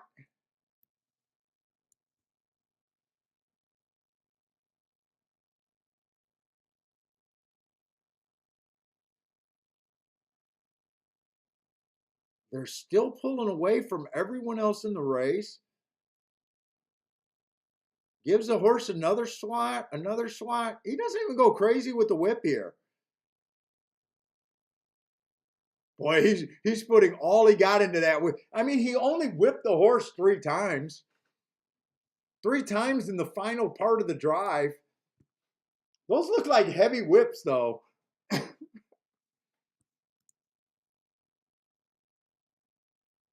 You know what, Ed? I agree with you. That might have been the best ride I seen today with you. You know, gotta give him his props. Guy knows how to win races.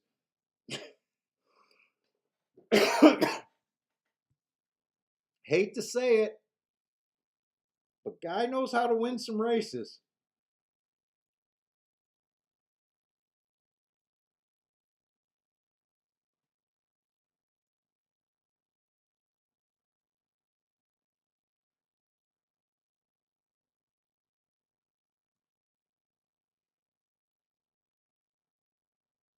And this horse they did think had some talent. He won his first race out, then he tried the Holy Bull last year. This was a horse that they were hoping had some talent. Obviously, some things went wrong for that almost a year off. All right, we got another Tapeta route race though, with a really good betting board. So I am not complaining about the Tapeta routes. I keep saying it, but it worked that race where we had the 6-1 over the 15-1 in the exacta. We want to see a lot of speed in this race and be able to eliminate some horses.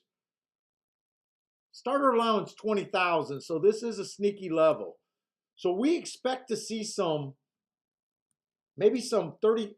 They don't have $40,000 claimers, but just as a general rule.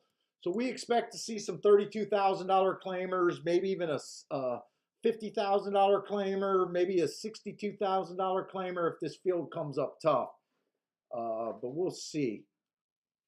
I just want to do a quick scroll through the race and hope it looks like we got some speed here. It does look like we got some speed here, so this could be a very good scenario.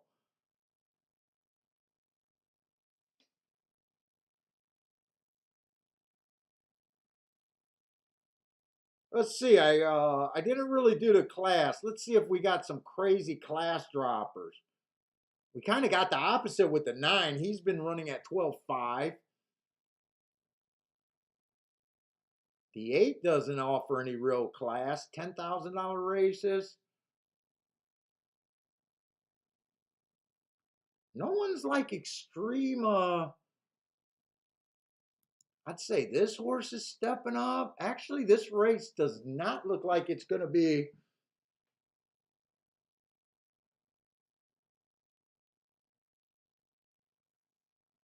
We do got a horse from a starter allowance 40,000, but before that, he's just a $20,000 claimer.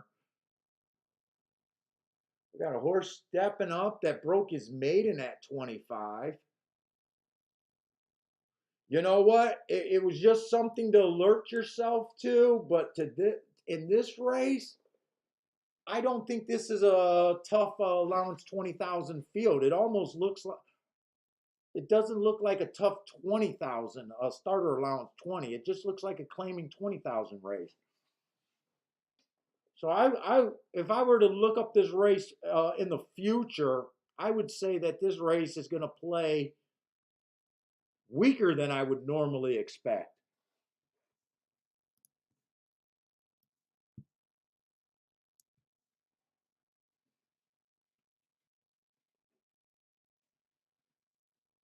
Let's say one looks like he could have some speed here.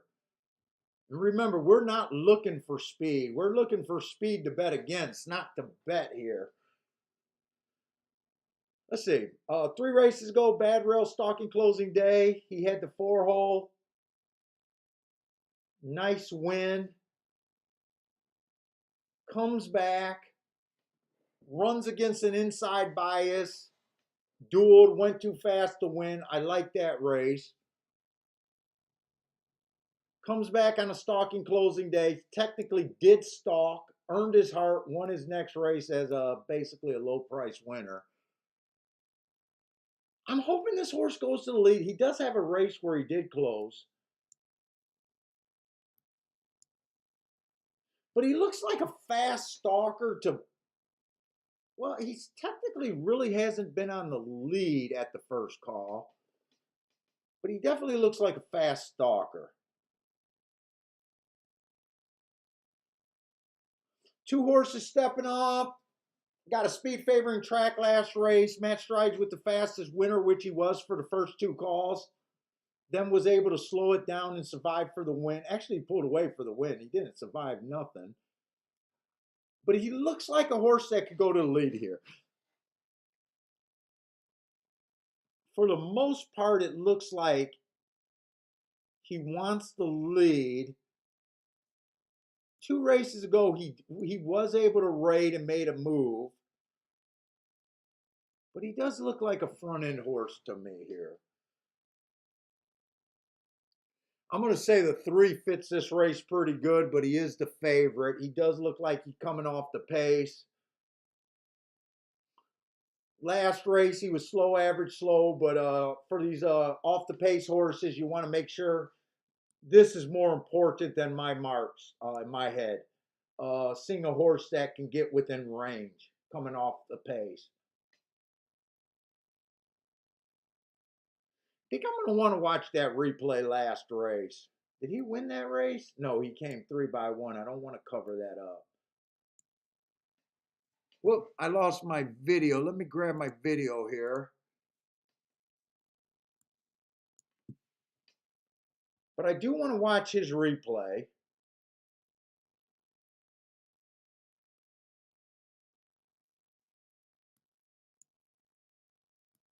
I want to watch the 6's replay with that steadied coming off the pace. He has been to the lead before, but he has been a closer more times than not. Hopefully that was just him trying something different off a layoff.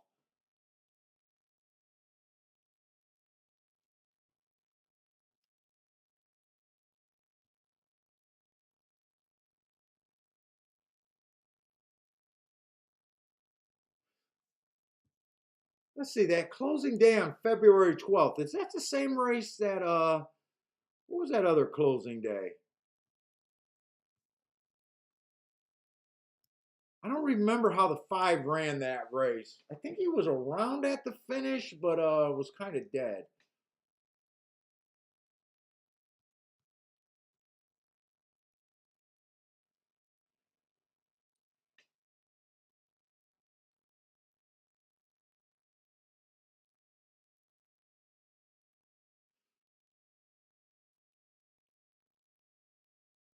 Six is tricky because he looks like a closer, but that was sprinting. I don't know what to do with the 6 here. He is dropping in, or he's stepping up in class. I don't know what to make of the 6.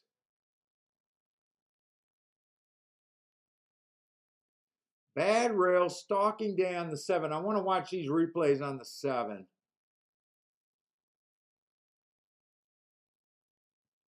But he has a couple races where he went to the lead. Wow, he's hard to get a read. Does he go for the lead or is he coming off the pace here?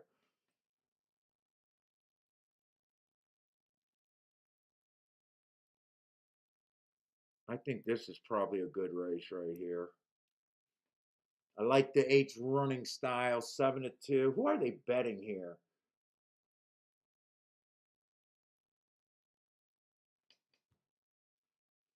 And 9 probably wants the lead. I see a couple closing races, but more often than not, he's on the front end. It does make this race very tricky.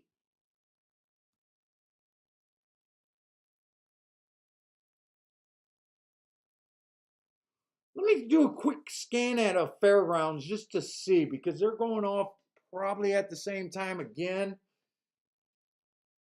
Actually, fairgrounds should go off first.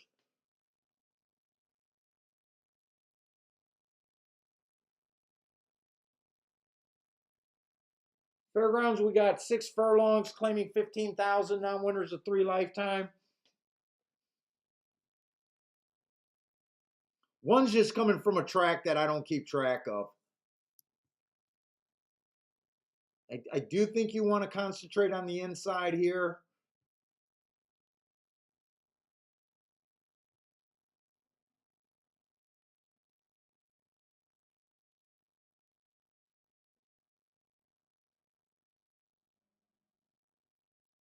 This two is 4 to 5. Really, 4 to 5?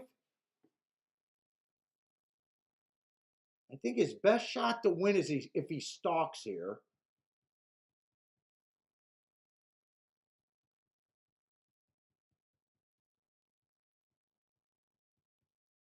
I don't trust this giant speed figure last race.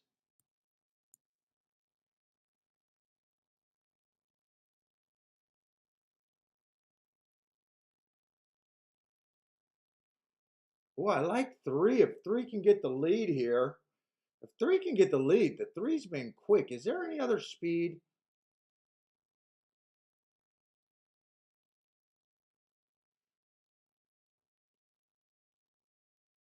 I think I like three and the four a bit at Fairgrounds.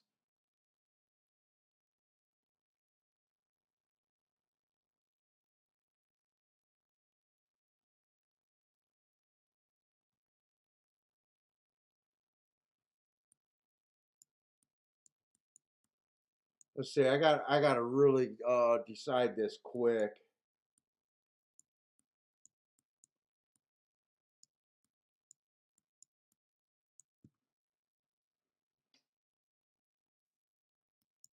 Three and four, two and one.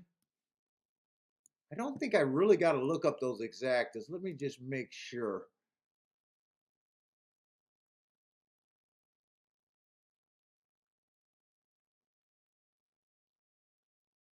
Three on top of the one is definitely good. Three on top of the two is good.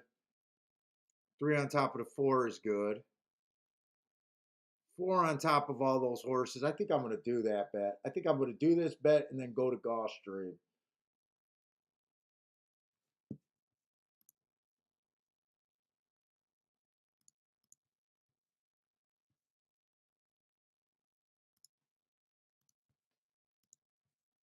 I hate that they're so close to each other.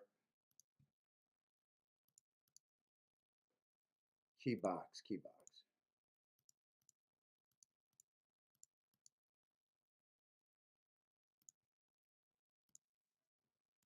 All right, now I could just go to Gulfstream because Gulfstream I definitely need more time.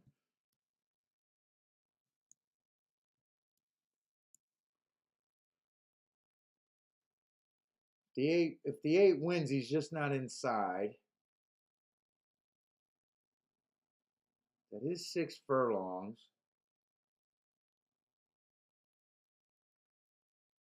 Four probably has a better chance than the three to get the lead, but I think they were both worth that play. Three does have a little bit of a class disadvantage over there at Fairgrounds, but let's get over to Gulfstream. I think Gulfstream is where I always want to focus at.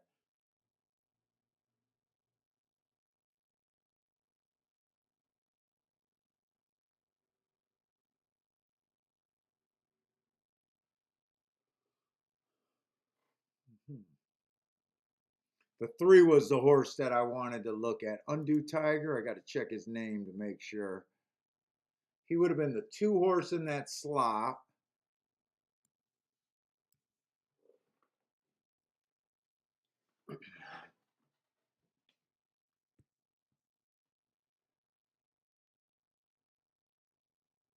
I don't have that today was anything special. You know what? Can I look at that February 9th form? I want to see what that allowance 40,000 was made up of.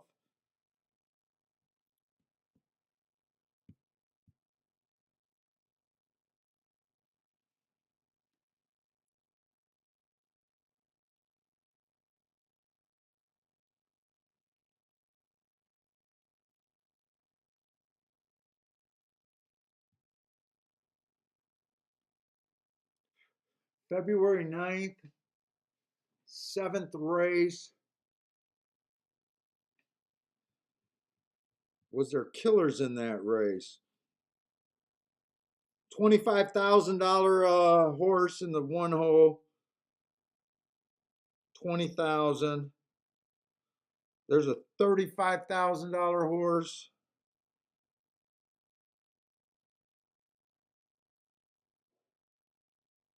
I think that race was way tougher than this race. Way tougher than this race. Who ended up winning that? Rebel something?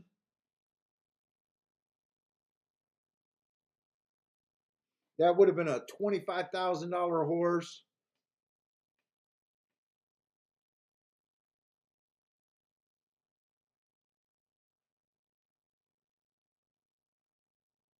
I think he ran a pretty good race there.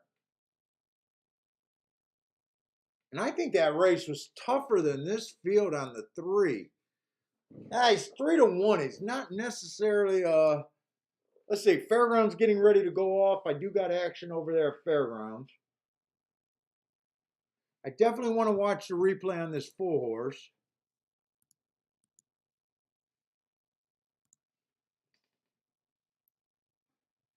Let's see, he would have been the 5 horse that day. Dude, I might want to look up that January 29th handicapping race or handicap. See if what type of race that was.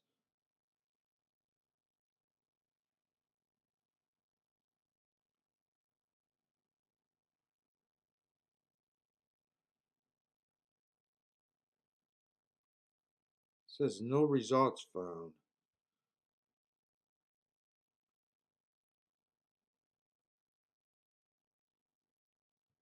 No, I gotta have the results.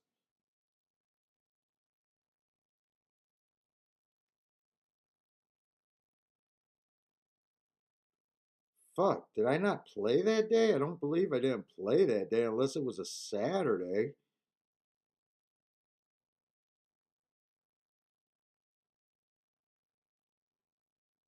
Did I accidentally delete it? Let's see, I stopped.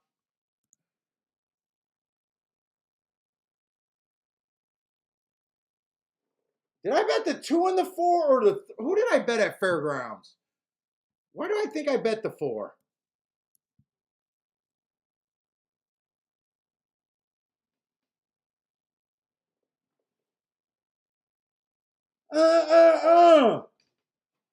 We got the exacta there. Oh, the fucking 2's 2-5. The 2's 2-5. The 4's 14-1. I don't know if that's a dance. I read the odds wrong on the 2. That I did it. I did do a key box there, by the way.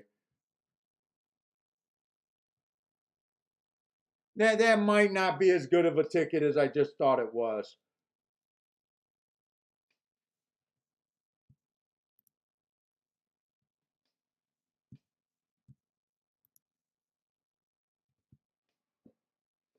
In fact, I probably shouldn't own that ticket. I probably shouldn't even own that ticket. Let me see. No, I should not have owned that ticket. I should have thrown the 2 off completely and just played that and had the loser. I'm going to have a winning ticket, but because I keyboxed that, I'm going to lose the win bet and I'm going to lose $1 for every 12 I bet. So basically, I'm going to break even on the exacta, but I'm going to lose the win bets. And that's if that exacta pays $11. Oh, I shouldn't even own that ticket. I'm going to blame that I was rushing at 2 tracks.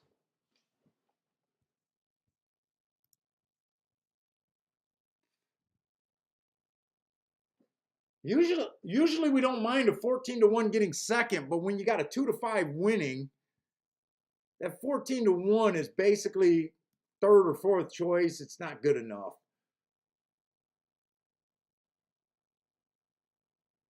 Eh. All right. I don't think it's going to be the worst foul, but yeah.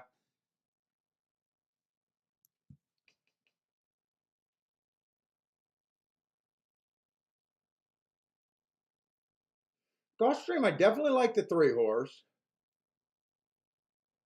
I think the 4 horse fits perfectly. Both of those are 5-2. I think Gulfstream, I'm going to let this race go. I'm not going to play two tickets that I dislike.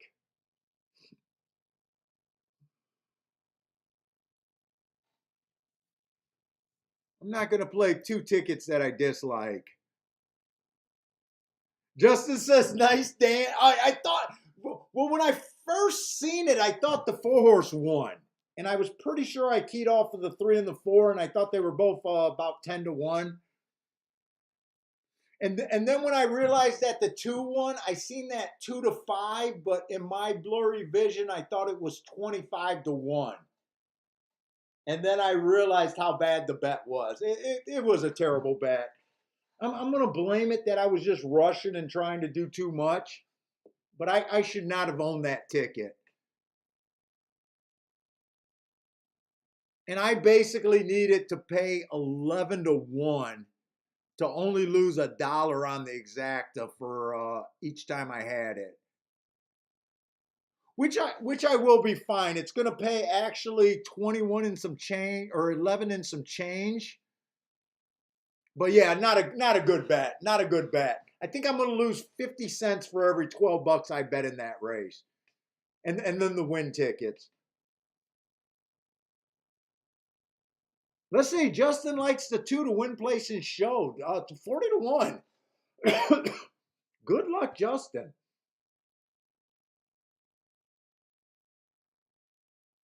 Definitely think the horse needs to be able to rate here. I think there's a ton of speed. Someone's going to have to rate here. In my head, I don't want to do too much here. I just think the 3 and the 4 are 2 live chalks here. I'd probably be looking at the 5 a little bit, just underneath. Well, I do like the 8-7-2. No, I don't think there's no upside for me.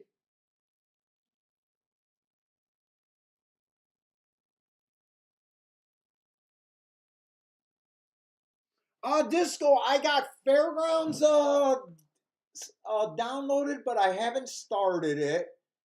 And I think I started Gulfstream, and I think I hate the races tomorrow, but I'm still gonna do Gulfstream. But I didn't think it was a great looking card. I think there's a bunch of races that I know are going to be sit outs. I'm if I can get enough done, I might pull up Tampa just to do the turf route races. Also,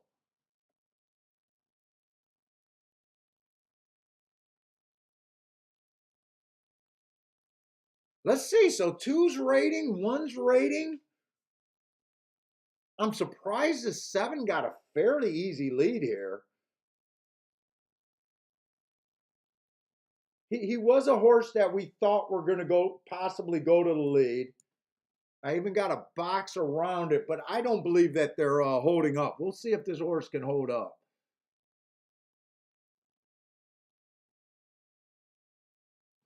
I bet this Belmont race, starter allowance 50,000. I bet that could be full of monsters there. But I still don't believe speed's going to hold up. I don't want speed to hold up here.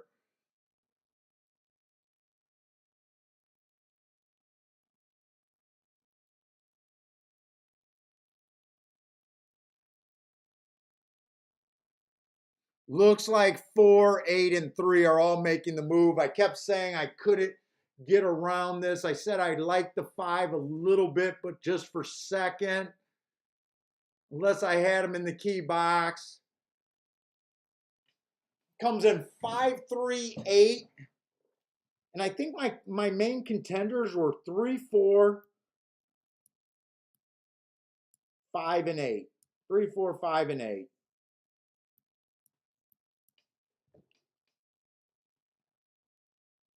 With the 5-horse winning,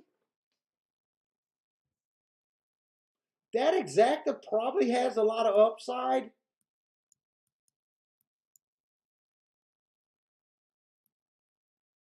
I'm not going to write it down, but that's probably why I would have played it. But I was worried about it coming 3-4-4-3 or three. Actually, with those contenders, really, I don't think you could have did that bet. I think you would have had to say that the 8 has to run second or first. And to me, I think you take the 8 and key him first and second with those exact same horses. I think that's the best way you can get a ticket there. Because I don't think you'd want to take the 3-4 king him first and second, because I think the 3-4 would have been brutal. Yeah, you would have had it for twice as much. But I don't think this ticket structure would have been the best. Because if the 3 or 4 wins and the 8 gets second, that's probably a no-go exacta. The 3-4-4-3s were probably no-go exactas, other than you get it twice on that if it came in 3-4. So the only way that ticket makes sense with those contenders to me for the exacta is if you just said, I'm going to wheel the 8 first and second with those horses. Which would have been, I think that's a very nice ticket. But it wasn't what I was thinking. I just thought the 3 and the 4 probably hit the board, and it was going to be a tough to make anything there. I don't mind sitting out that, but I think if you played that ticket, the race, the 5 was the only thing that made that race make sense to really play to hit something good. I think this is going to be a really nice ticket. To me, I got all this written down. Let me just write that I didn't do a bet so I don't look at this later and think that I bet that race. I just want to see where I had the contenders and leave that up there. No bot. Same thing. No bot, no bet. Let's see. Ed L and Gregory hit that. Nice job, guys. Oh, there's an inquiry somewhere?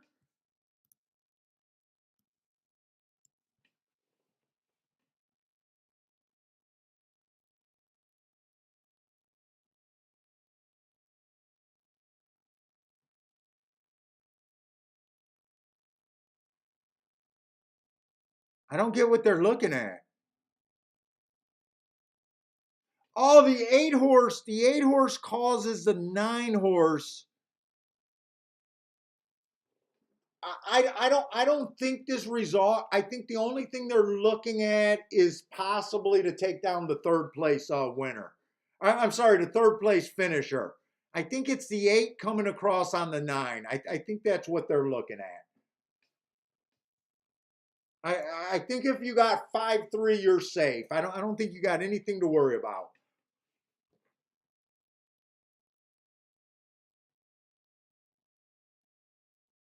Ed, your 5 is clean. Congratulations, man. Yeah, I don't think you got to worry about this. Look at the 9's between horses and the 8 knocks the 9. I'm pretty sure that's what they're looking at. 3 looks pretty clean and 5 looks pretty clean.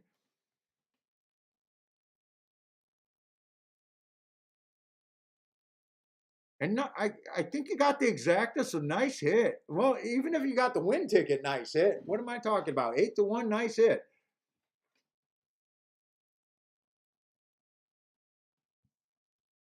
Five had the right running style, but I didn't like him as much as the 3 and the 4. He had the right running style. Wait a minute, was it 5?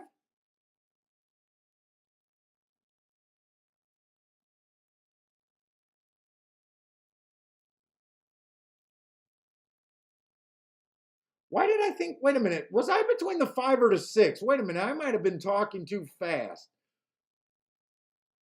I'm pretty sure it was the 5 that I liked.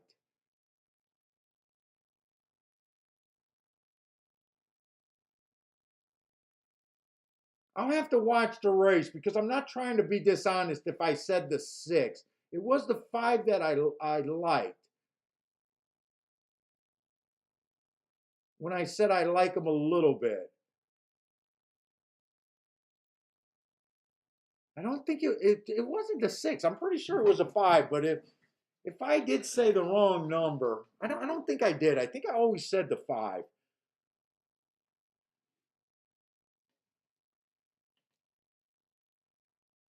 Oh, Ed got the win ticket. Yeah, nice win ticket.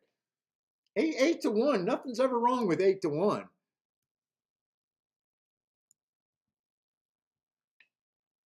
Let's see. Charles is just gonna keep on his thing.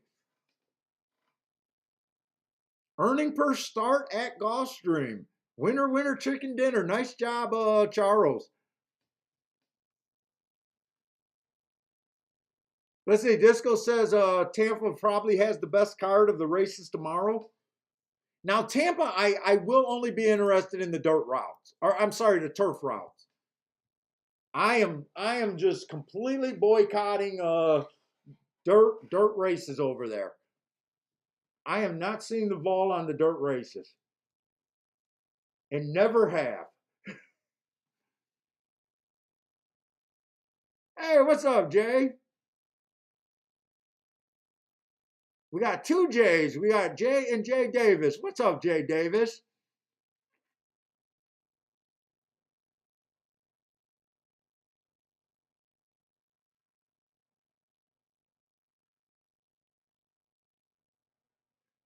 Gregory's having a great day today. Nice.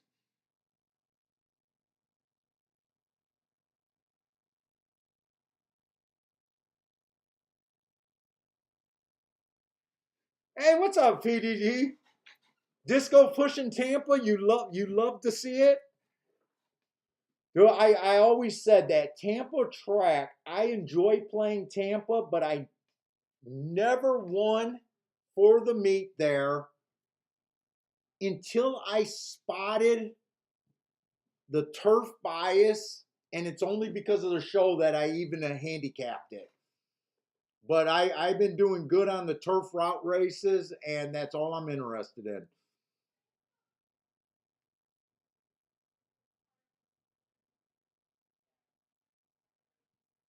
Oh no, Jay, I am not gonna let anyone talk me into staying up all night. In fact, I can't because I did not even start fairgrounds, and I know I'm not done with Gulfstream.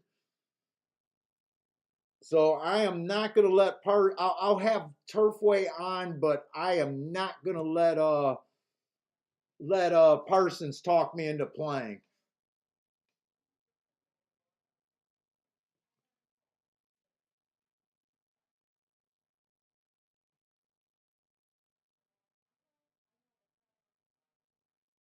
Jay says the other Jay is a fraud. He likes all chalk. The two Jays are battling it out to see who's who's the real Jay over there.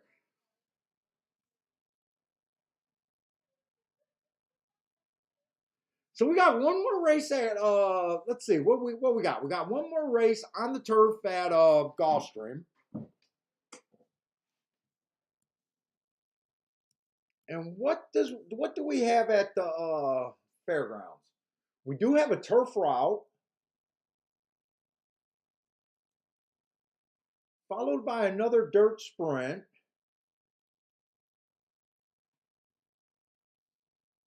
I'll definitely stay on probably for at least one or two more races at fairgrounds, but might be ending roughly around when Gulfstream's last race is. I don't know if I'll stay on for that eighth race. Definitely not gonna. No, I'm not gonna stay on for the eighth race because it's a turf sprint. If I stay on, I'm just hanging out just to watch it, and my wife hasn't yelled at me yet. Because the turf sprints at fairgrounds, I'm not interested in. I'm only interested in the dirt races and the turf routes. The turf routes are playing just like Tampa Bay is, off the pace.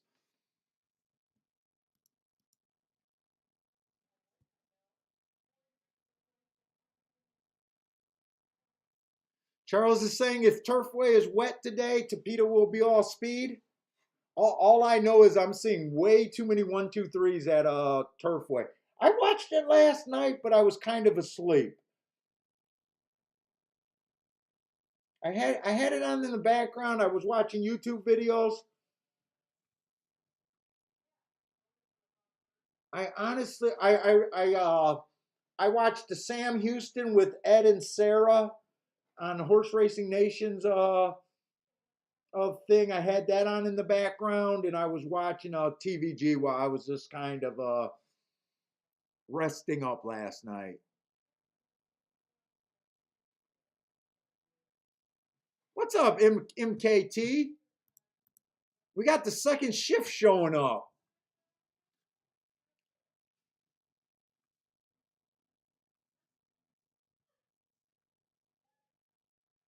Let's see. We should do Fairgrounds first because it does look like Fairgrounds is the faster track right now, at least running position.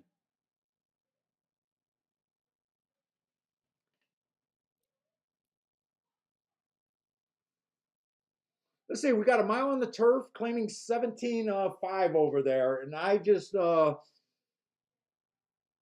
was never interested in Fairgrounds turf. I think I spotted it a year or two ago, but they consistently been coming off the pace there.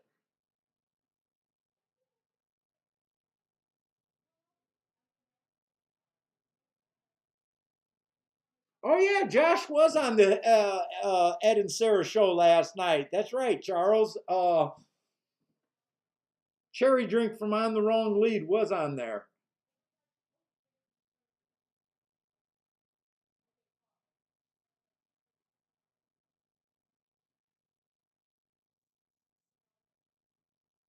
I wonder if they're going to do a show tonight. I think they've been doing Wednesdays and Thursdays now. I'm not sure. I usually have them on when I'm handicapping or laying around for the next day. Let's see. So, I mean, this is supposed to be just like Tampa Bay, just like the Tapeta routes at Gulfstream, where I think the track's favoring off the pace, and I just want a lot of speed in the race. I'm talking about Fairgrounds on the turf. If they go wire to wire, there's no chance probably for me to hit a ticket unless the horse that went wire to wire was a horse that I thought was coming off the pace. So that's the slant that I'm already handicapping with. And it does look like we got a little bit of speed in this race. Yes, we do. And I think we got quite a bit of speed in this race. So this might almost be a perfect scenario.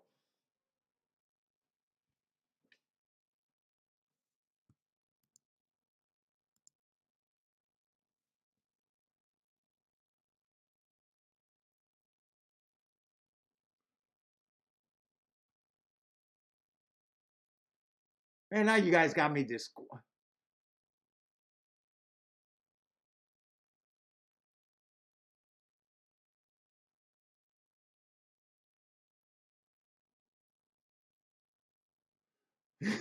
Jay Davis says he has over 300 confirmed 4 to 5s at Gulfstream.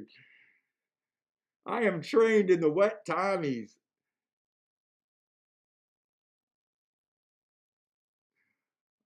I am the top tourney player in the entire U.S. Armed Horse Players.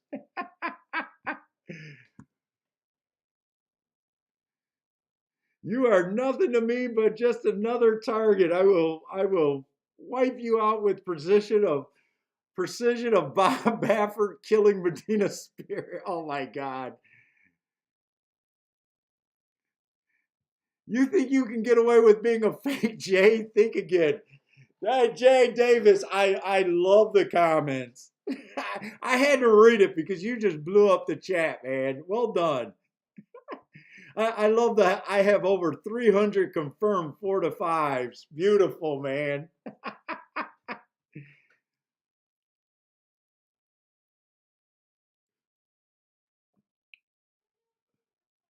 Let's see, and I'm wasting time. Let's not waste time. So I kind of think the two's not what I'm looking for. I think he's a front runner.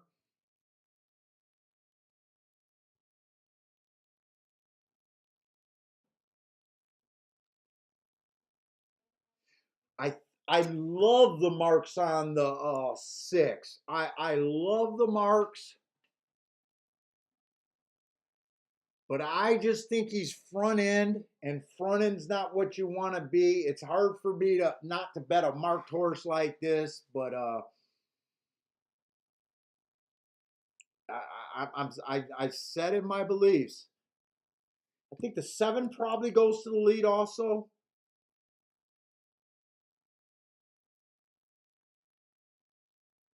8 might be interesting if he rates here.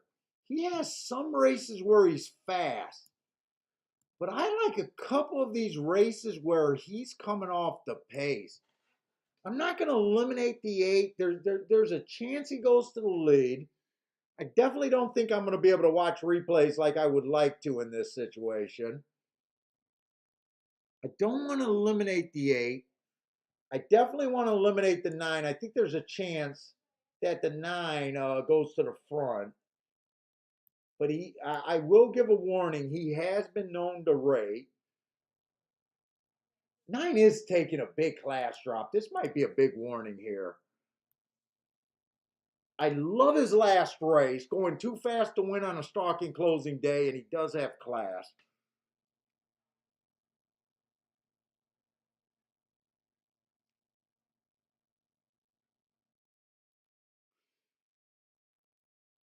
Ten is real interesting to me. On a bad rail stalking closing day, I would love to watch this replay. I know I don't have time.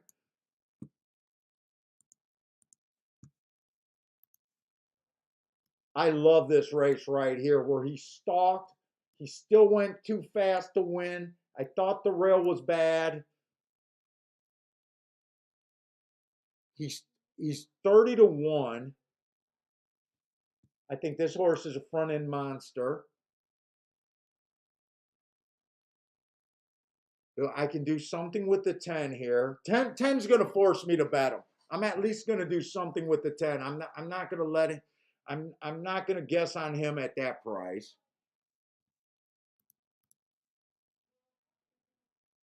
I'm still interested in the 8.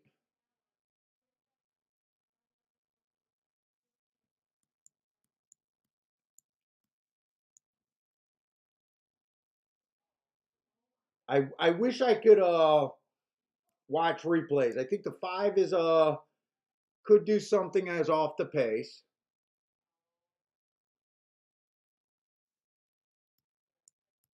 I like the 4 if he rates.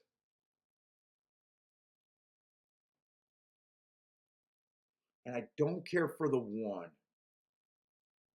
Let's see. Let me get, okay, I already got Fairgrounds up. I don't have a lot of time.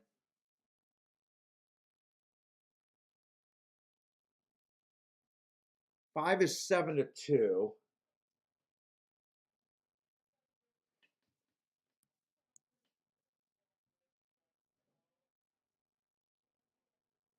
I'm going to bet the 8 and the 10 just to win right now, but I still think I might do some exactas here. So I got the 10 and the 8 to win.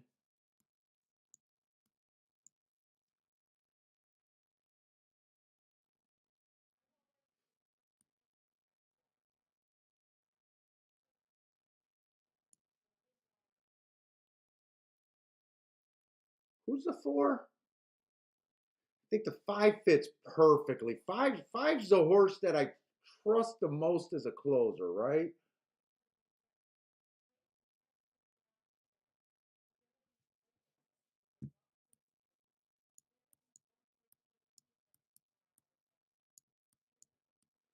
I do want to keep this bet down because I'm having a very good day. I'm having a good day. I don't even need this race. I almost feel like I'm being chicken shit by not just wheeling the 10 and the 8 first and second with the horses I like. But I'm only going to do that exact to 5 on top.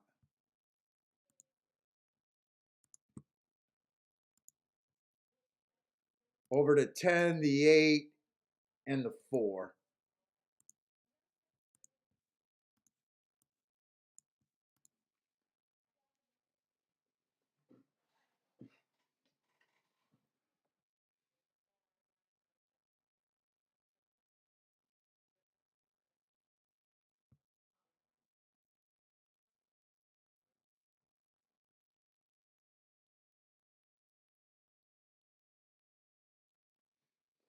let's see, and we can focus on Gulfstream. So there's no doubles or anything at Gulfstream, and I really didn't have any time to do doubles today.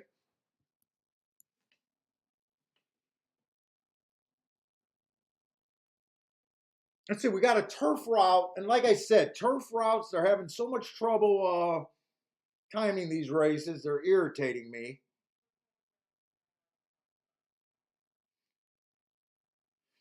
I do think these Tapeta horses that showed speed are going to come back and win on other surfaces. Am I in the right race?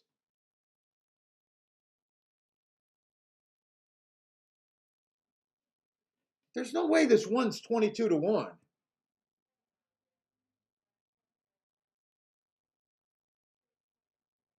Dude, don't force me to have to let's see.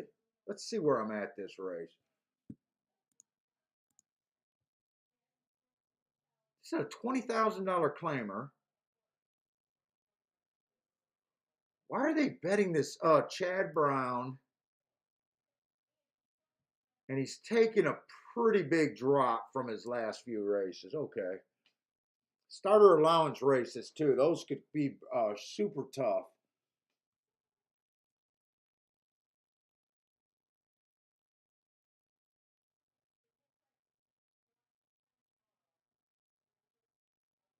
See, I wish I knew a running style. We got a lot of these Tapeta horses stretching out that earn hearts on the Tapeta that I think is going to be useful.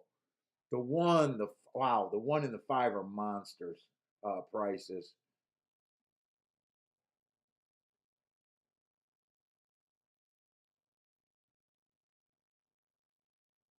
Come on, Fairgrounds is off.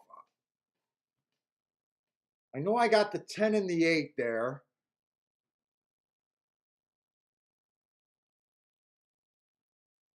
Give me a fast pace. I thought we could get a super fast pace in this race.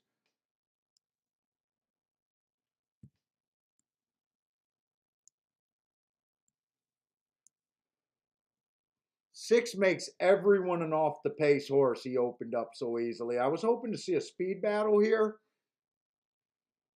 24 and 2, they do run extremely slow paces at the fairground. So I do think that's fast. It doesn't sound fast, but I think for my record keeping, that is fast.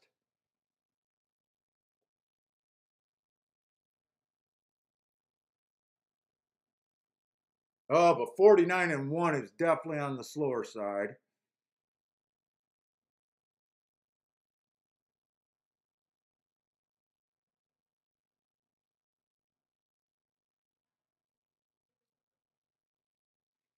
Five is still dead last.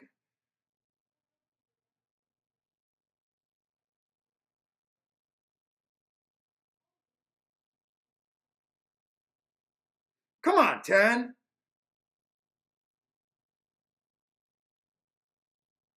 10's not going to embarrass me. I didn't do a place bet.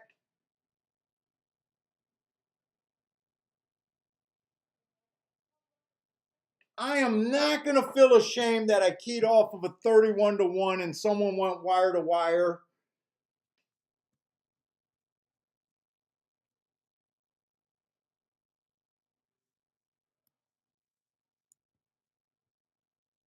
I fell in love with this 10 and I should have I feel like I should have got paid off.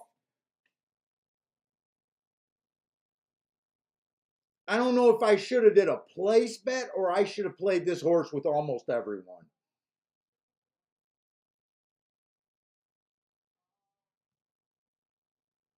But I did not do the place bet. I thought about it and then he dropped from 40 to 1 to 21 to 1. And then he creeped back up to 30 to 1. I wasn't expecting him to go wire to wire. Six was one of those horses that were just extremely marked up. God, why couldn't I get a speed duel there?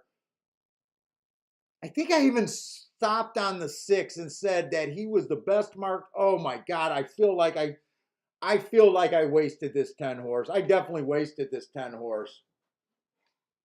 Without a doubt, I wasted this 10 horse.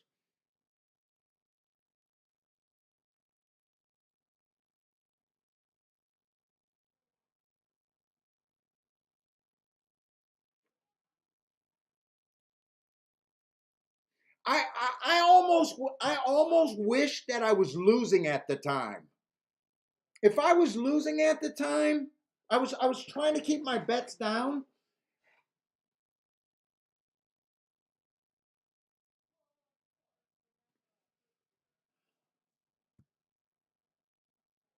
Dude, I didn't like the 6 going wire to wire, but I know I said something about the marks on him, and if someone goes wire to wire, Jesus Christ. I just feel like this was a miss. I just feel like this was a miss. Charles, gotta love those hearts. You're absolutely right.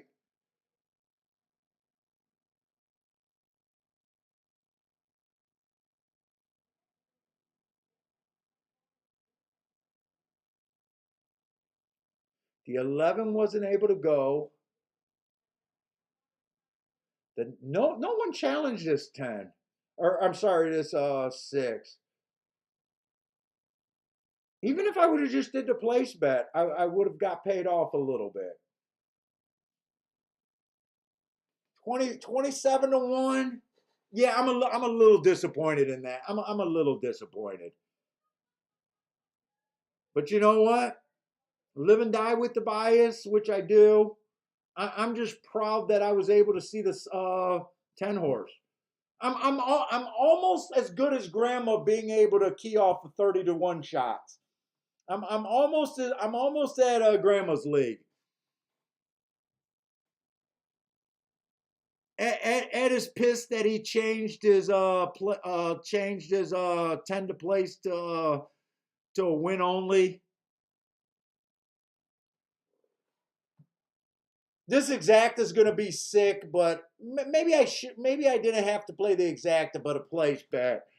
There was no doubt I wanted to do something with the 10. Maybe I should have got rid of the other horses and just said I'm willing the 10 first and second. Right there, I almost wish I was down. I almost wish I was down at the time. Hey, what's up, Joshua? But you know what? Suck it. You can't deal with the handicapping. That to me, that's still great handicapping.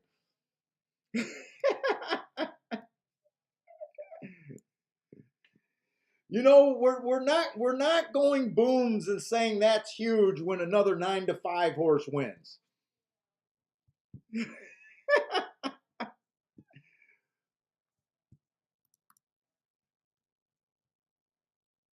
Oh, that feels like a little twist in the gut right there, though.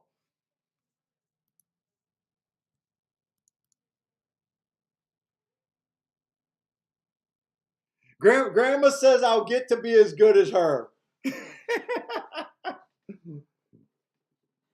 That definitely something to strive for her month of February.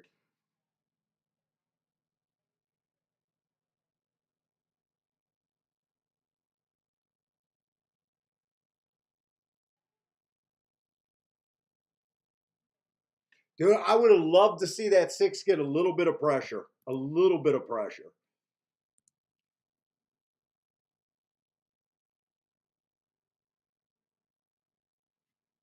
Okay, let's keep looking at this Gulfstream race.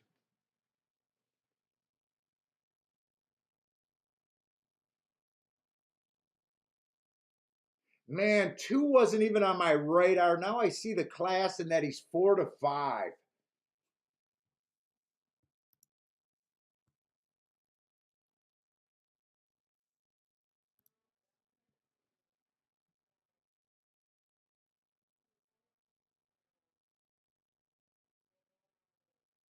But there's a lot of horses taking a drop in this race.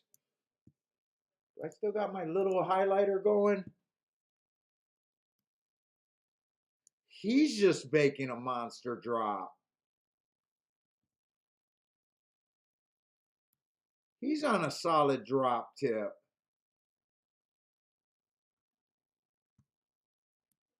A recent drop with him. The 8 horse looks like he's hopelessly stepping up in class.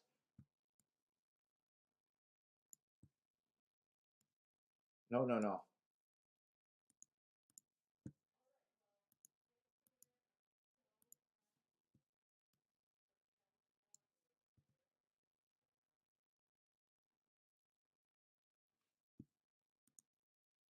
We got droppers all over the place in this field, all over the place. And like I said, on the dirt, or I'm sorry, on the turf right now at Gulfstream Park for the routes, I have no edge right now with running style. I have no edge with post position. Right now, I'm just looking at Gulfstream like it's a fair track. What did they do today? We've seen a couple turf route races, haven't we, or just one? Was there any clue with what they did today?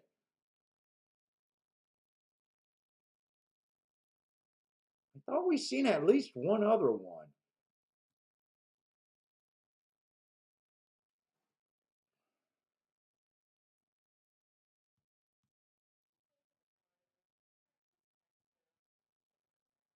Fourth race, the 10 horse won.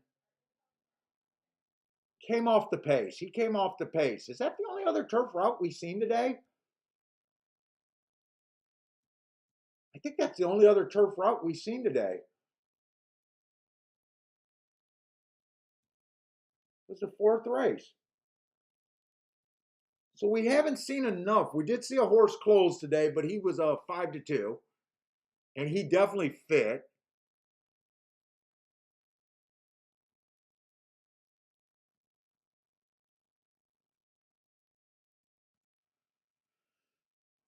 Oh. Did my time? Wait a minute. My video. Shit. I'm sorry, guys. My video froze when I thought I had 16 minutes, and I'm just now realized that the video froze. Holy shit! I think the 8 horse was the horse that I said hopelessly was stepping up in class.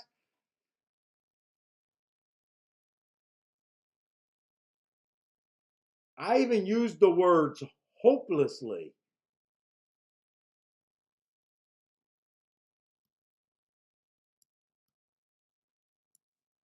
and he won. So I'm sorry I missed that race, but 8 was not on my radar, not in the least.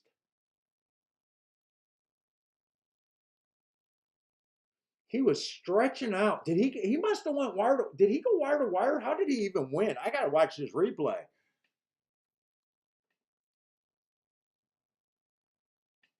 All right, Jared. You said you sent me pics. I'm gonna look. Did you resend them? Because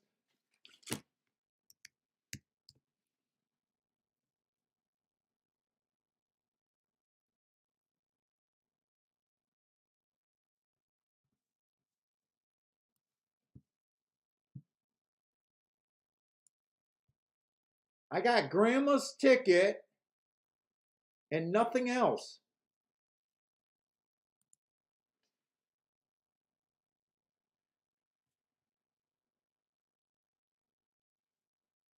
And that's my junk email.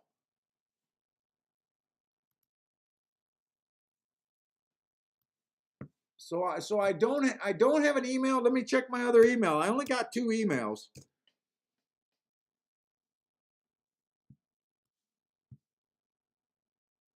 I got a cigar company and me.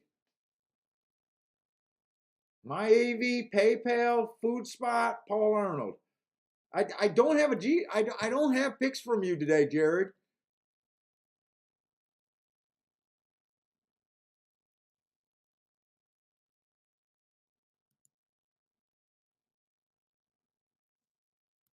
And here's my junk mail or spam.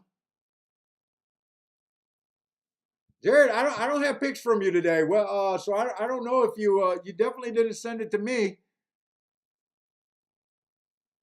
Yeah, I don't even have a porn in my thing for a dirty minded guy.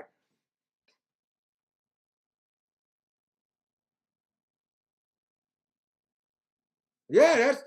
I know you said you sent it, and I thought you resent it, but I only have two emails.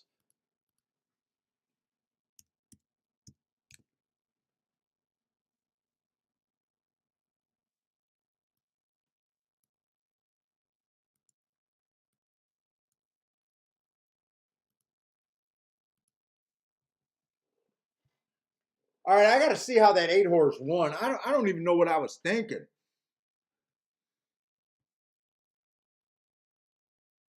But I can guarantee you, rest assured, that my mind was not on the 8.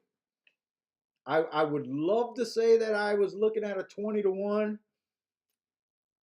I'm interested in watching the replay to see how he won.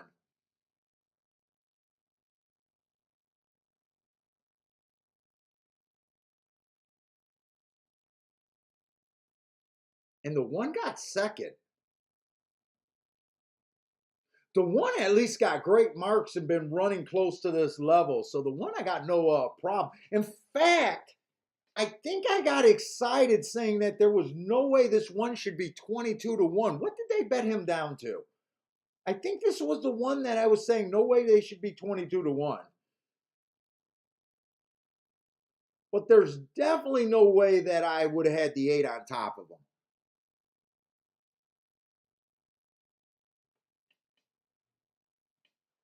Boulder said he went wire to wire. That's how I would have guessed. I would have guessed with him being a sprinter stretching out wire to wire.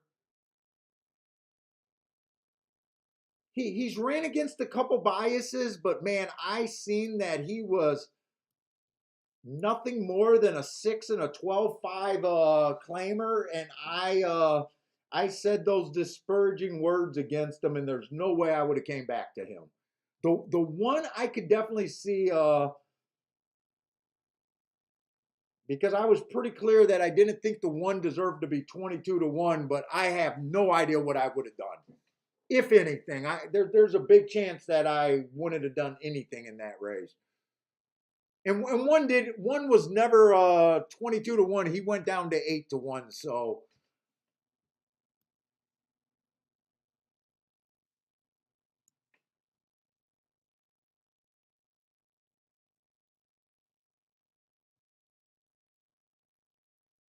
let's see, Ed. Yeah, Ed. I do see it. He's been steadied his couple other races, so he definitely had trouble. He definitely had trouble. But I still thought there was a lot of horses dropping in class. This is a big step up. Even if I would have watched the replay and I would have said, "Oh yeah, that was the worst steady that I've ever seen in my life," which it could have been, I still couldn't have made that leap. But yeah, you are right. He did look like he ran into some trouble his last 2 races. They did let him get away with a 25 and 3. I'm watching the fractions right now. If we can trust those fractions, he did get away with a super slow pace.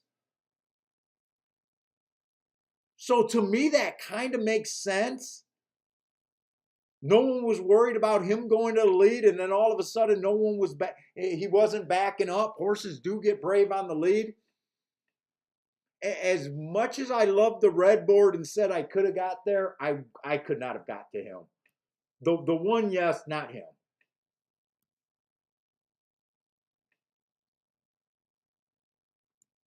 And I definitely saved money not looking at that race.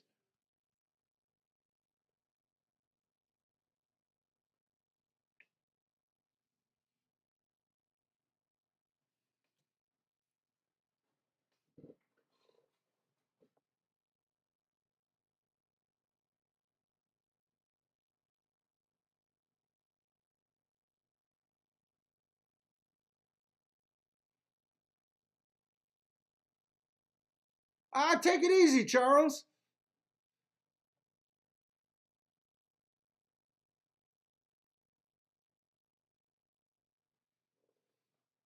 Let's see. I'm definitely going to look at this 7th race over here at Fairgrounds.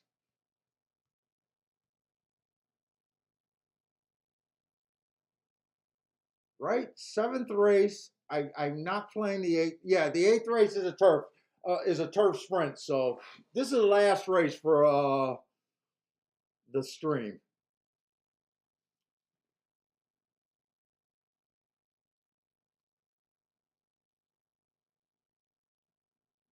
Yeah, so just seeing him get the lead and seeing that 25 and change, it does make sense that if they left him alone, he could have wired. But I'm honest that I would not have seen that. I would have liked the one, but I have no idea what I would have done there. But anyways, we got maiden claiming 15,000 over here at a fairgrounds.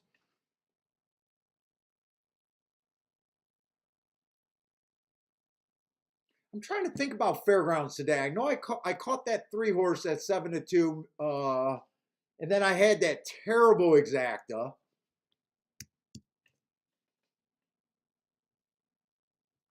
And I had that 10 horse at 30 to 1 that ran second that I just mixed up. But I want to look at the charts because them and Gulfstream were coming off so close together. I just want to make sure on the dirt that it has been kind of inside in speed and stalkers.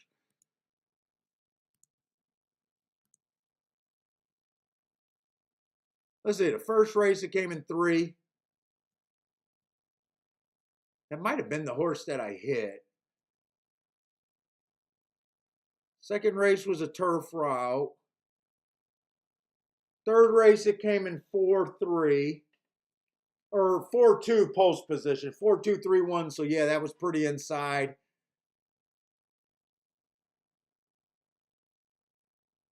The horse that won that was the 5 horse in the 4 hole, stalked, but was even money. Let's see. They had quite a few turf races today, so not that many dirt races. And then the 5th race was a race where I had that terrible exacta. The 2-5 over the 14-1. That was inside.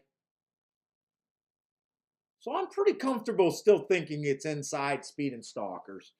I haven't seen anything that really made me think on the results that it's outside of that.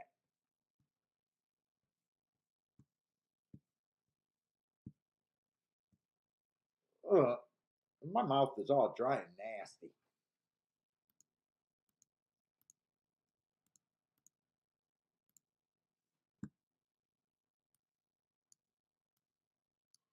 Let's see, the one is dropping in class a little bit, looking to find his buddies that he can run competitive with. Let's see, 2 races ago, the inside of the track was good. He was inside. It was early pressing day, just against much better. No, no, no. Against much better.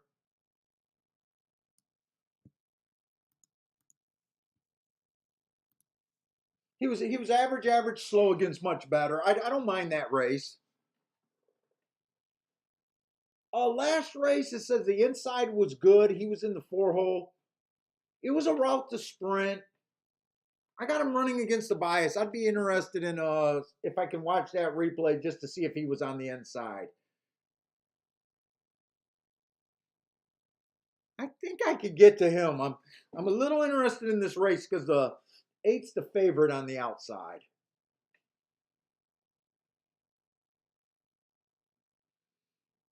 The 2 horse I just got running against the early pressing day. He's lightly raced. I'm just not sure what type of horse he is right now.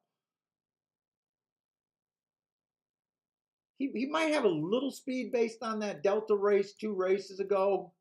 Has the inside, but I got to get to the 8. Let's see, the 4 is definitely interesting to me. He ran 1 race. Looks like he was trying to show some decent speed. At least he's a stalker. I got that the inside was good that day, but he was in the 7 hole. So I do think the 4 got some upside here. I skipped over to 3. The 3 just looks like an off the pace horse. Is going to have the inside, so I don't think he's completely dead. But if he wins, I think he'll have to come off the pace in the inside. He did get a hesitated at the start and a stumbled at the start. So he could possibly have a little bit more speed, but so far he hasn't been able to show it. Let's see, 6 is a first time starter. Will have to beat me.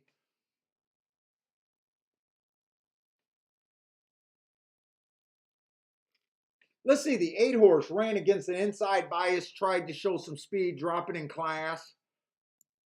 But he is on the far outside. He's in the 7 hole. I think I'd want to try to get alive the inside horse here.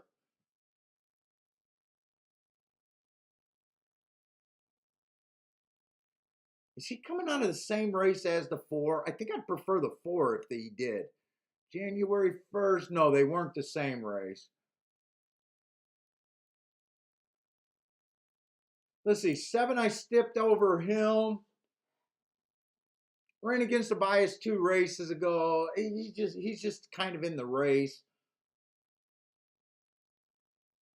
And 9's just too far out. He has a couple excuses, but I'm leaning towards he's going to have an excuse again today. So I think the 8's a contender, but I'm a little against him because of how far out he is.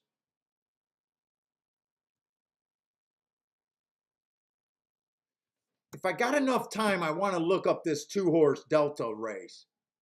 If I got enough time. I'm going to try to scramble and look up that race. I just want to see if that Delta race was quick. Because I don't have any front speed right now that I really trust.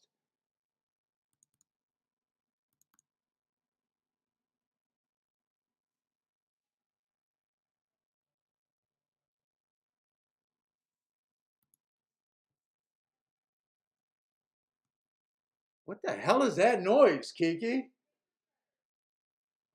I had a vibrator or something going on in there. No, don't do that on the shake up.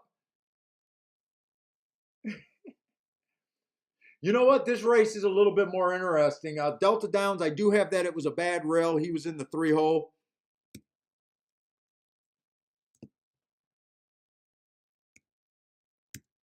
So I would give him an asterisk. He came back, got another asterisk.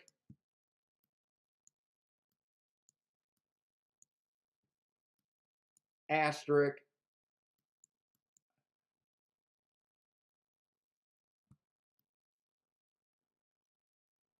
He was average, slow, average. Average, slow, average with a asterisk. I think he got a little bit of upside.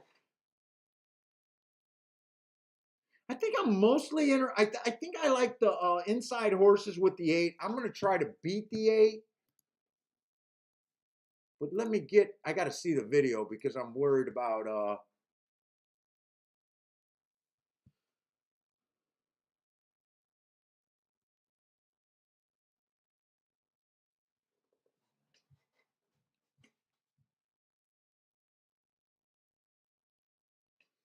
let's see, do I want to key off of the 1 or the 4? That was at a much higher level there.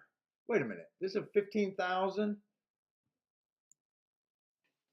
I got to look at these payouts. Let me get over to Fairgrounds.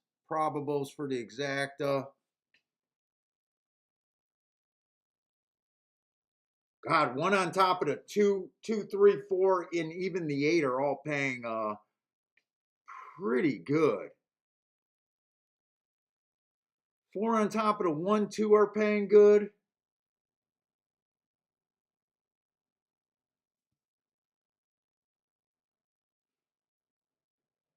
You know what? Everyone in this race is kind of taking a drop now that I'm looking at it.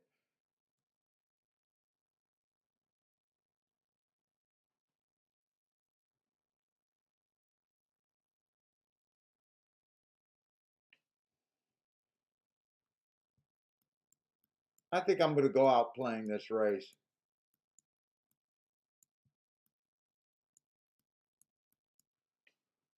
I don't think I'm going to key box this one. I think I'm going to keep this one down. Oh shit, I got to put this in. And I'm putting a win bet on the 1.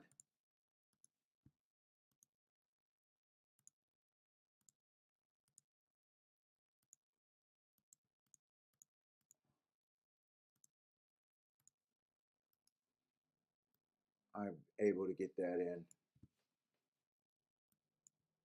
And I did a win bet on the 1. See, money likes two. You know what? I could have included that 8 horse. I seen that you included that 8 horse for second and third. I might regret.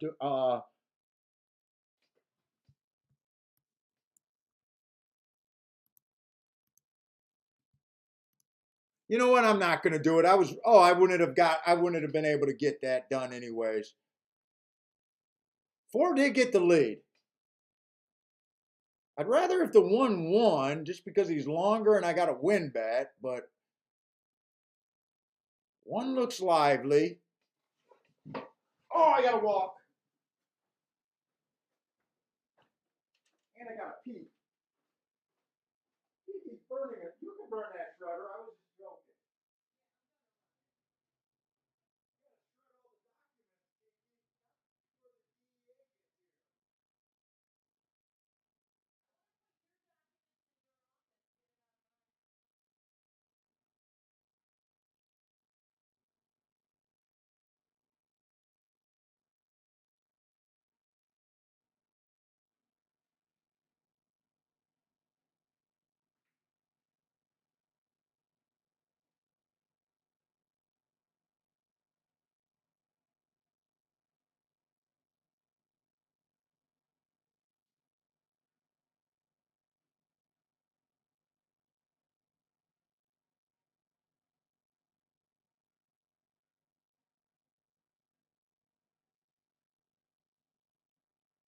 Get by this thing.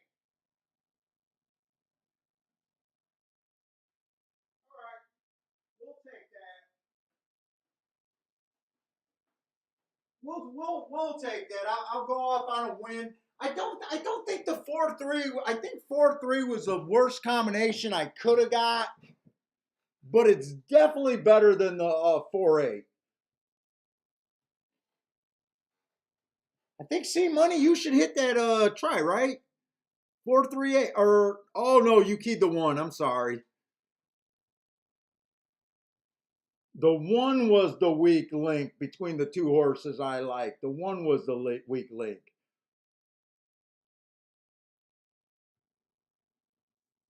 I'm hoping I read that wrong, but I'm pretty sure. Yeah, 4-3 was the worst combination I could have hit. It's paying 15-1, but I didn't key box this. So for every $6 I bet, let's see. 1, 2, 3, 4. Yeah, for every $6 I bet, I'm gonna get 15. So it's not as bad as the other one, but it's not one of my better bets. But I definitely gonna make money and be able to pay for that win ticket. So I think I put 80 in the race and I'll get 150 back. So not a big boom, but I'll take it.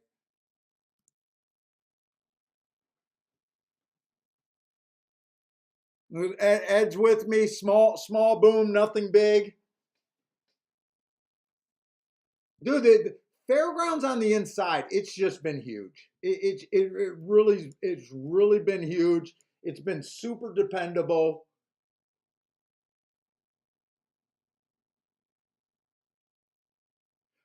I think it's stronger than Gulfstream and probably a better place to play, but they've been getting a lot of weather and a lot of scratches and such. They do have a lot of short fields too. That's the other problem. I know a few weeks ago on our first fairground card we had a nice 30-1 winners, but the prices are it's a little tough. You got to deal with a lot of favorite kind of races like the one that we just had, but it's been really strong inside.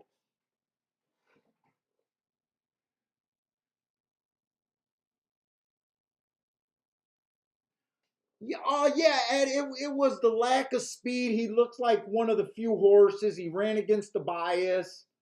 It's not the most brilliant handicapping, so it was the marks. It was just assuming that the inside was today. I was equally between the 1 and the 4 there. Put it this way, I was probably more on the 4. I played them equally. And I think the 1 was a horse I came up for my second horse. I like to key off of 2 horses.